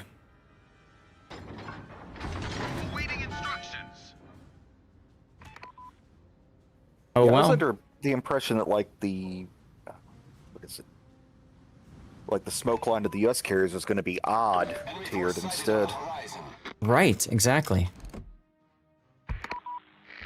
Well, we got some ASW targets here. US split line with the old destroyer, or the old odds. Yes. Correct. Essex was once a tier 9. And it would have made sense with the US line since a lot of the alt tier ones are the predecessors to the main line ones.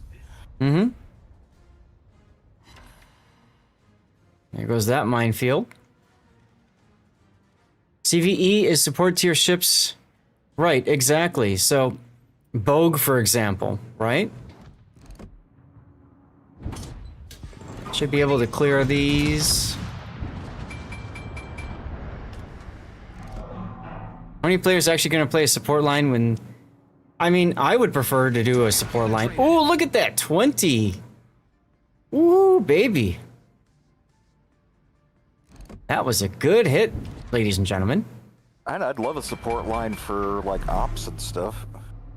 I just like a support line in general. I much prefer playing Yorktown as a support carrier than as a damage dealing carrier, you know? Yorktown's fun. Yeah.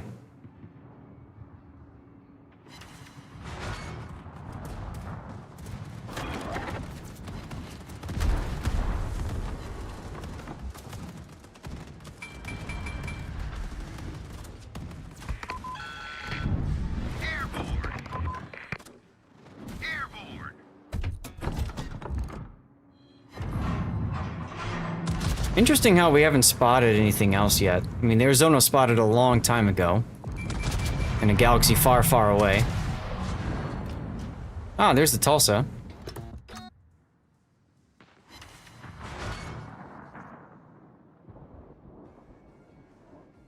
Not everyone has to be competitive tier 1 rank. Yeah, exactly. Exactly. This is gonna hurt.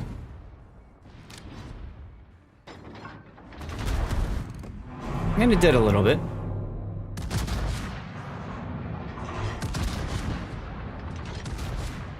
Now, my key is secondary build. Just because it's fun that way.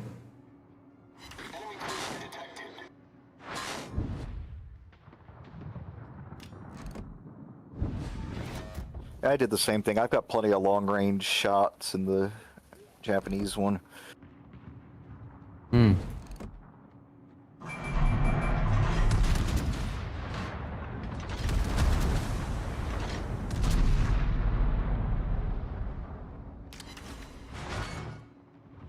Decent hits over there. You looked at your Zumo has 80,000 on it after Yamamoto unlock. Or the Yamato unlock. Wow! No, there's another one there. You can see it now.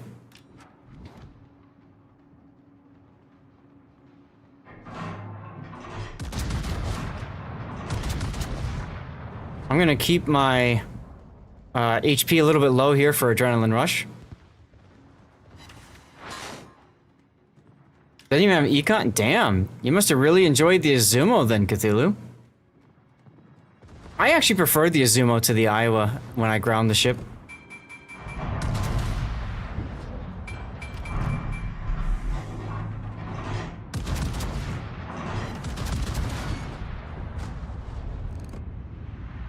.10-kilometer secondary range, okay.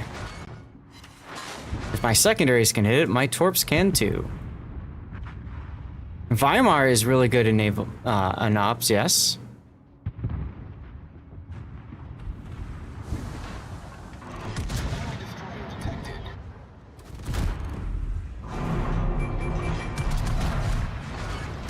Should probably start healing up now. You know what? Screw you, Monahan.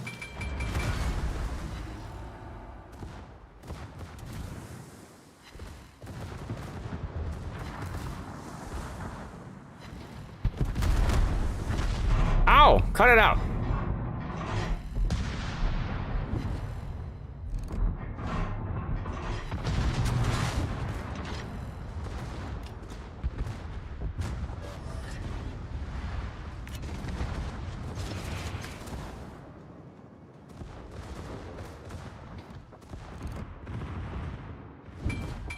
Loading up NA? Sounds good, dude. We'll be here. We'll be here. Big thanks to everybody sticking around during the after party here.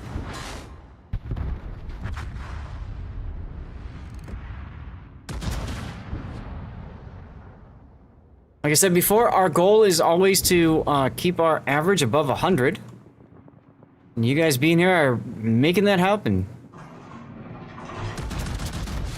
Ain't no party like the after party. That's right. That's right. That's right.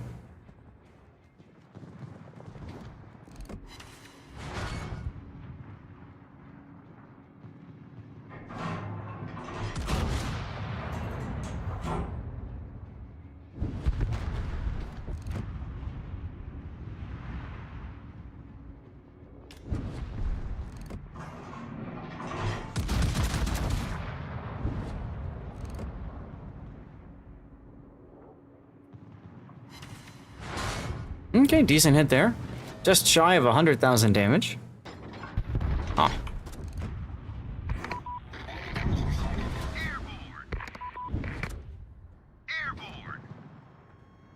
After party sucks. Oh, hi there, Puddin'. What's the matter?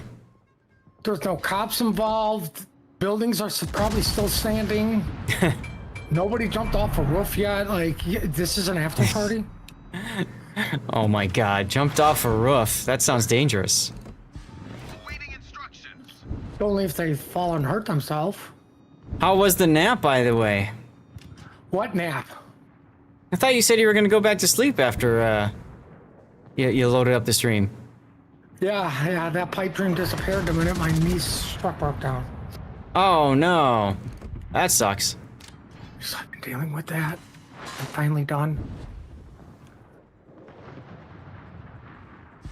You are the commissioner of Gotham. There you go, Sergeant Sully. That sounds like fun. What a suck ass.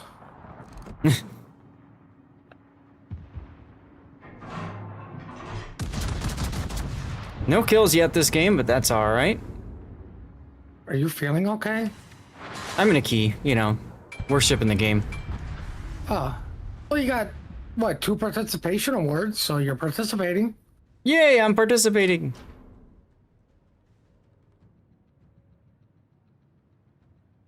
Put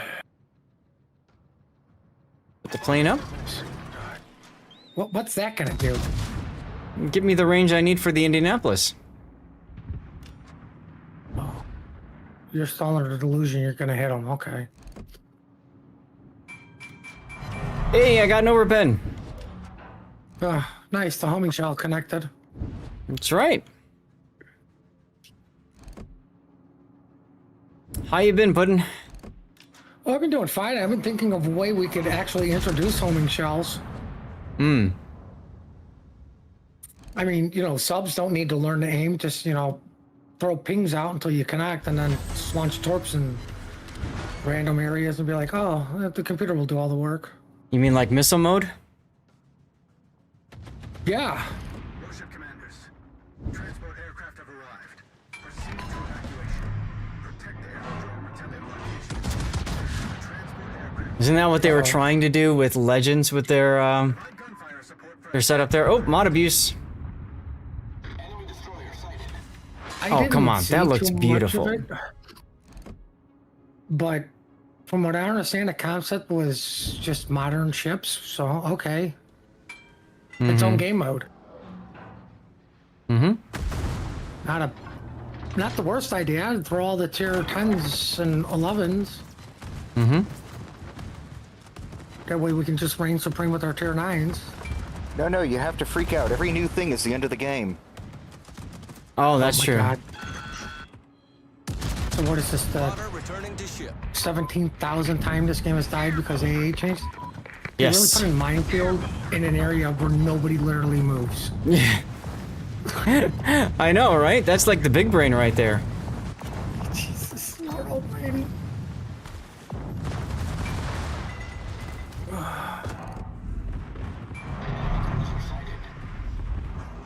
You've heard enough. Somebody get on the next, the rework. Ship is on fire. Well, I mean, technically, we would consider this the AA rework. Something like that. But Something like that.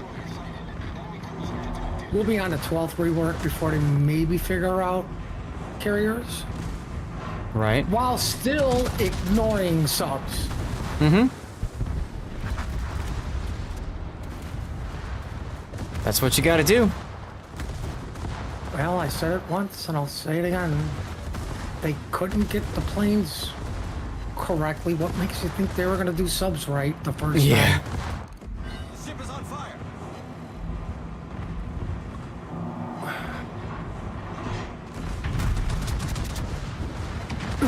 Yay, my first kill of the game. He's OP. Actually, let's go this way. I'm going to laugh if that Montana just nukes you. Oh, Montana. The one on the 9 line, or is that a main? I don't have one of those yet.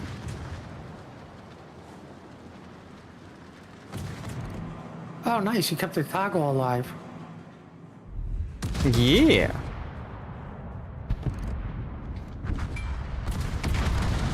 Ignore the problem until it goes away. See, there you go. Exactly, Cab. Exactly. Attention. We intercepted enemy communications.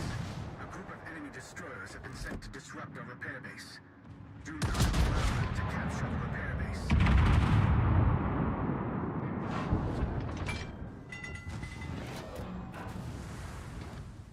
I mean, with the popularity of Ops, let's just make all subs playable only in Ops.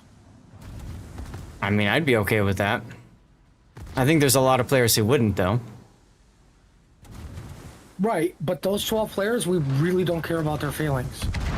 That's the spirit. I've always had that spirit, you know that. Mm-hmm. And then the 13 players that care about carriers, well, I don't.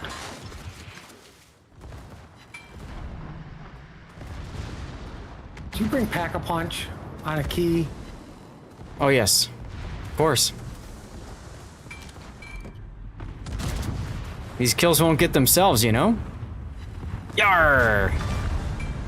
We've sunk an enemy destroyer. The ship is on fire. Nice job on the 47 ships. You got 2 of them. Thank you. You're welcome. I'm always here with the positive Yarr! attitude. There's another one. We've sunk an enemy destroyer.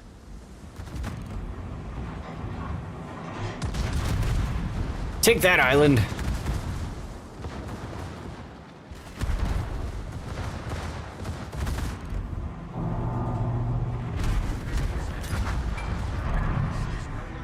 So how was the tournament? It was pretty amazing. TWA has been defeated. They are out. Gone. What happened? Did they Dunzo. disconnect? Actually, in one of the games, yes, one of them did disconnect.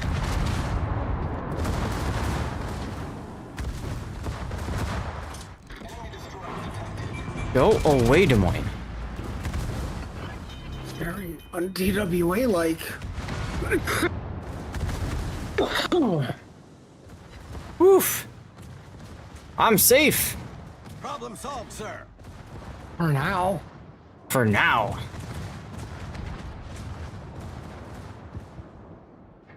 Yeah, so TWA was taken down by Pork. Remember Pork? We covered them a few times. Yeah. And in a best of 5, like they went all the way to game 5. TWA won the first 2 games, and then there was a reverse sweep. Just amazing. Crap, this means this tournament's actually up for grabs. Correct. There are, let's see, two Chinese teams in the finals tomorrow, and there's one NA team and one Asia team.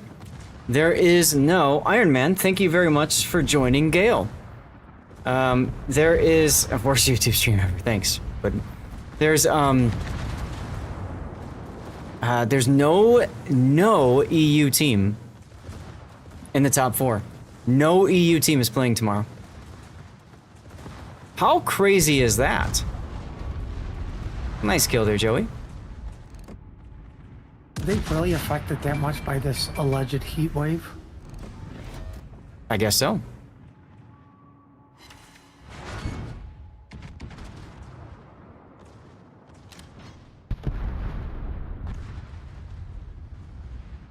I know, it's extremely shocking, Hog. It's extremely shocking. I'm kind of okay with it. With how much smack talk the EU server gives to NA players and the NA teams, to see that they're not even participating, kind of interesting. Kind of interesting. Now, Kitty Mod wasn't playing today, so maybe that's a part of it. Thanks for shouting out, Hoghammer. Well, I mean, that's what he gets for speaking up. Let's just take some pot shots of the Minnesota from max range, shall we? Oh, great. Well, this is an epic miss. I mean, I'm quite low. There's not much else I can do for now. You could shoot the island and complain about the island. That's what I would be doing. Eliminate destroyer ambusher. Yeah, well, you were out in front there a bit, Joey. So yeah, you were. I appreciate your sacrifice.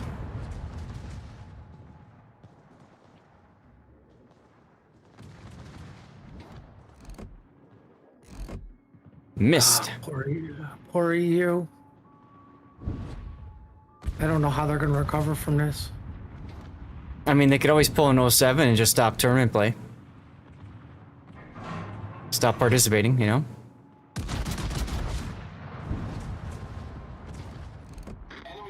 I really miss 07. I would love to see 07 come back into King of the Sea, whatever.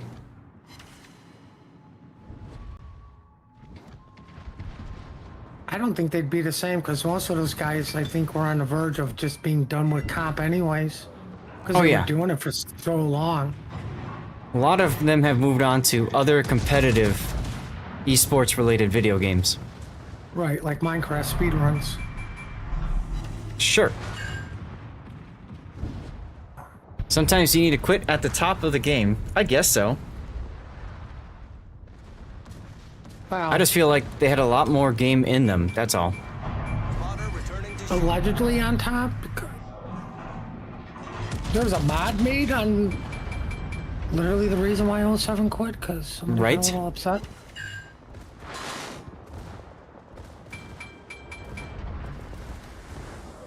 Better to burn out than fade away into darkness. I guess. Go out with a bang. In my opinion, they kind of went out with a whimper because their last game was literally the COTS ready build. I was gonna say it was literally a rage quit. Yar! Double yar! Okay. We procced more heal, chat. You guys are moving on. Yeah, no, we're not showing up. Right? Oh well. It is what it is. I mean, it's like, you know, getting to the Super Bowl and, you know, going, yeah, we're not going to play. Good luck. Enjoy, have fun. Let somebody else take our spot. Nice job, Joey. First place. All right, so who is Joey again so I can ban him? I think Joey's also a mod. I don't know that you can ban him. Go ahead and pick y'all. So we'll be all right. More 8. Okay. Okay. Champagne. Interesting choice.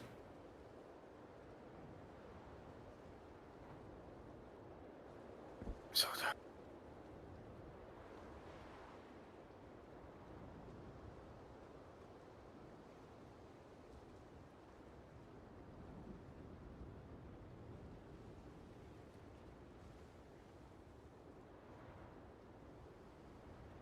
You kind of like Champagne? She's alright. Personally, I'm not a huge fan of her, but, you know, whatever.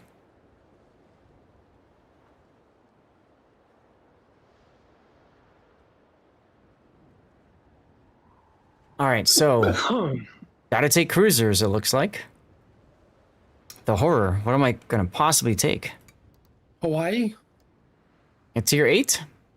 Can't do that. Well, yeah, make everybody switch to tier 10. No.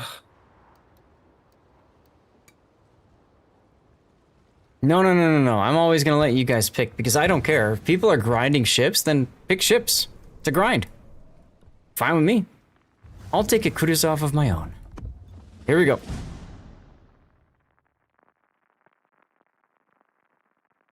Yeah, I mean, you know, it's all good.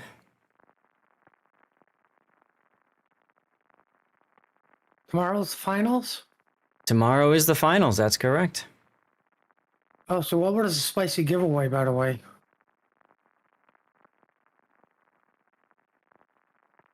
Tier 9 and 10 permanent boosters.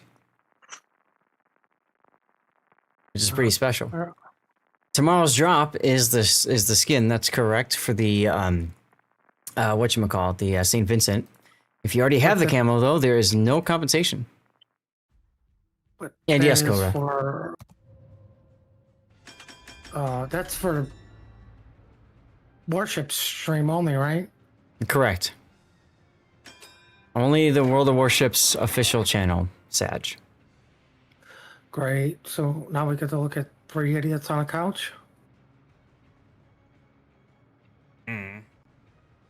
Well, that's what it was when I saw.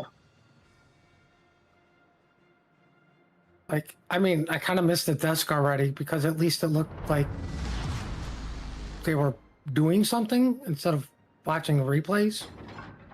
I have no idea what they were doing because obviously I was doing my own thing. I heard though that they had a new stream set up. We're having their own technical issues. Had to go to BR back screen a few times. They were literally just sitting on a couch and a chair. Yeah. Not like a fold-up chair, like a, you know, lounge chair type thing. Yeah, 15 resets on the Haru so far, huh? Nice. And would it break the bank to give us 1,000,000 credits? Nope. I'm with you on that. I mean, there's literally 0 reason for me to watch the main. I already have the camo. Mm-hmm. Right.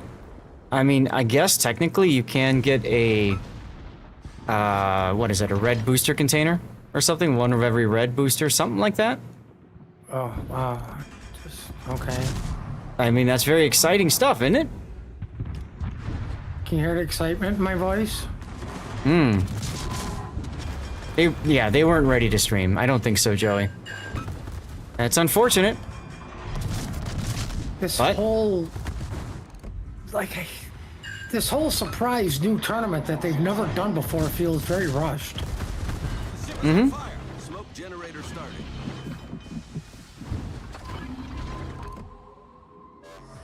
Problem solved, sir. Oh my god. You're here for the content, not the goop. Cole would have been fine, yeah, as a whatever. Compensation, sure. I don't even remember how I got the St. Vincent camo. The original Warship Masters. That's when it was introduced.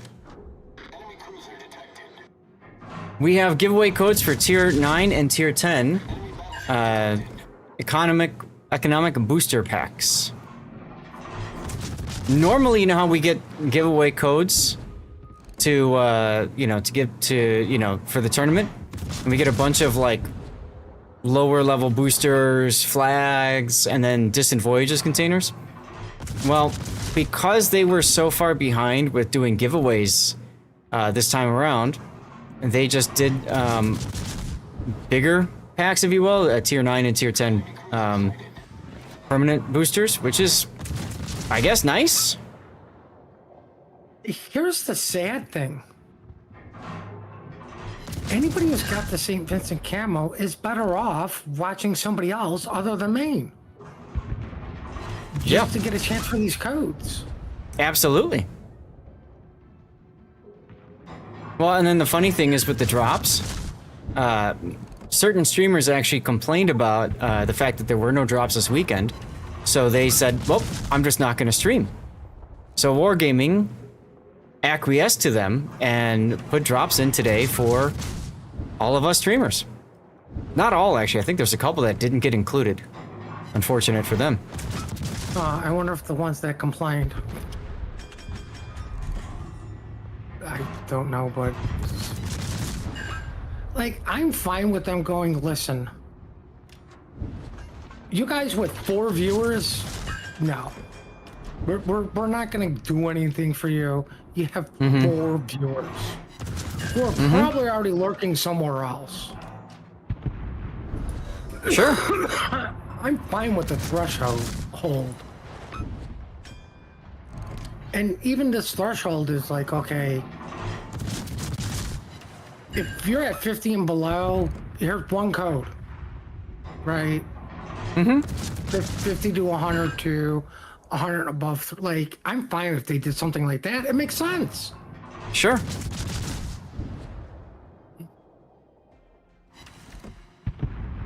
But I mean, it would be stupid if I streamed and got the exact same amount of codes that you did. And that's, I believe, how they did the distribution. I almost wanted to sign you up just to see if you would get codes. It's too bad. I mean, he knows I wouldn't be streaming. I know. But just for the memes to see if it would work, you know? Oh, I get it. It's totally like the... get it. It's like when I kept requesting Crocosaur codes for Team League and kept getting them. I don't know what you're talking about. I don't remember that at all. It does feel kind of wrong shooting Arizona, yeah. I got my code fair and square. On mini stream. Mm-hmm.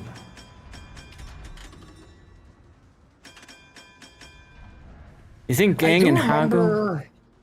Oh, wait, what? I don't think so, Hujam. I'm pretty sure it was anybody who had signed up to stream the tournament specifically.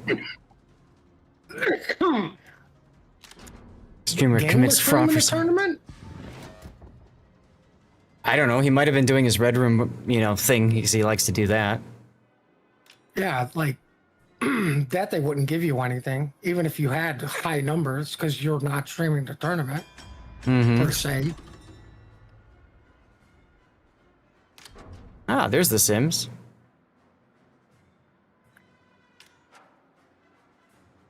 Right, exactly, WC. Obviously, Well, it's to give away to other people, but,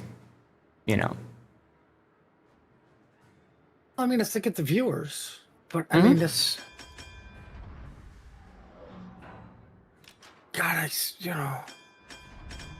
I don't want to get you in trouble, but I feel so bad for AMD. I know. You identify as other. That's the spirit. Well, Wargaming doesn't play the word game, and if they find out you use your codes on yourself, they will not be happy. I'll give you that. Absolutely. Warning. Absolutely. And if you want to know how unhappy it will be, I do believe the guy who sold his codes on eBay. What? They banned him from the game and all programs, just in case. That's ridiculous. Citadel and Helena is also ridiculous. I do believe it was an XCC. I'm not gonna drop names because I don't remember.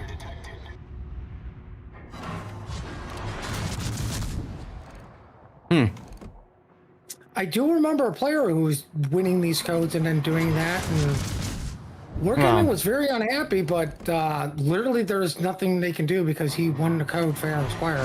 Yeah, can't control anything about that. Assist never shot a... If you spot, that can happen though still. You provide spotting damage. Tanking maybe even? I don't know. Look at that Citadel on the Pensacola. It's through spotting.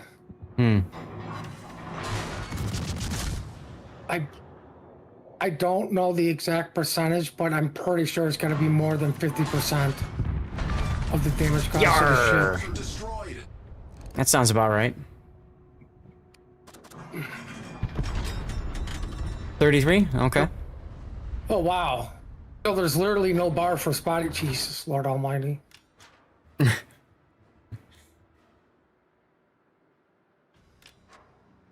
Raining, if you can grab that buff, go for it. The one that you're right next to, because we do need 2. Listen, I am perfectly fine to sacrifice Raining to get these 2 buffs. And well, it also helps us get the cap, which is also one of the objectives. So Raining does a 2-fer. And he gets cap points too. Great, Raining's just overachieving at this point. Let's ban him. There you go.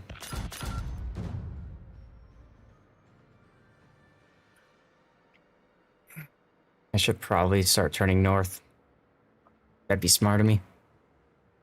Euref is getting no assist rewards. Ripped off. That's your build viewer? Yeah, why? What's wrong with it? In a minute? No. Oh. Because it looks like the damage thing below it looks like one mod. Because I was going to ask you what the hell that is, and then I noticed the other arrow. Yeah, it's kind of designed that way on purpose, just so it's all clean, especially for my vertical stream. No, I mean, that makes sense. Because you know how much I don't care about my vertical stream? Mm-hmm.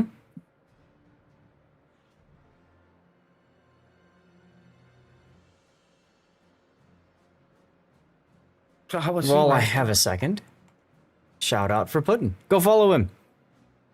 Oh god. How was don't do that. Sea Raptor? He was fine. He was tired. And he had something he had to do afterwards. So he did the usual raid into me and then go. But, you know, we have fewer people hanging out as a function of no drops. What? Well, not no drops, but the fact that, you know, obviously Wargaming is advertising drops on their channel and stuff like that. Obviously, people are going to go to them. Which, hey, I pointed out during the tournament coverage with Sea Raptor, that's fine because it's their show. They can do whatever the hell they want. Yeah, the only drop I missed out on was the paid actor one, but I don't even care because it's a stupid patch. Yeah, it doesn't really matter, does it? No, not really. If there's no show, well, that's also their show rating, right? That's their problem. So, Listen, this isn't anything new. No. They've, for whatever reasons, always run into some technical difficulty, which happens to all the streamers, right? Mm-hmm. At least once, so it's whatever. It's just funny that it seems lessons learned aren't passed on. Mm-hmm.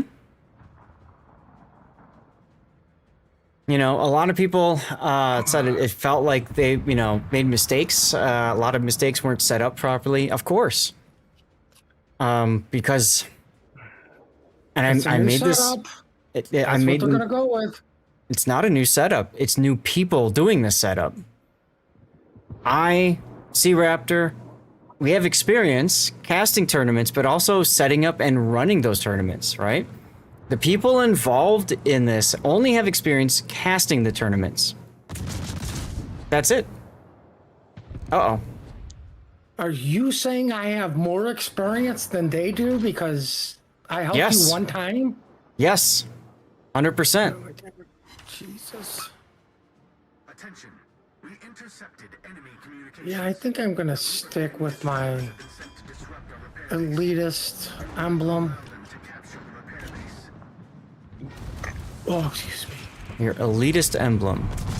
Yeah, the SC emblem. Ah. Well, that's a good one to have. Also, hello, Massachusetts. I'm very scared of it. Well, I mean, it should help for when people are typing in chat and they look, they go, oh, he's an SD, he can't read, so why am I bother yelling at him? There you go. That's the spirit.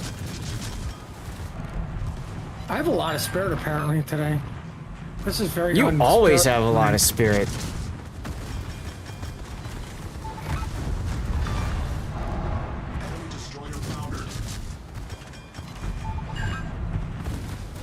I just don't know if they spent 4 hours on one replay today. My understanding is they did not. Oh. They did learn a lesson. Or the technical difficulties got in the way.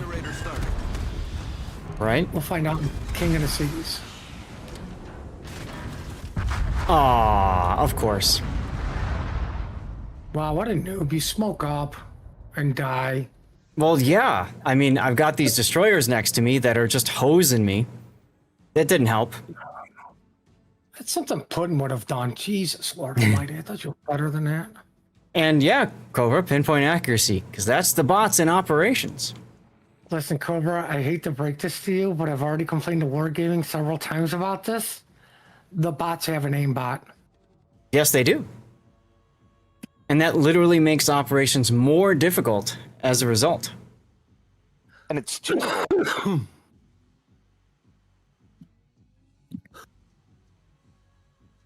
They talked about getting a new stream room in Belgrade last month along with new PCs. Okay. That might be true, Joey, but I mean, the streamer pack is the same pack from last year, right? So why do they not know how to set that up? From last year. The what? The reward is the same from last year. Oh, here, watch us. You can get this St. Vincent camo that we gave away already from last, like. Absolutely. That's feels just beyond rushed. Don't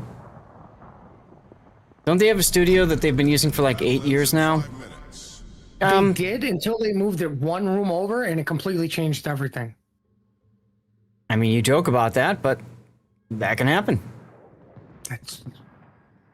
I bet you that's exactly what happened, because it's a new layout, I would say, because it's no longer a desk. It's just sitting on a couch and a chair. Yeah, no coffee table. That one surprised me. If they did, I didn't see it. The brief moment I was there, I was looking at what's his name. Yeah, oh god, the Asian guy. Zuikatsu. Yeah, him. I know he was there. I know Gizmo was there. I don't know if anybody else is there. I'm guessing Snarf was there too.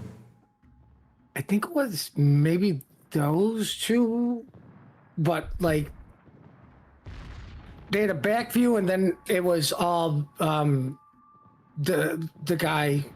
I say because I can't pronounce his name because I'm retarded. Zuikatsu? A close up on him just sitting there looking at something, not really speaking. So I was like, wow, this is exciting. Yeah, I saw they had the Torpillo as well.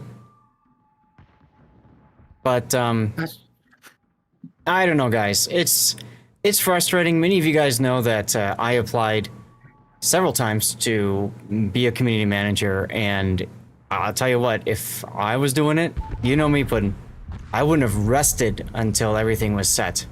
Period. No, so, like, nothing is more frustrating than when you apply for something, get told no, and then watch the people that get the job just, you know, whatever. I mean, as much as I joke about Happy being the greatest community manager, I mean, I say that because literally it was him. He did it all. He did? He didn't have the supports like Bogsy did. Now, Bogsy still did one hell of a great job.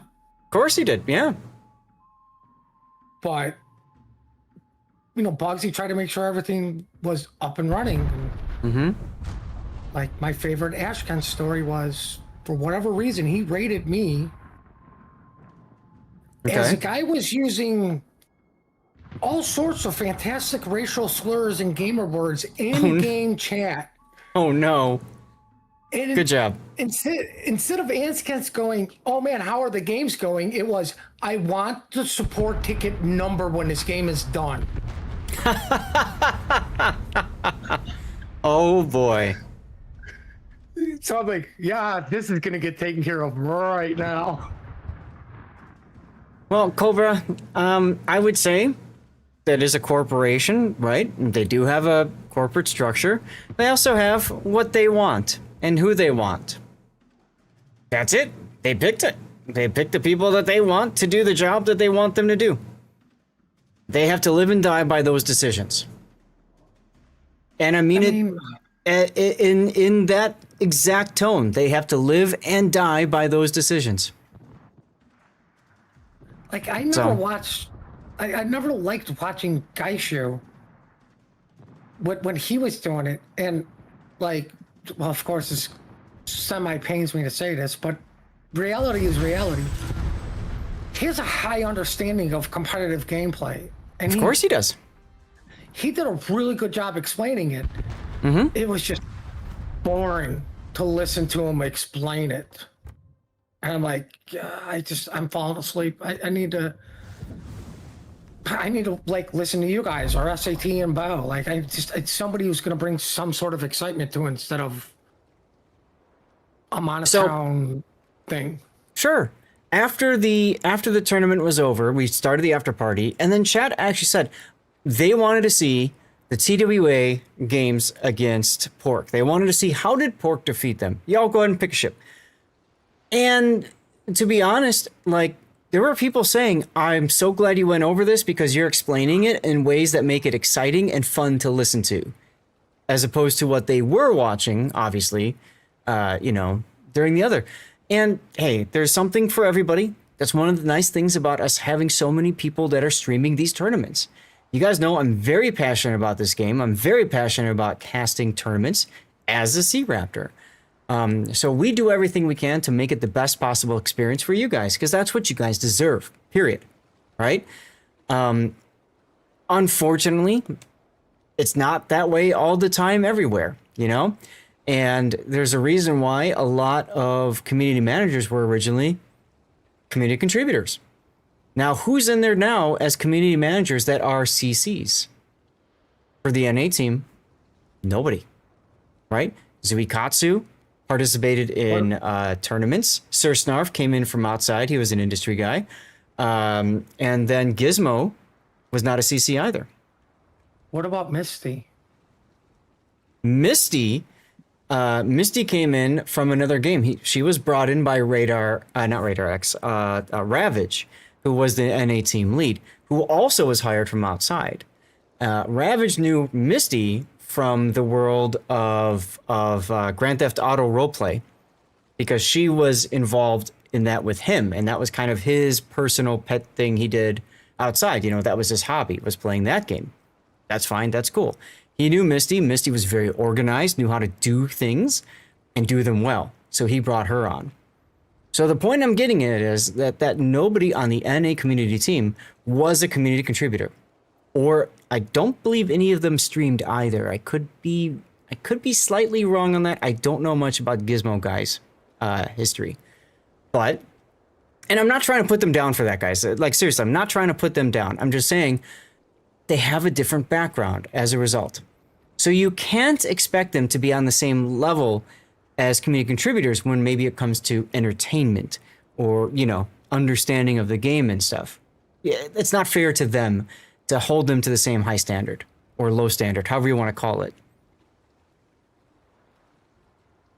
Well, I'd be happy to do that, Raining. For a while, Wargaming did fly us out, actually, for those events, right? 2-cast tournaments. And that was a hell of a lot of fun. We enjoyed the hell out of doing it. But at a certain point, they decided it was easier and cheaper to have people doing it in-house. And as a result, they stopped inviting us out. And, it is what it is. Hey, Fukuoka. Who just followed, by the way. Karate Dave, thank you for the follow and welcome in. Thank you for giving Stevie some bacon. Let's be honest. It is cheaper to just do it in-house because you're already paying these people. Sure. But at the same point, it's not like they can't go, oh, we're not flying you guys out, but you guys are going to be our cast on our stream. Right? Like, you could do it remote. Thanks to COVID, we proved you could do everything remotely. Yeah. That ain't going to cost them much. Because you're still going to need an official wargaming monitor there. Mm-hmm. Right? So those guys are going to be there. It's a symbiotic relationship for sure. Those of you in my div, has the game loaded for you guys, or are you still on the loading screen like I am? Still loading. Okay, thank you. And it's their in-house is their call, yes, but not calling on the experience of people who they know have a good product. I know it's frustrating. It's unfortunate. For a while, caught me on YouTube several times. Enjoy the content. Thank you, Karate. I appreciate you, man. I appreciate you. But like seriously, it's frustrating because I'm not going to say I'm the best in the business when it comes to casting tournaments. I don't think Sea Raptor is either. We're good at what we do, right? And we've got a good relationship, he and I. And Puddin', you and I have a good relationship when it comes to us casting as well. Having the three of us in, unfortunately, isn't going to work so well, which is why, I'm going it's to always... say this now, guys. Don't even remotely ask Wargaming to have me do it because it's going to be a hard no on both ends. Yeah. There you go. But, to be quite honest, yeah, it could be this. Well, you can just sit here. I really don't care. But, to me, we can't back out. I mean, we can try restarting the game, maybe.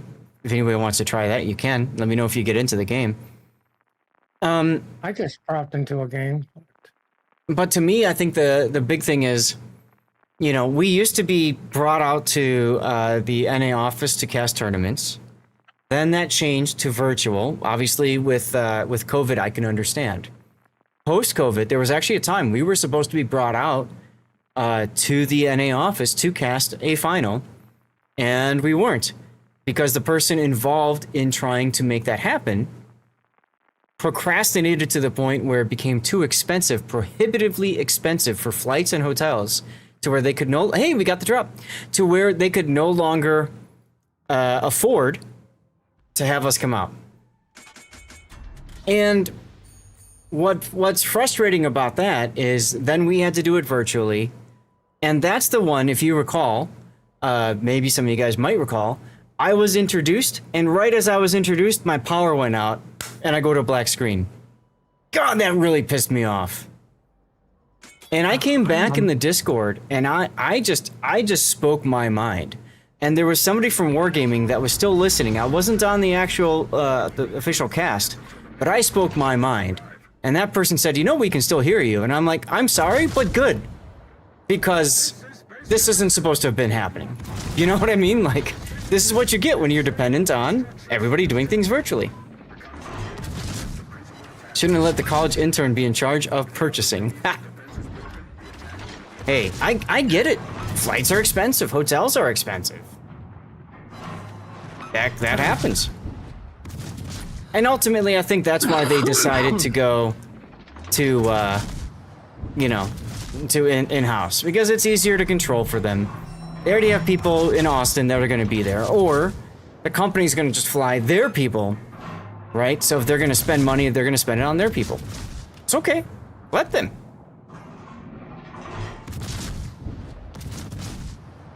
Do they do it for the COD stream? Yes. And they did it for Warship Masters just now. They, you know, flew out Gizmo, at least Gizmo and Zuikatsu. Yes, Evan is still in the Wargaming's in the office. He's doing a fine job, you know.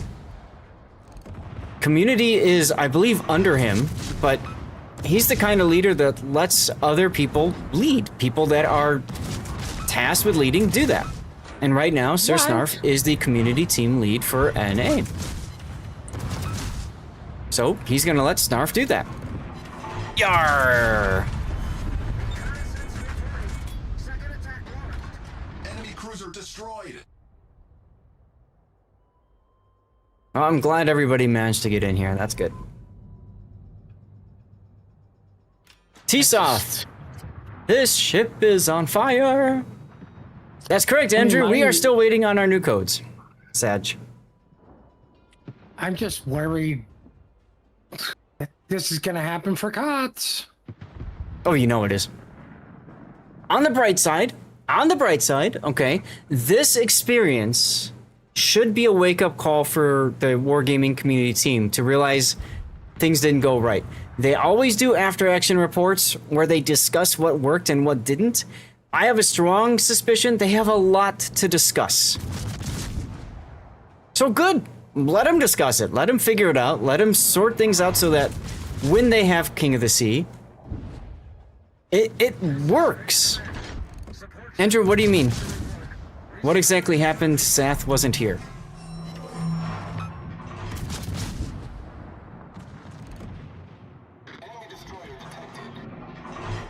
The code dispensing machine is clogged up. They need to stick their hands up the receptacle to clear it.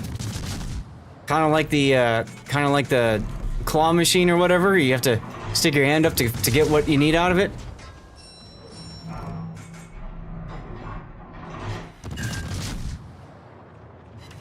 Aw, you guys are so nice over there saying sorry. I just bump people and move on with my life.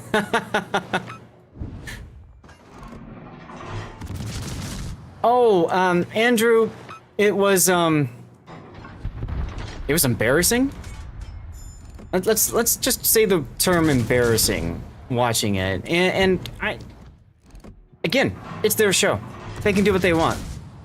But Raptor got so upset that he literally went on a tear. And Sea Raptor is one of the most professional people out there. And he got so upset about it. Like, just think about that for a sec, you know? I was gonna say, if he's doing a massive complaining, somebody does. You're in trouble. Big time. You're in trouble. Like, if Raptor's gonna start complaining, you're in trouble. I'm sorry. And Raptor's had to deal with me, so just think of that, guys. He's put up with my stuff and really never gone bananas. Well, so it's not a lack of professionalism. No, it's to me, it's a lack of experience, Andrew. You've got a new community management team. This is, I believe, the first tournament that Zuikatsu and Gizmo Guy have participated in, right? And maybe the first one Snarf participated in too. I have to think about that. So they're missing out on a lot of talent, and I said this on earlier. I have a strong feeling that they flew in on Friday. Yar, because it's just, you know, it's cheaper and easier to fly the people in on Friday. Maybe they flew in on Thursday. I don't know. But they set things up and said, okay, cool. You know, done. Let's go have dinner. And unfortunately, things were not set up. The team colors were flipped. So red was on the left. Cthulhu, yar. I know you got real triggered when I had that on mine one time. It happens. It's a streamer pack. And typically on streamer packs, there are probably 30 to 50 little things that need to get changed every time they release a streamer pack. Every time they do it. It's gotten to the point where Sea Raptor 9, we just know. Go do this, go do that. But if you haven't got the experience of casting and producing a tournament, right? Like when I cast, I'm a caster, I'm also a producer. I'm the one pushing the buttons, what scene we're gonna be on, right?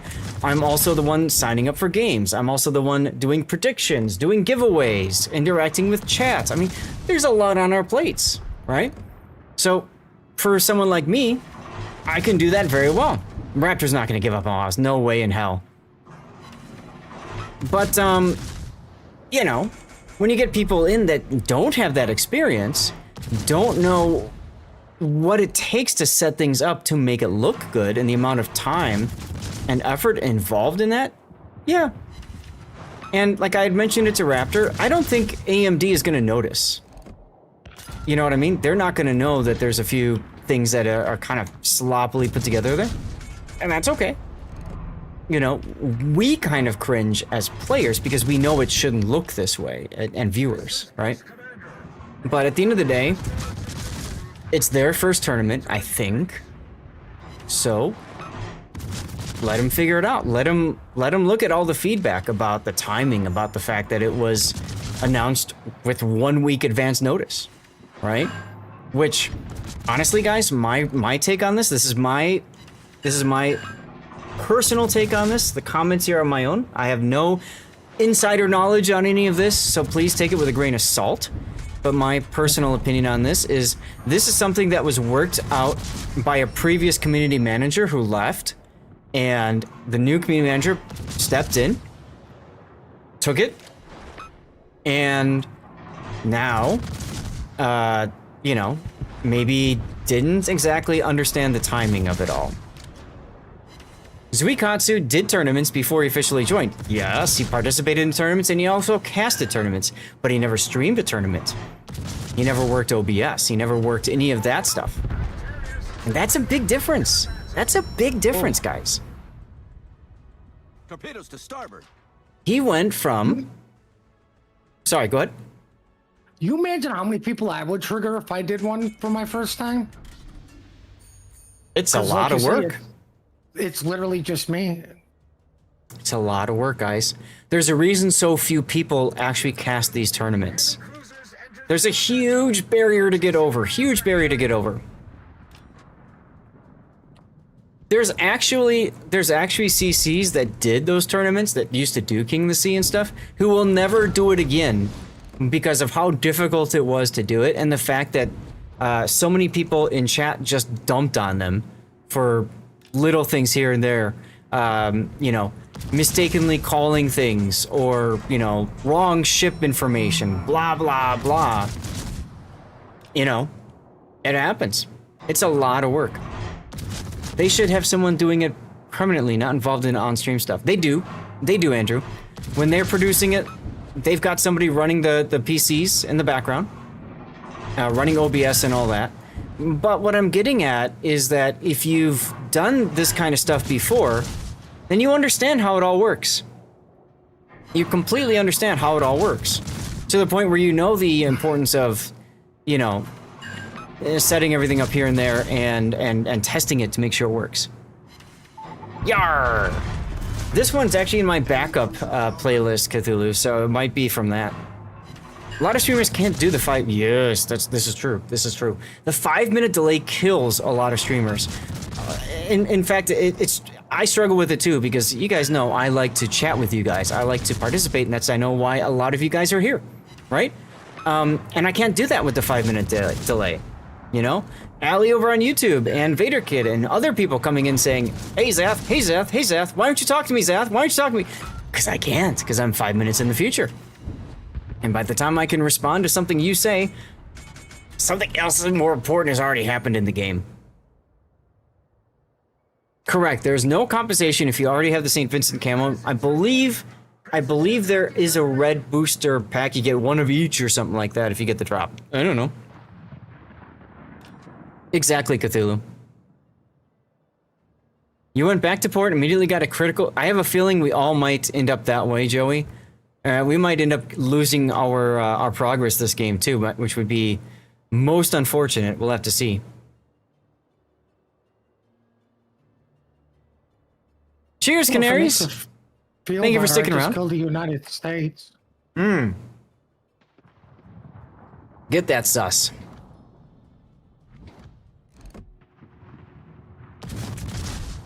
Drops are icing on the cake. You're here for the show. Karate, thank you. And yes, I hate to say it, a lot of people aren't. Now, again, I'm going to share this with you guys. Actually, I'll wait till the commercial's over.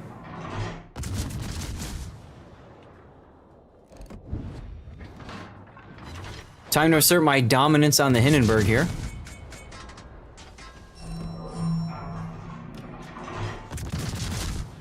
Windows 11 has issues with RGB causing restarts and crashes. Really, Andrew? I have not heard of this.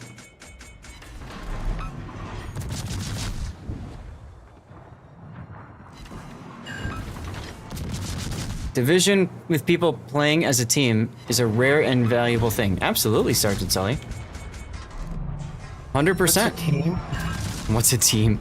You know, that thing that I's in. Still on commercial break? Joey left the division. I'll get you back, Joey. Let's get the heal going. You got 2 fires on the Hindi.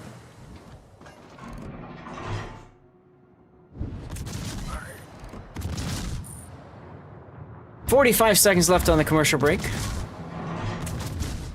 I used to play 5 games. Yeah, we're way beyond that at this point. We actually lost our first op. It was close. It was Pacific Offensive, actually. And we lost it because we just didn't have enough time to cap or kill everything. Human in your game has the Tier 7 Pan American Destroyer. He's either a tester or spent buttloads of doubloons to finish the battle pass early. Probably the second. I doubt testers are gonna just rush and grab a ship. Unless they've got tons of doubloons sitting around, which, hey, it's a possibility. What ship? The Tier 7 Pan American Destroyer. Alright, chat, you guys back? You guys back from the commercial break? I am. Last of the non-wargaming tournaments. There's a couple. Team League comes to mind. Enterprise, and you know, War of Faction and stuff like that come to mind. Yar! Natural selection, mateys. Cruiser sunk.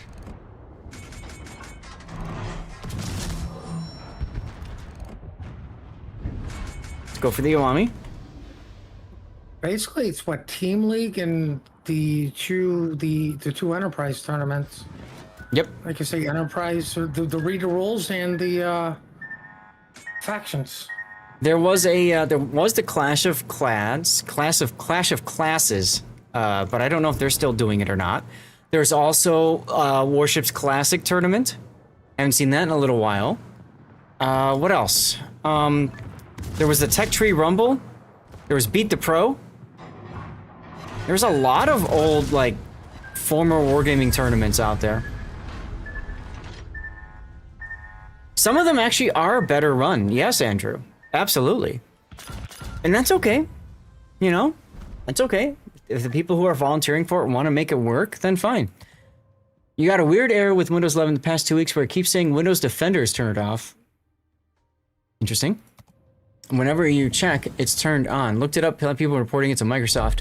Windows annoying with bad updates. Yeah? How about the one that, like, wrecked the hard drives and stuff like that? Okay, so those of you guys that were in the commercial break, you should be back right now. Thank you again for hanging out and listening and waiting patiently.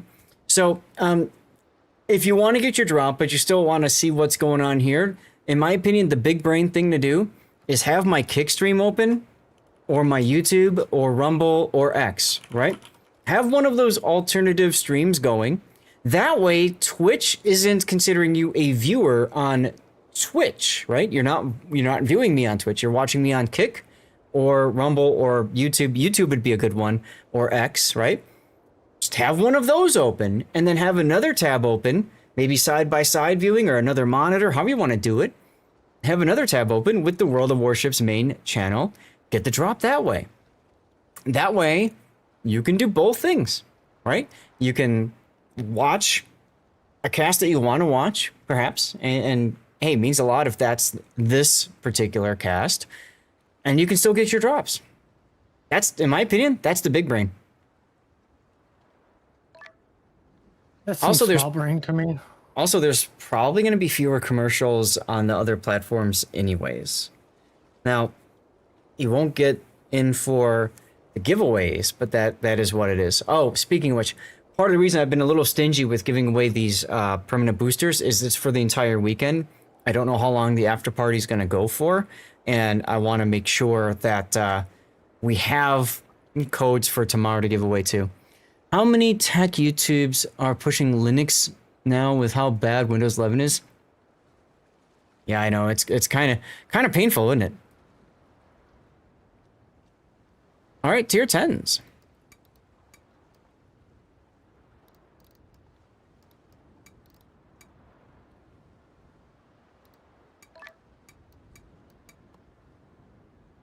Yeah, Joey, by all means, bring a 9 if you want. That's cool. Fine with me. I don't care. 3:30 p.m., guys. We are just about to hit hour 11. I said I was going to keep going as long as there's over 100 of you guys watching the channel, and thank you so much. There's 124 of you guys. Oh, techies have always been pushing Linux. That's right, Darlith. And hey, that is true, Andrew. Ooh, got Sonus. Damn. Ooh, I can take a tier 10 battleship. Or I could take a tier 10 cruiser. Maybe I'll take Napoli. Yo, let's do that. I had some fun with Napoli yesterday, so let's do Napoli. I thought you said you were taking a cruiser, not something that was indestructible. Right? Here we go. Now, the Teenage Mutant Ninja Turtles collab is supposedly coming back this time around. So I'll answer your question in a second, Andrew. I have to go to the bathroom. I'll be right back.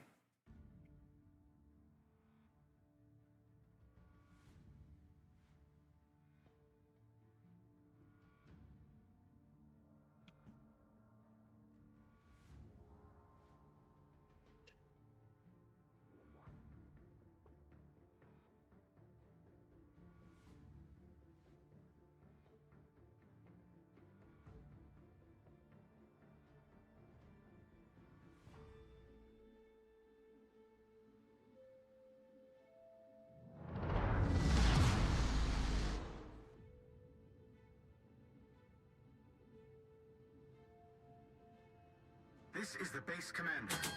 We expect the arrival of You like the really old one, Andrew? I'm really enjoying the new one, and thank you for asking. on transport aircraft. This Wednesday, right? We looked it up before. So, this one's awesome. Firestall, thank you for the follow on Kick. There you go. Do I want to do something stupid here? Yes.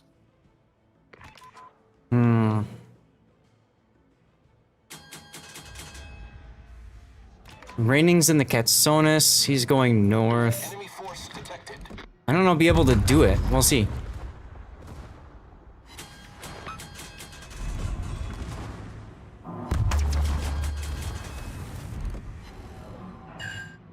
I mean, if the first words out of your mouth is, should I do something stupid? All you're looking for is validation, so the answer is yes.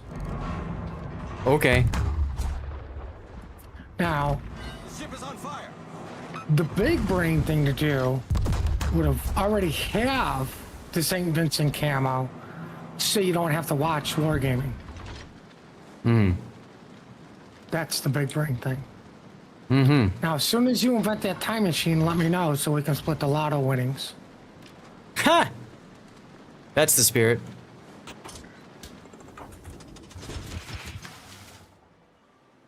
Why only Michelangelo camo, not Raphael, Donatello? Ha ha ha. Cute.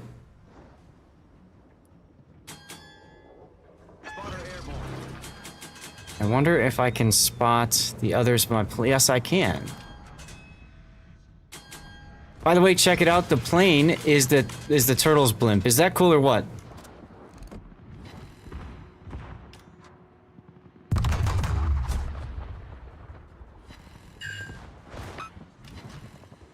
Almost got the kill on the gearing. Oh, that means participation award? Hey, got the kill. Good old secondaries. Uh-oh.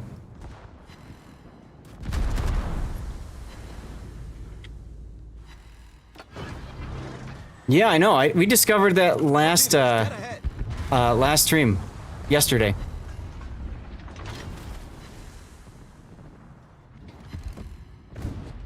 Fine, Salem. You want to do this?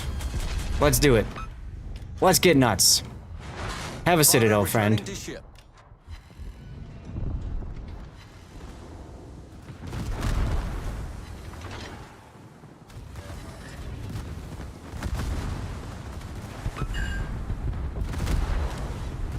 Alright, it'd be nice if the radar would stop soon.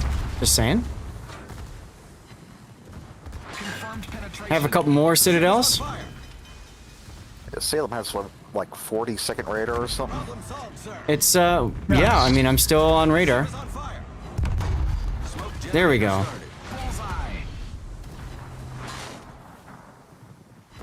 And I'm probably dead. Yep, there I go. Napoli hands down best coal ship. It is, it really is. So there you go. I did something stupid. Mostly for the rest of you guys to have stuff and things. Enjoy.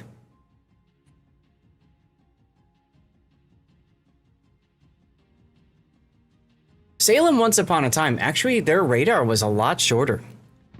And then it got buffed.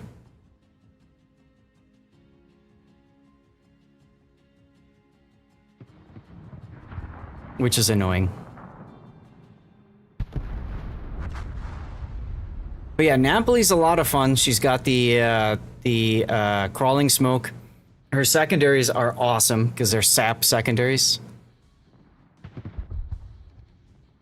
Edgar sucks. All the tier 11s suck really, except for Annapolis and Condi. Yeah, Annapolis and Condi. Hanover's alright, if you can charge up the funny button. Frankly, super ships are just super expensive to play. So, why bother?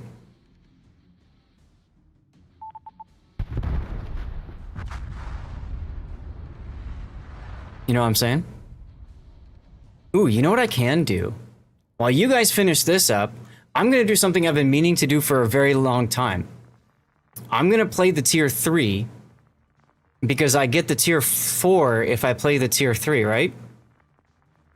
You've done filthy things in Maine, but of course she's a rare treat. And you're fine with that. Sure. Wow, game. Okay, maybe I'm not going to do anything. Yeah, you unlock it in the armory. Right. So I can always drop div, do a quick co-op of that tier 3. That way you guys have something to watch. Then again, or the thing that you're going to watch is, you know, that can be a thing too.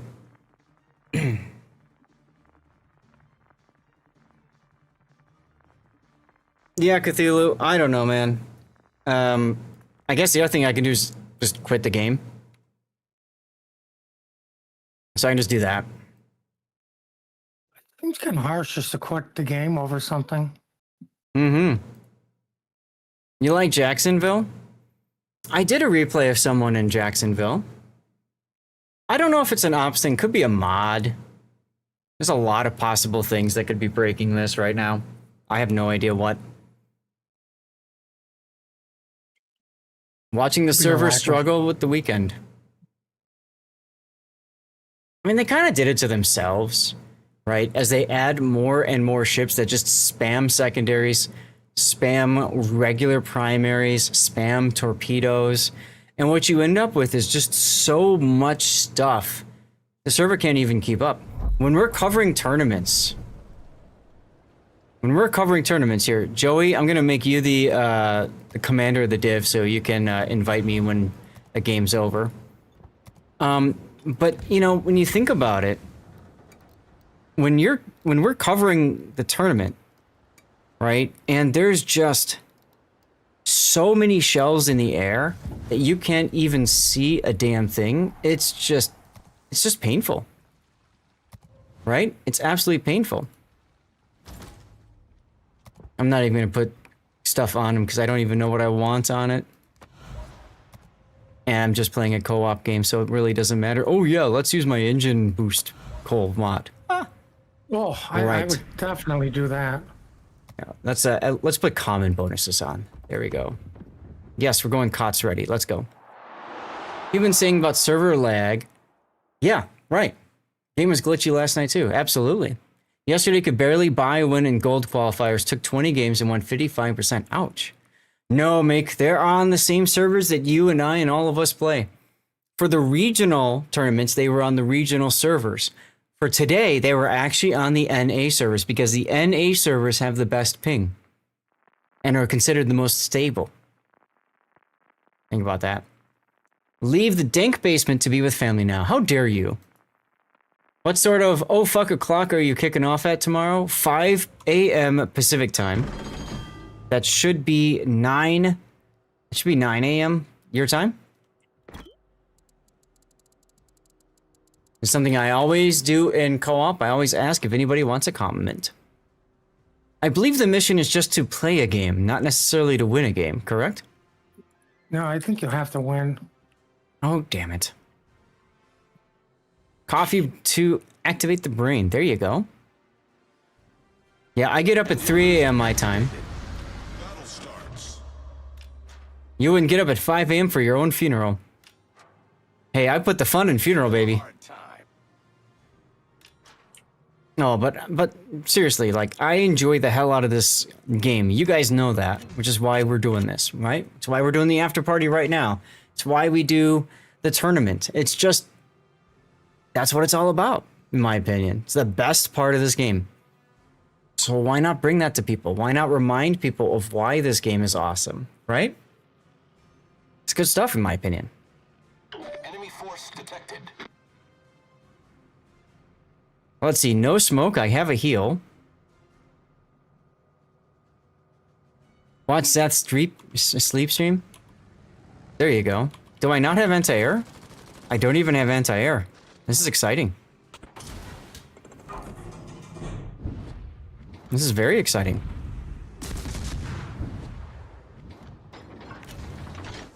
Torpedoes that only reach your spotting range. Challenge accepted. Can I get citadels on the Phoenix? No. Currently, no, because he's too angled.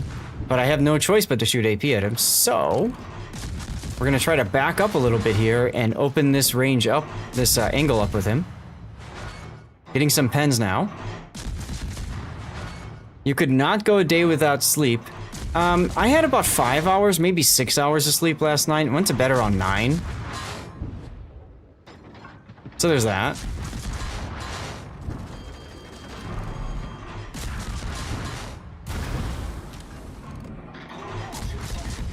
Gotta love all these pens and overpens I'm getting, huh? Hey, V170 crawling on my butt. Here.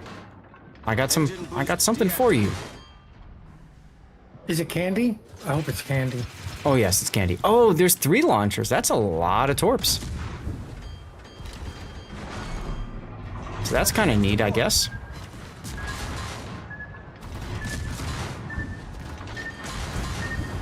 There you go. Yar. New house is good, Andrew. There's still a lot of things to work on. Right. How's that scorpion pen coming along? Wonderfully. Ooh, is the Phoenix gonna take a couple of torps too? Let's go. Ooh, I hate dyslexia. Dude, when are you gonna get the fire? Never ending. Oh, I've got a huge list of things to do. Absolutely. All super ship ops don't actually work, believe it or not. Okay, we're finally getting citadels. Look at that. 4 of them. Make that 5.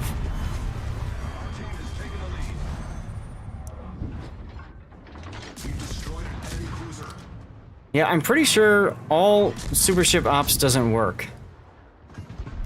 Or maybe it just takes forever to make it happen. Something like that. Maybe they fixed it? I don't remember. All super ship tournament would be fun. I think that wasn't that something else. Now. Wasn't that something else that they did in Warship Masters? They had the flagship system.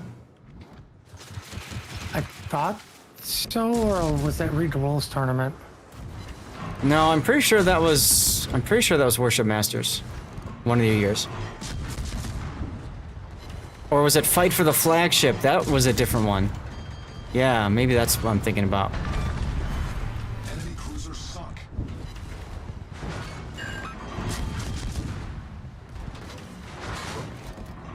I got a lot of torps to play with.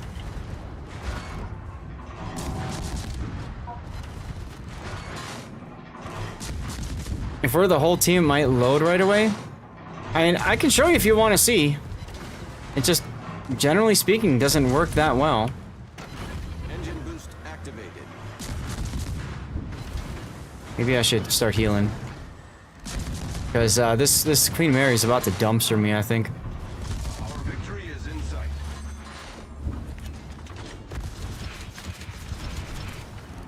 Or not. It's just ignored me. Nifty? We'll go with nifty.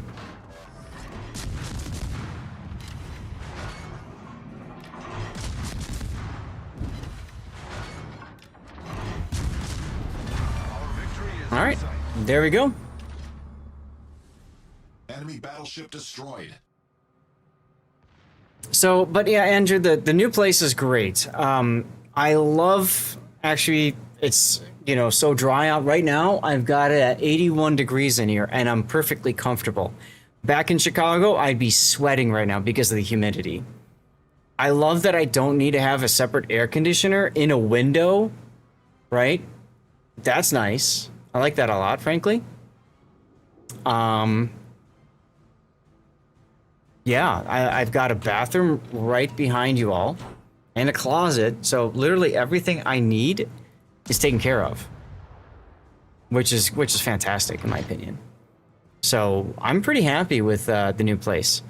Like, just a lot of things I need to do to set up for it still, but you know, it'll take time, but we'll get there. My dad and his girlfriend actually made a comment. They're like, why aren't you done unpacking it? It's because I work 2 jobs. You know? It's easy to say when you're retired and 70 odd years old, why haven't you unpacked yet?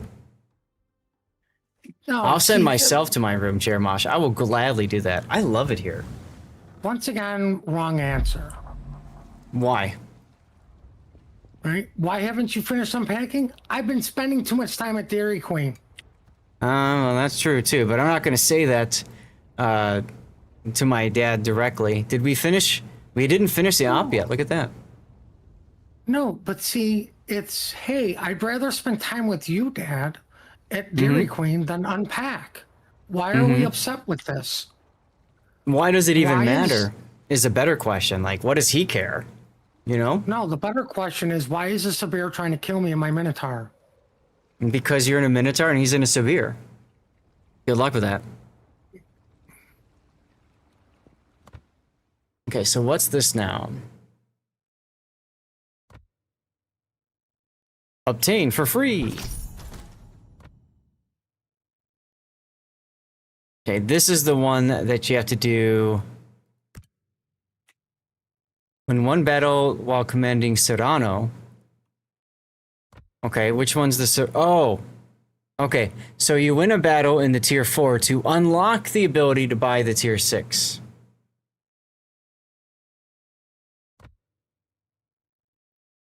Wow, Wargaming. I'm gonna pass on that one. You're not getting my hard-earned doubloons that easily. Just saying. Because the 5 is in here, isn't it? Yeah, I got the 5 already. So why do I need the 6? Because it's better than 5? Okay.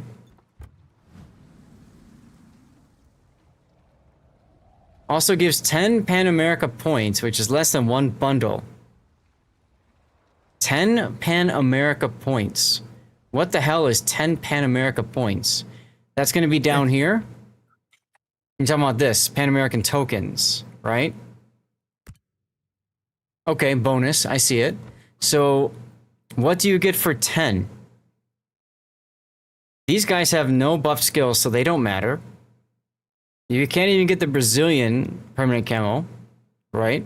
So, you can get 750,000 credits. Woo! You know?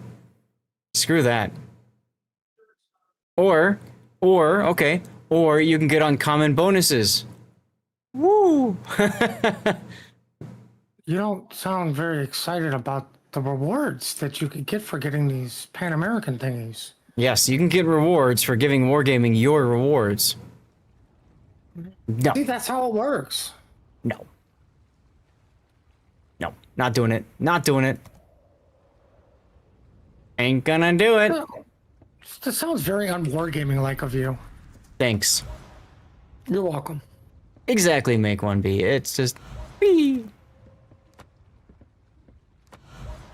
It's like whatever. So I'm not gonna play this shit, but I'm gonna get it ready for when I'm probably gonna do the low tier ops go up to tier 5, right?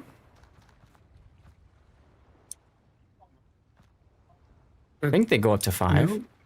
What, the new system? They're coming up the next patch.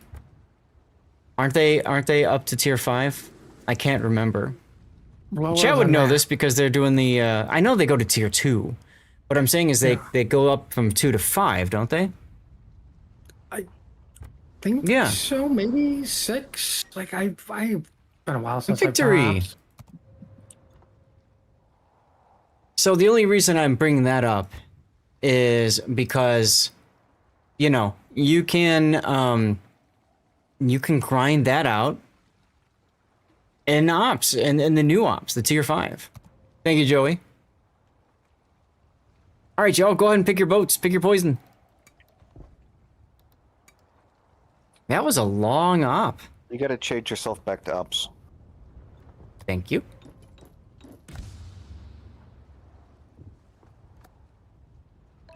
How long was that op? Look at that, I died in ranked battle time.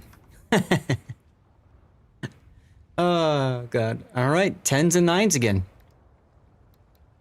Well, I guess I'll play the other Napoli. Napoli Black. You gotta step out for a bit there, Raining? No problem. Thank you for the games, dude. That means we got room for one more in our div if anybody else wants in. Your death rank is now epic. Jockstrap, come on back in.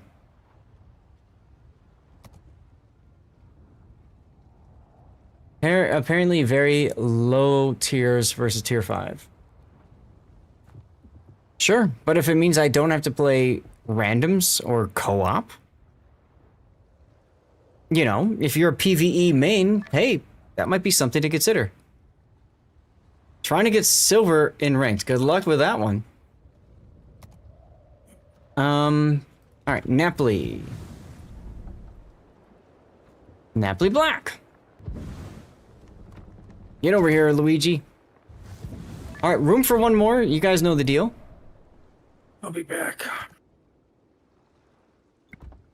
Didn't want to like them, but you've already got almost 35.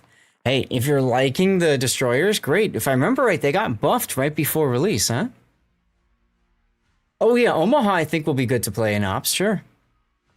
And the premium Omahas too, right? Murmansk and Marblehead would be good choices too.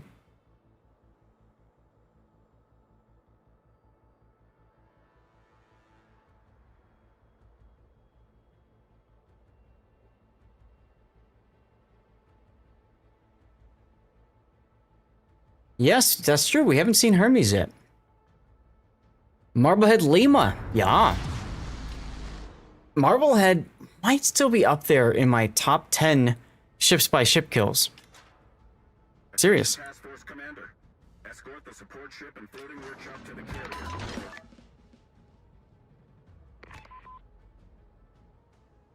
Attention engineer. Restore the carrier to operational condition. Attention Arsenal and Aviator. Deliver ammunition and 150 port slots on Asia, so you have a few Yeah, you do. Best get you on that, Sergeant Sully. Stop playing Jinan and Hanover so much.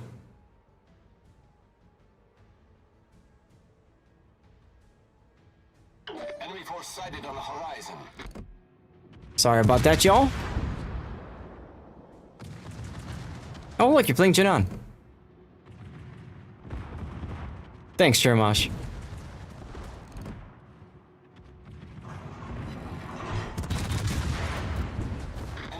Let's try not to die in 3.5 minutes this game.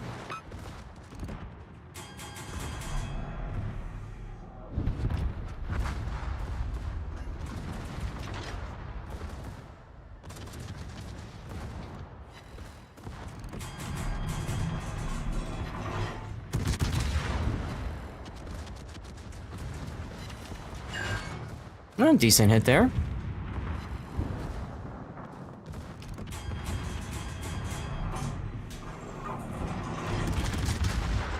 And someone did more.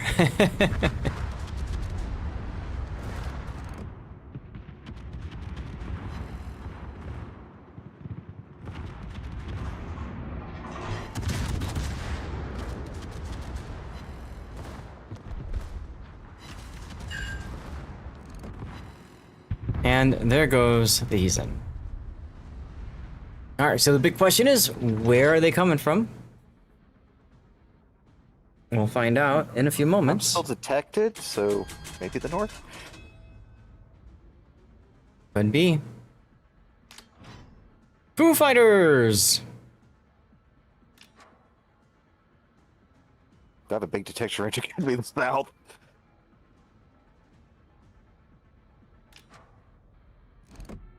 It is so cool looking at the Bogue with all the planes on the deck. I really like how they did that.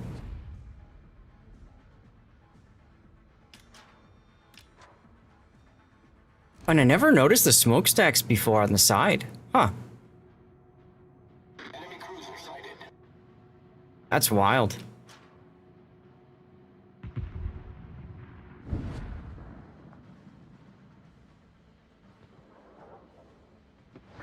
Yeah, I know, right? Seriously. It is nice attention to detail.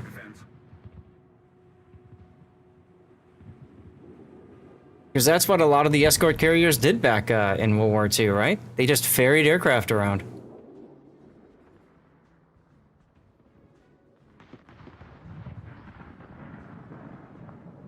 And in In the Atlantic, they were huge for anti-sub warfare.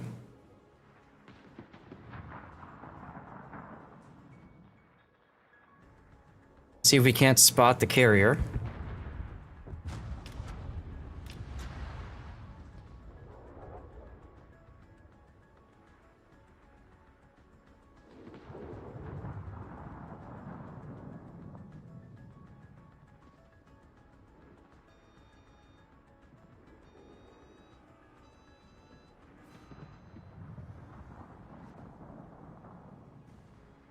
This is Raptor. Enemy aircraft. There he is. Destroyer. It's crucial for the squadron. Attention, squadron commander. According to reconnaissance data, one more enemy aircraft carrier is likely to remain in the combat zone. Seek and destroy. Smoke generator started. Spotted, so we're gonna pop that off. Raptor, Task Force commander here. Working on an optimal route for you. Proceed due southwest. Put the plane up so we can just get some anti-air kills.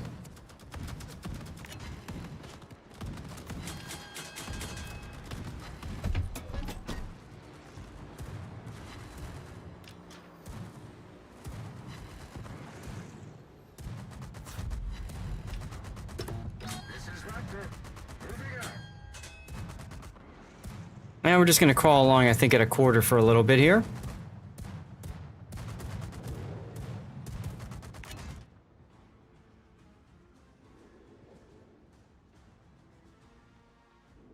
Smoke screen set.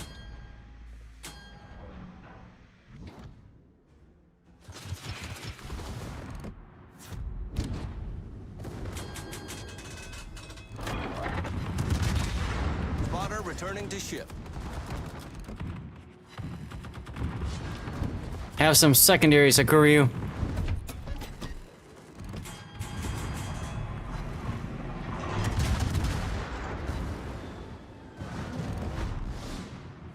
Oh, we got a bunch of the aircraft. That's exciting.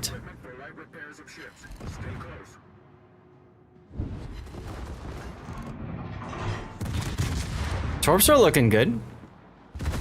Ship is on fire. Of course, 2 fires. Of course. First salvo, 2 fires.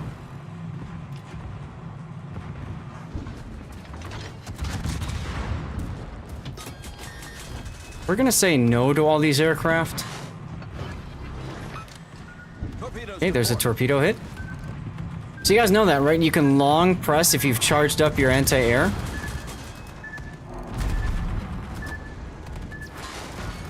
You can long press, and you get this long period of concentrated anti-air fire.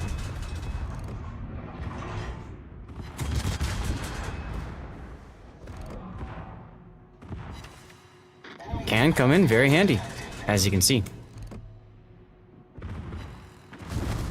Alright, we're gonna say no to that fire. Problem solved, sir. I wanna see if I'm still spotted by a ship. Looks like no.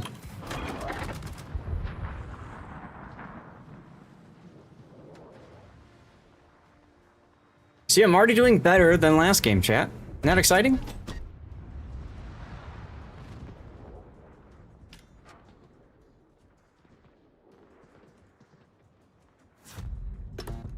Now remember, I do have channel point redemptions. You can choose my next ship if there's a specific ship you want to see me play. Maybe you struggle in it. Just want to see how I can do. You're welcome to choose that if you want. Aha! There's the Kita.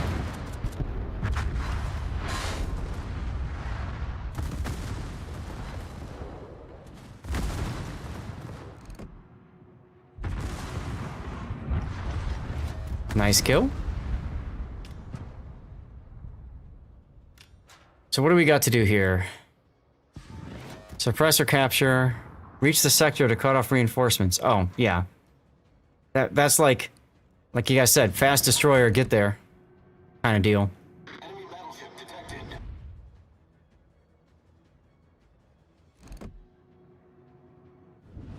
Joey just working them down up there. I like it. I like it.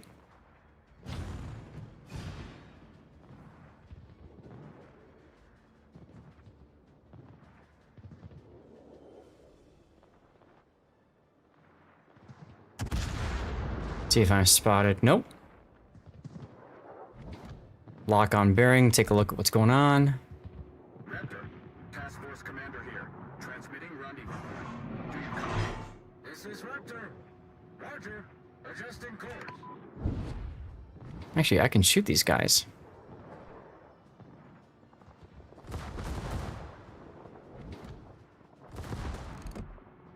How's about we shoot this one? Oh, rip Joey. Target penetrated.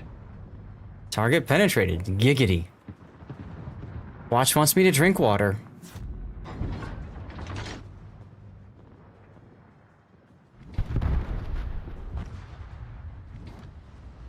Yeah. I'm sure he was. He's in the perfect position to have your broadside, unfortunately. Smoke generator started. Let's have some fun with our secondaries for a little bit. Maybe get into a position where we can use AP on the Takahashi.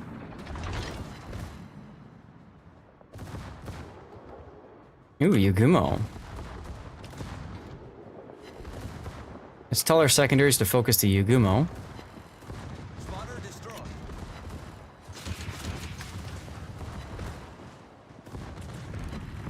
There's the Torps and the HE bombers. Interesting.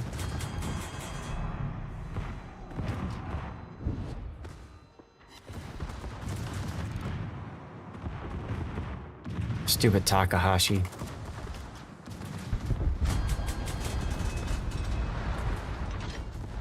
Smoke screen set.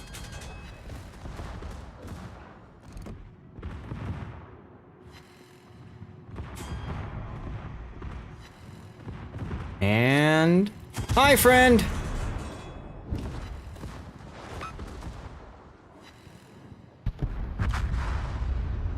Nice. Really? Why are you respawning here? We literally just got in here to grab the cap. That's stupid.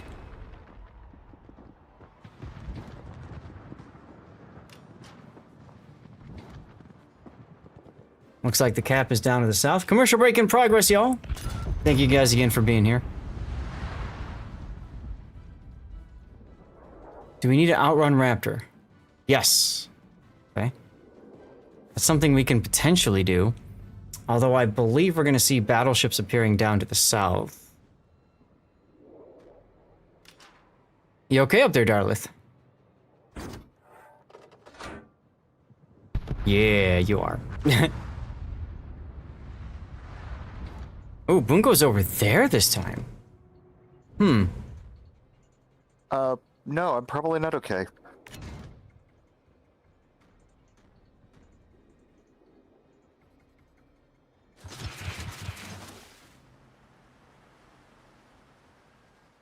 Well, we should be able to outrun Raptor, and then we can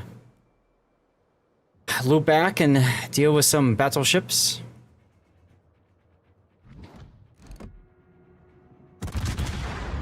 See if I get detected with this. No, I do not. Adatara's back there too. Yeesh.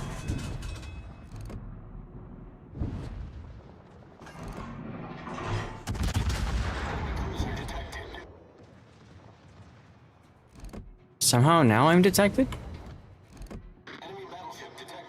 You shot down a bunch of Shinano aircraft? Cool.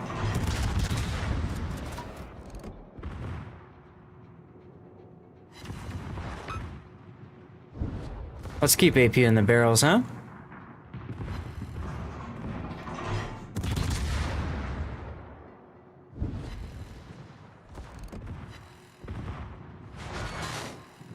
Well, remember that the Shinano does have the tacticals, right? Oh crap, Bungo's looking at me.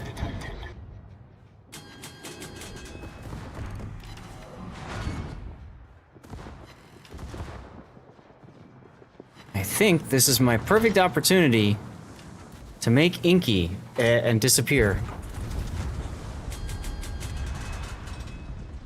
Smoke generator started. Let's make that happen, y'all.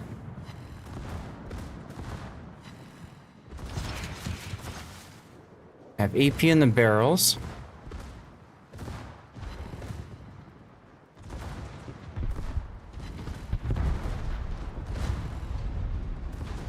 See if we can't straighten out here. Get an angle on the Ibuki.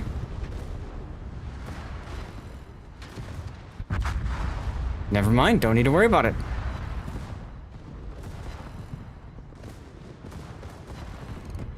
As always, bot's amazingly good at dodging torpedoes, huh? How about some AP now? Hey, look at that! Consumable action time extended. Good thing I just used my last smoke. Smoke screen set. Yuck, yuck, yuck, yuck, yuck. Right, so you want to torpedo this ship back and forth here. That's what you do at the end of the op. You just keep spamming torpedoes. At a certain point, you might hit it.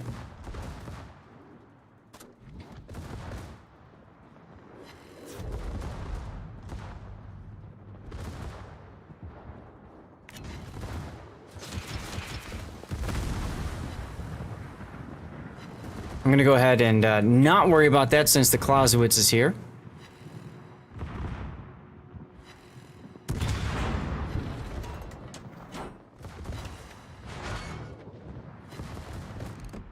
I wonder if we lost too many ships so it only spawns the one?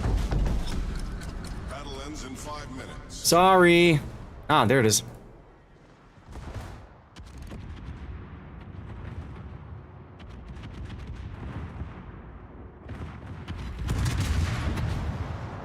Now, this is also a bit annoying because it's going to curve southward a little bit. There he goes. But it's okay.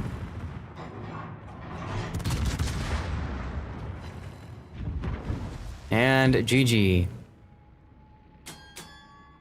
Victory plane! Put the captain up. And might as well do a victory heal because there's nothing left to do at this point. But yeah, the tacticals are probably a lot of what you shot down, and you might have even shot down a bunch of aircraft, a bunch of fighters that were circling Shinano too. Fireworks! Now you guys can't see it. I'll turn the lights off for a sec. It's kind of still bright in this room. Oops. Here.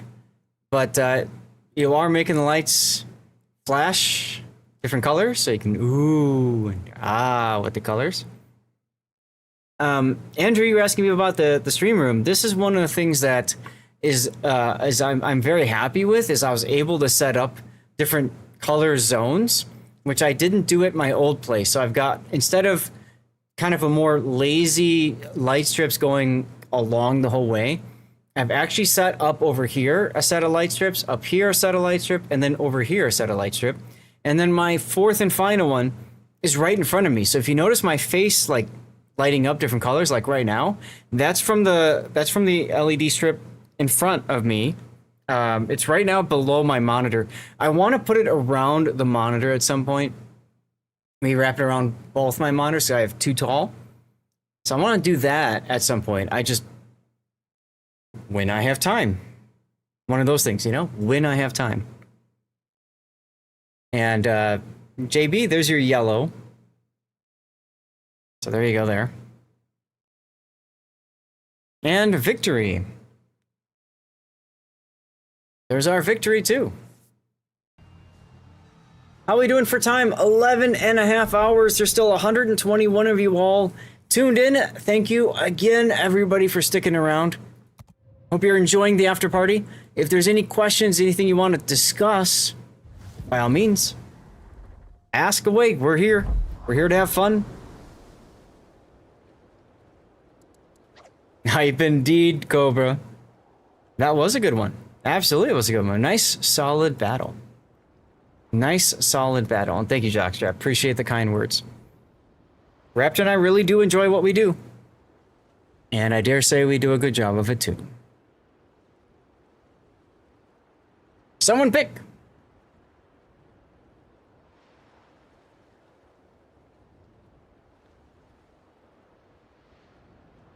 Constellation, tier 8, okay. Chat, do you guys want to see the camo for tomorrow? If you want to know what the camo is that we've been talking about.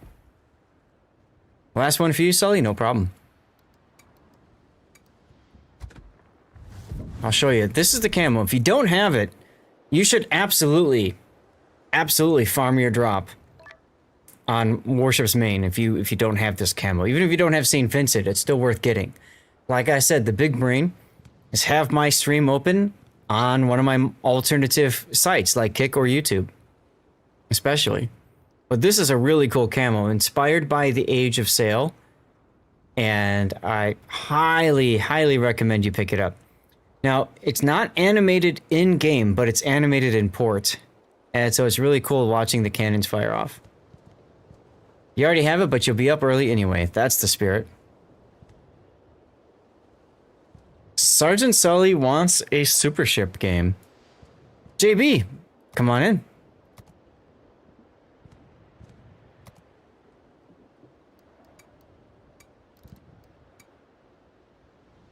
Are we trying the all super ship craziness? No. Okay. Well, I don't have a super ship, so that wouldn't work. That's fine. Then grab a tier 10 if you want.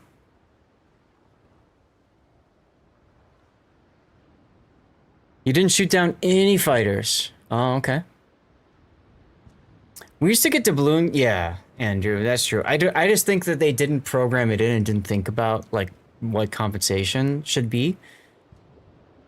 Based off our discussion earlier, I wouldn't be surprised if it was just a...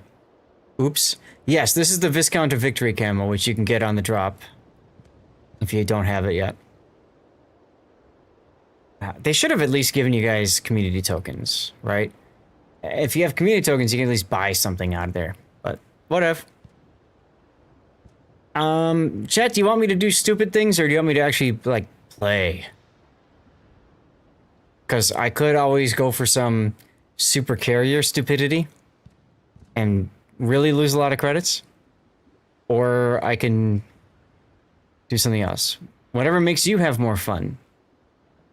Joey, what are you going to take? It's up to Joey, and then I'll go from there. Go hardcore? Will do.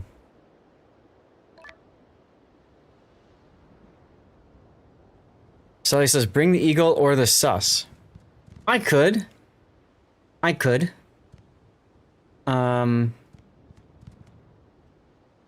I don't know what... Joey took cruiser.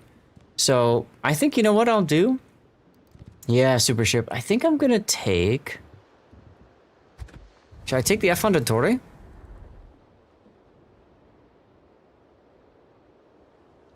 How about the Hanover? Oh, no. That's right. Oh, yes, that's right. Because these are not premium ships, right? So you have to have a commander on them. I forgot about this. Yeah. Okay. What are my von Jutlands on? Bismarck is one of them, and Z52 is the other. Okay. I'll just leave them alone there. Vigilance is still probably a good choice for Hanover, but I also hate wasting the time to turn my turrets. So I think we'll do something like this.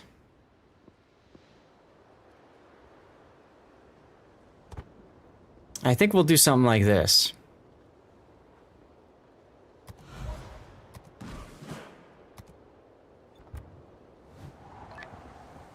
Set up for full secondaries. Remember, we have a funny button here that's dependent on hitting with secondaries or main battery.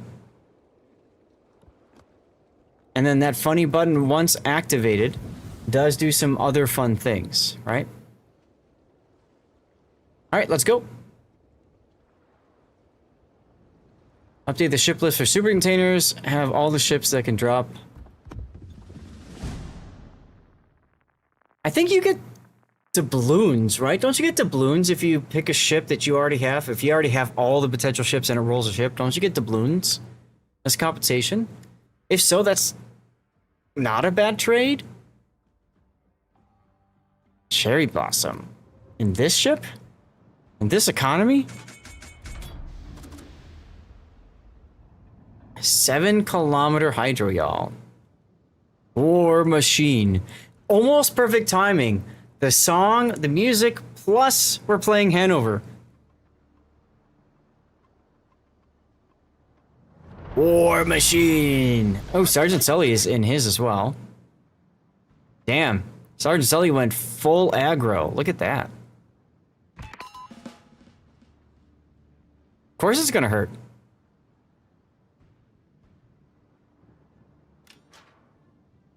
New European cruisers look awful. Maybe they do.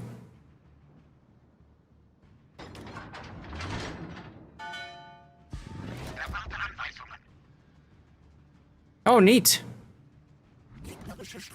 I'm already gonna take a torpedo or 12.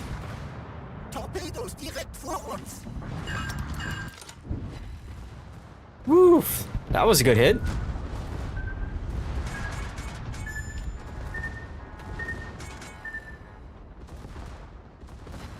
One of the things I think you need to get used to doing when you're playing these big battle ships, as Raptor likes to call it, is like you're almost constantly moving, right? You don't ever want to like stop, and you definitely don't want to change direction, like forward or backward.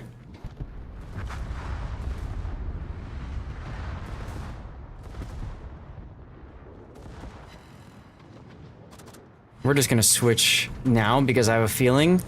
Yep, there goes the kill. Yarr!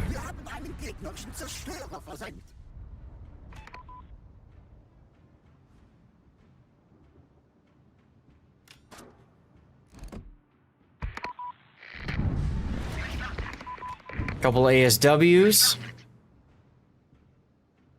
There's more minefields up there. War machine.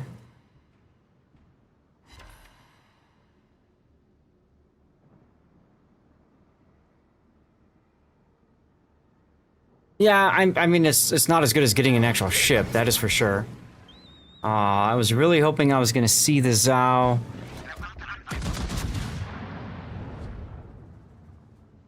Oh well.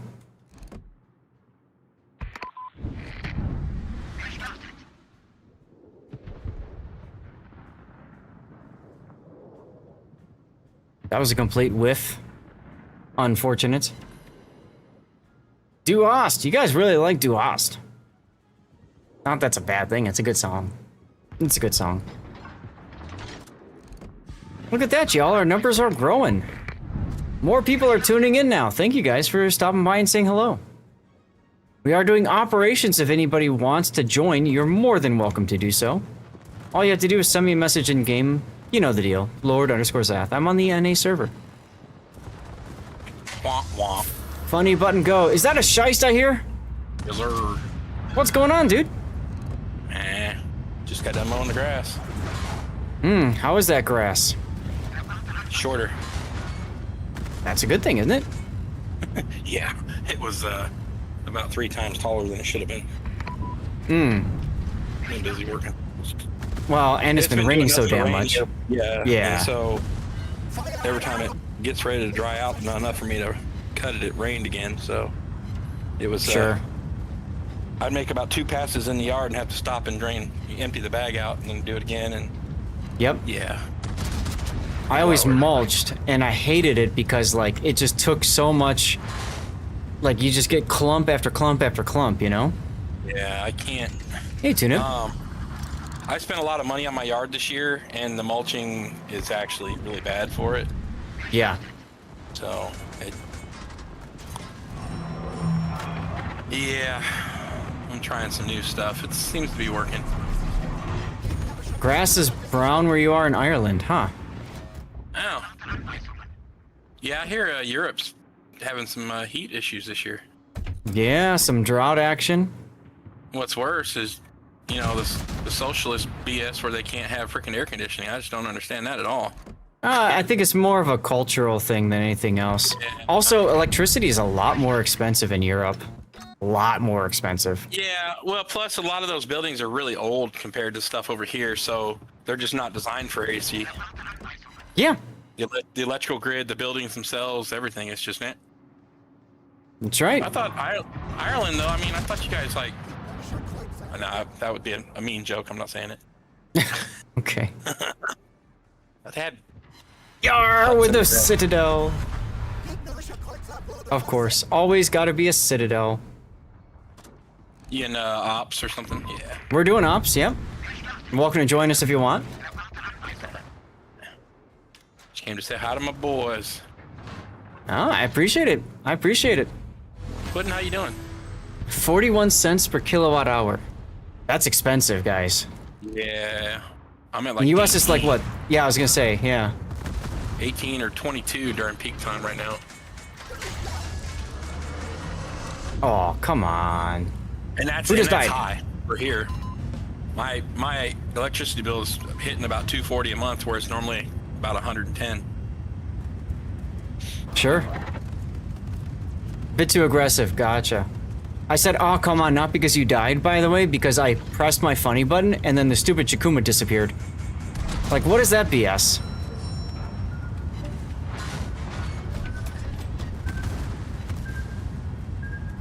And there goes Puddin'. Puddin was here for a little while. He said he had to go and he'd be right back. And then I guess, I don't know, maybe he got stuck playing Minecraft. Yeah, I was just gonna wish you a happy stream. Just came by to say hello for a minute. Well, thank you. I appreciate you, dude. You know that. Play 1 or 2 rounds to get some naval battle stars, and then I'm going to bed. There you go. See ya, dude. Catch you around tomorrow, probably. Yeah. I'll be here. Kings of the Sea or some crap tomorrow. More, yeah, we're doing more of the Warship Masters tournament. Okay. Is it your stream or is it the officials' stream you're supposed to watch for drops? For the drops, official, and it's only the St. Vincent camo. So if you already have the St. Vincent camo, then you're not gonna get anything really. Well, you're gonna get the St. Vincent tier 10. Is it, let me look here. What, Yarr. Yeah. Battleship. I have the St. Vincent. Let me see if what I got here. I've never taken it out. What camo is it? I just showed it. I can show it again afterwards. It's the one that looks like a ship of sail, so it's all black with a white stripe going through it. It's called the Viscount. It's called Viscount. So if you want to look at your perma camos and see if it's there. I have 5 different camos available for this boat, but not that one. Okay. So yeah. It's well worth picking it up if you don't have it yet. Yeah. What time does that start tomorrow for them? For you, it starts at 7 a.m. Okay, I'll try to find a channel that's doing it.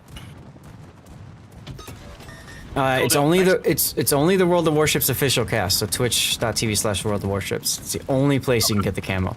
90 minutes you gotta watch. Yeah. Now, what I was telling people to do is, if they want to still catch like myself and Raptor, just pull up my Kick stream or YouTube stream, because I'll be multi-streaming. That way you still get progress for your drop on Twitch if you're on the official, right? And then, bless you. Yeah, but I can and then you get it that way. You can do 2 streams simultaneously, so. You can, but I recommend not doing that for the drops, because Twitch is kind of finicky with drops. That'd be alright. I'll get her done. Thank you for reminding me. You're welcome. Have a good one, brother. You too. Thanks for stopping by and saying hi.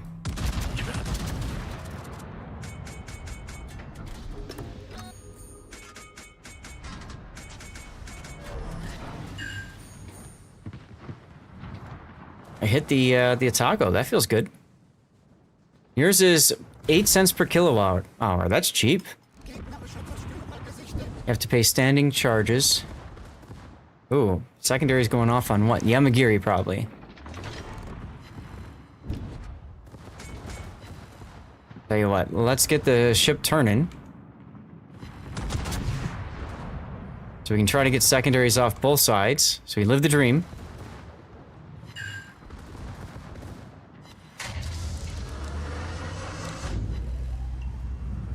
There we go. Go gadget secondaries. Oh, the Fletcher rammed the Yamagiri? I've never seen that before. I've literally never seen that before, y'all. Have you guys seen that before? Welcome back from the commercial break, by the way, and again, thank you all for sticking around through that. 4 overpens. Are you kidding me, game? And there's the lights.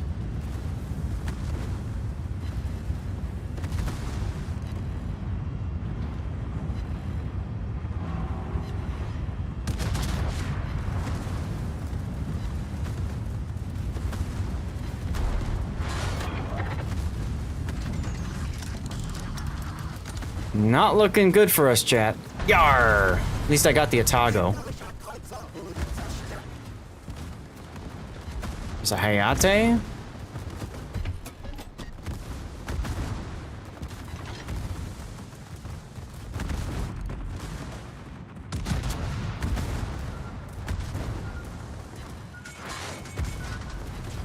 Let's make sure that we have Hydro on. This might be my death right here. Yep, it is. Oh well. That's super ships for you. Oh well. At least I got to use my funny button for a while. 317 secondaries ain't bad. Nobody reached sector? Oh, over here? What is this for? Reach the sector to cut off reinforcements. Well, I guess that means there's more reinforcements, right?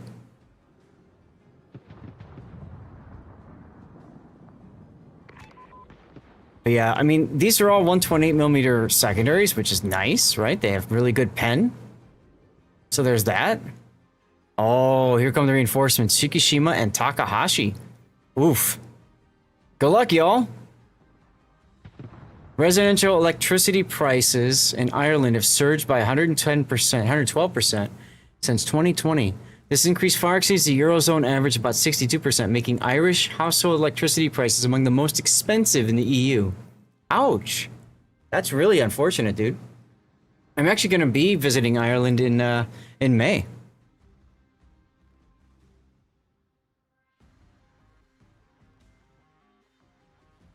Obviously, I won't be paying for electricity, but damn, dude, that's terrible.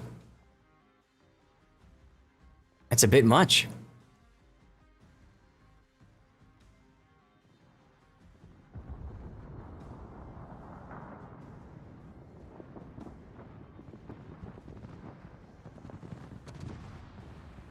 Sergeant Sully getting the heel going.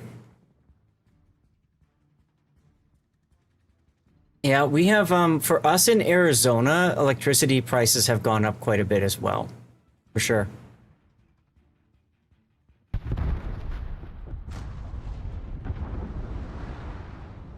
For sure.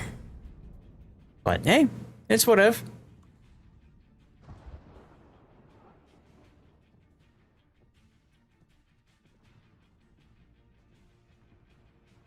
Yeah, I agree with that 100%, Andrew.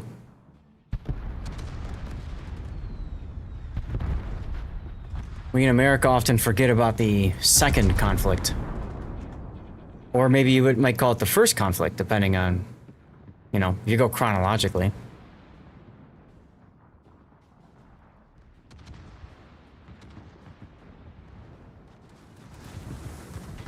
Are these torps gonna hit the Shiki?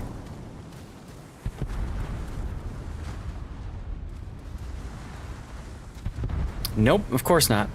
See what I was talking about before about secondaries? Look, you can't even see the secondaries because there's just so much being rendered. Right? There's just so much being rendered.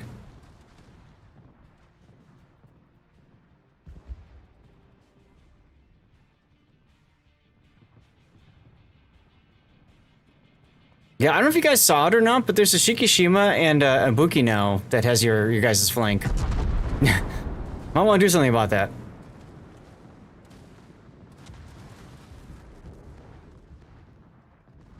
Thankfully, your wife married a rich man, so you don't have to worry about electric bills. You're looking forward to meeting him.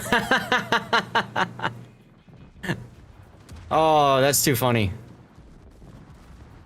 Hey, the Shiki took a torpedo. The Buki might as well. That's important. Rip Darlith. That leaves just Cam and JB to win this. Good luck.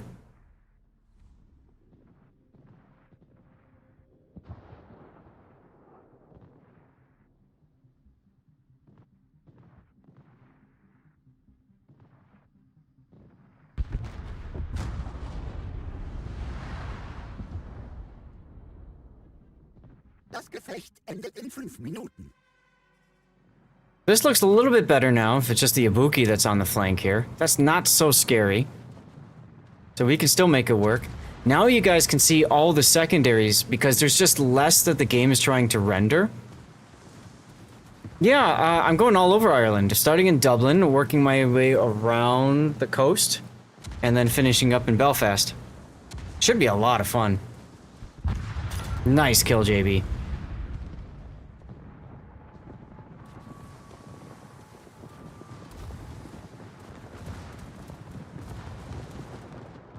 We got 4 minutes to kill the aerodromes. So, Cam, if you can hear me, it might be a good idea to try to focus on the aerodromes if they're spotted. Exactly. Cam is taking 1, maybe 2 torpedoes. Oh, okay. He dodged that one. Oh yeah, I already have the hotel locked in for Dublin. And yes, I noticed. I noticed. They're up there on price. It is what it is. Originally, the wife and I were going to be doing a trip over the summer. This summer, we were going to go to Sarajevo.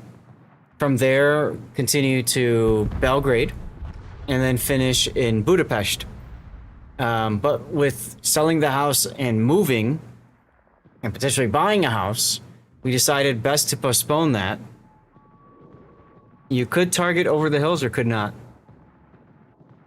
3 minutes to go. Could not. Yeah. Oh well. So now you guys see why I generally don't feel like super ships are worth taking in ops. They're expensive to play. It's very easy for you to die because they're just super big. And just take all the fires, all the torpedoes, and, well, you have this happening.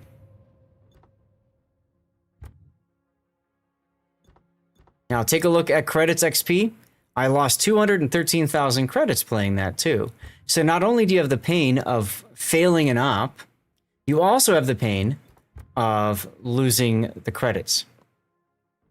Our damage is almost the same. Almost 200,000, yeah. But you know, in a super ship, that's just, it's not worth it. You know what I mean? It doesn't do much for you, which is unfortunate. Our XP is, look at that, 2 off. You over pushed too early? I thought we were all pushing up, and then I looked, and I was the only one. So then I just gone. Super ship is, yeah, pretty much. You only earned 320k with blues. Ouch. Well, Sergeant Sully, thanks for joining. That means you got room for one more in our div if anybody's interested in joining us. Qualifiers to get into gold yesterday. Today's run, what a difference a day makes. Almost made it to 5 from 10. Oh, you're playing Sibir, okay. That was fun. Sure.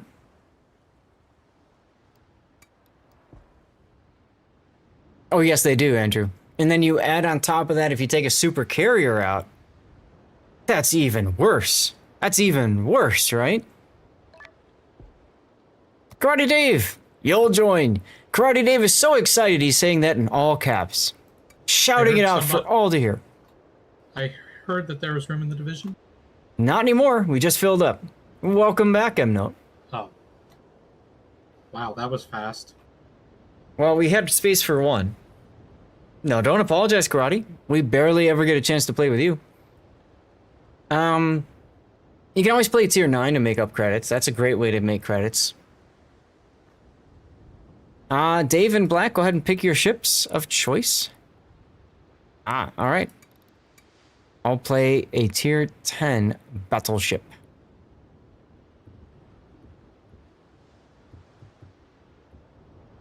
Hey, Desperado. It's going fine. How you doing?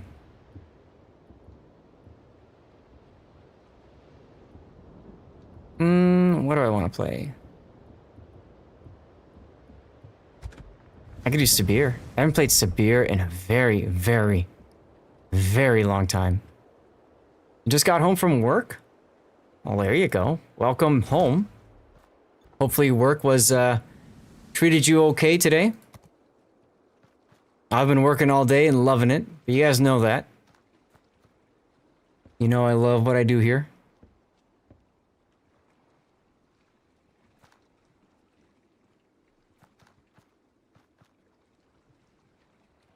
That's why you haven't playing, because you're just worn out.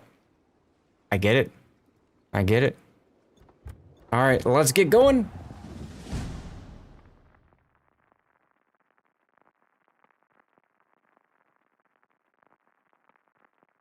I got like this tickle in my nose. I don't know if it's a nose hair or what, but it just doesn't want to cooperate. What does the funny button do in severe? Hopefully I get this chance to show you, but basically what this does is it tightens up your main battery dispersion, turns you into a pinpoint accurate ship. A standard Russian battleship. Oh, even more pinpoint than that. SS, no worries. M-Note left the Discord, so I don't know if that means he's not coming back or what. I wouldn't worry.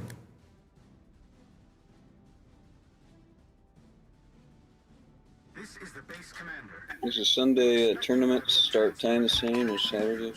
Today's. Same thing as today's. That's correct. That's 5 a.m. Pacific time.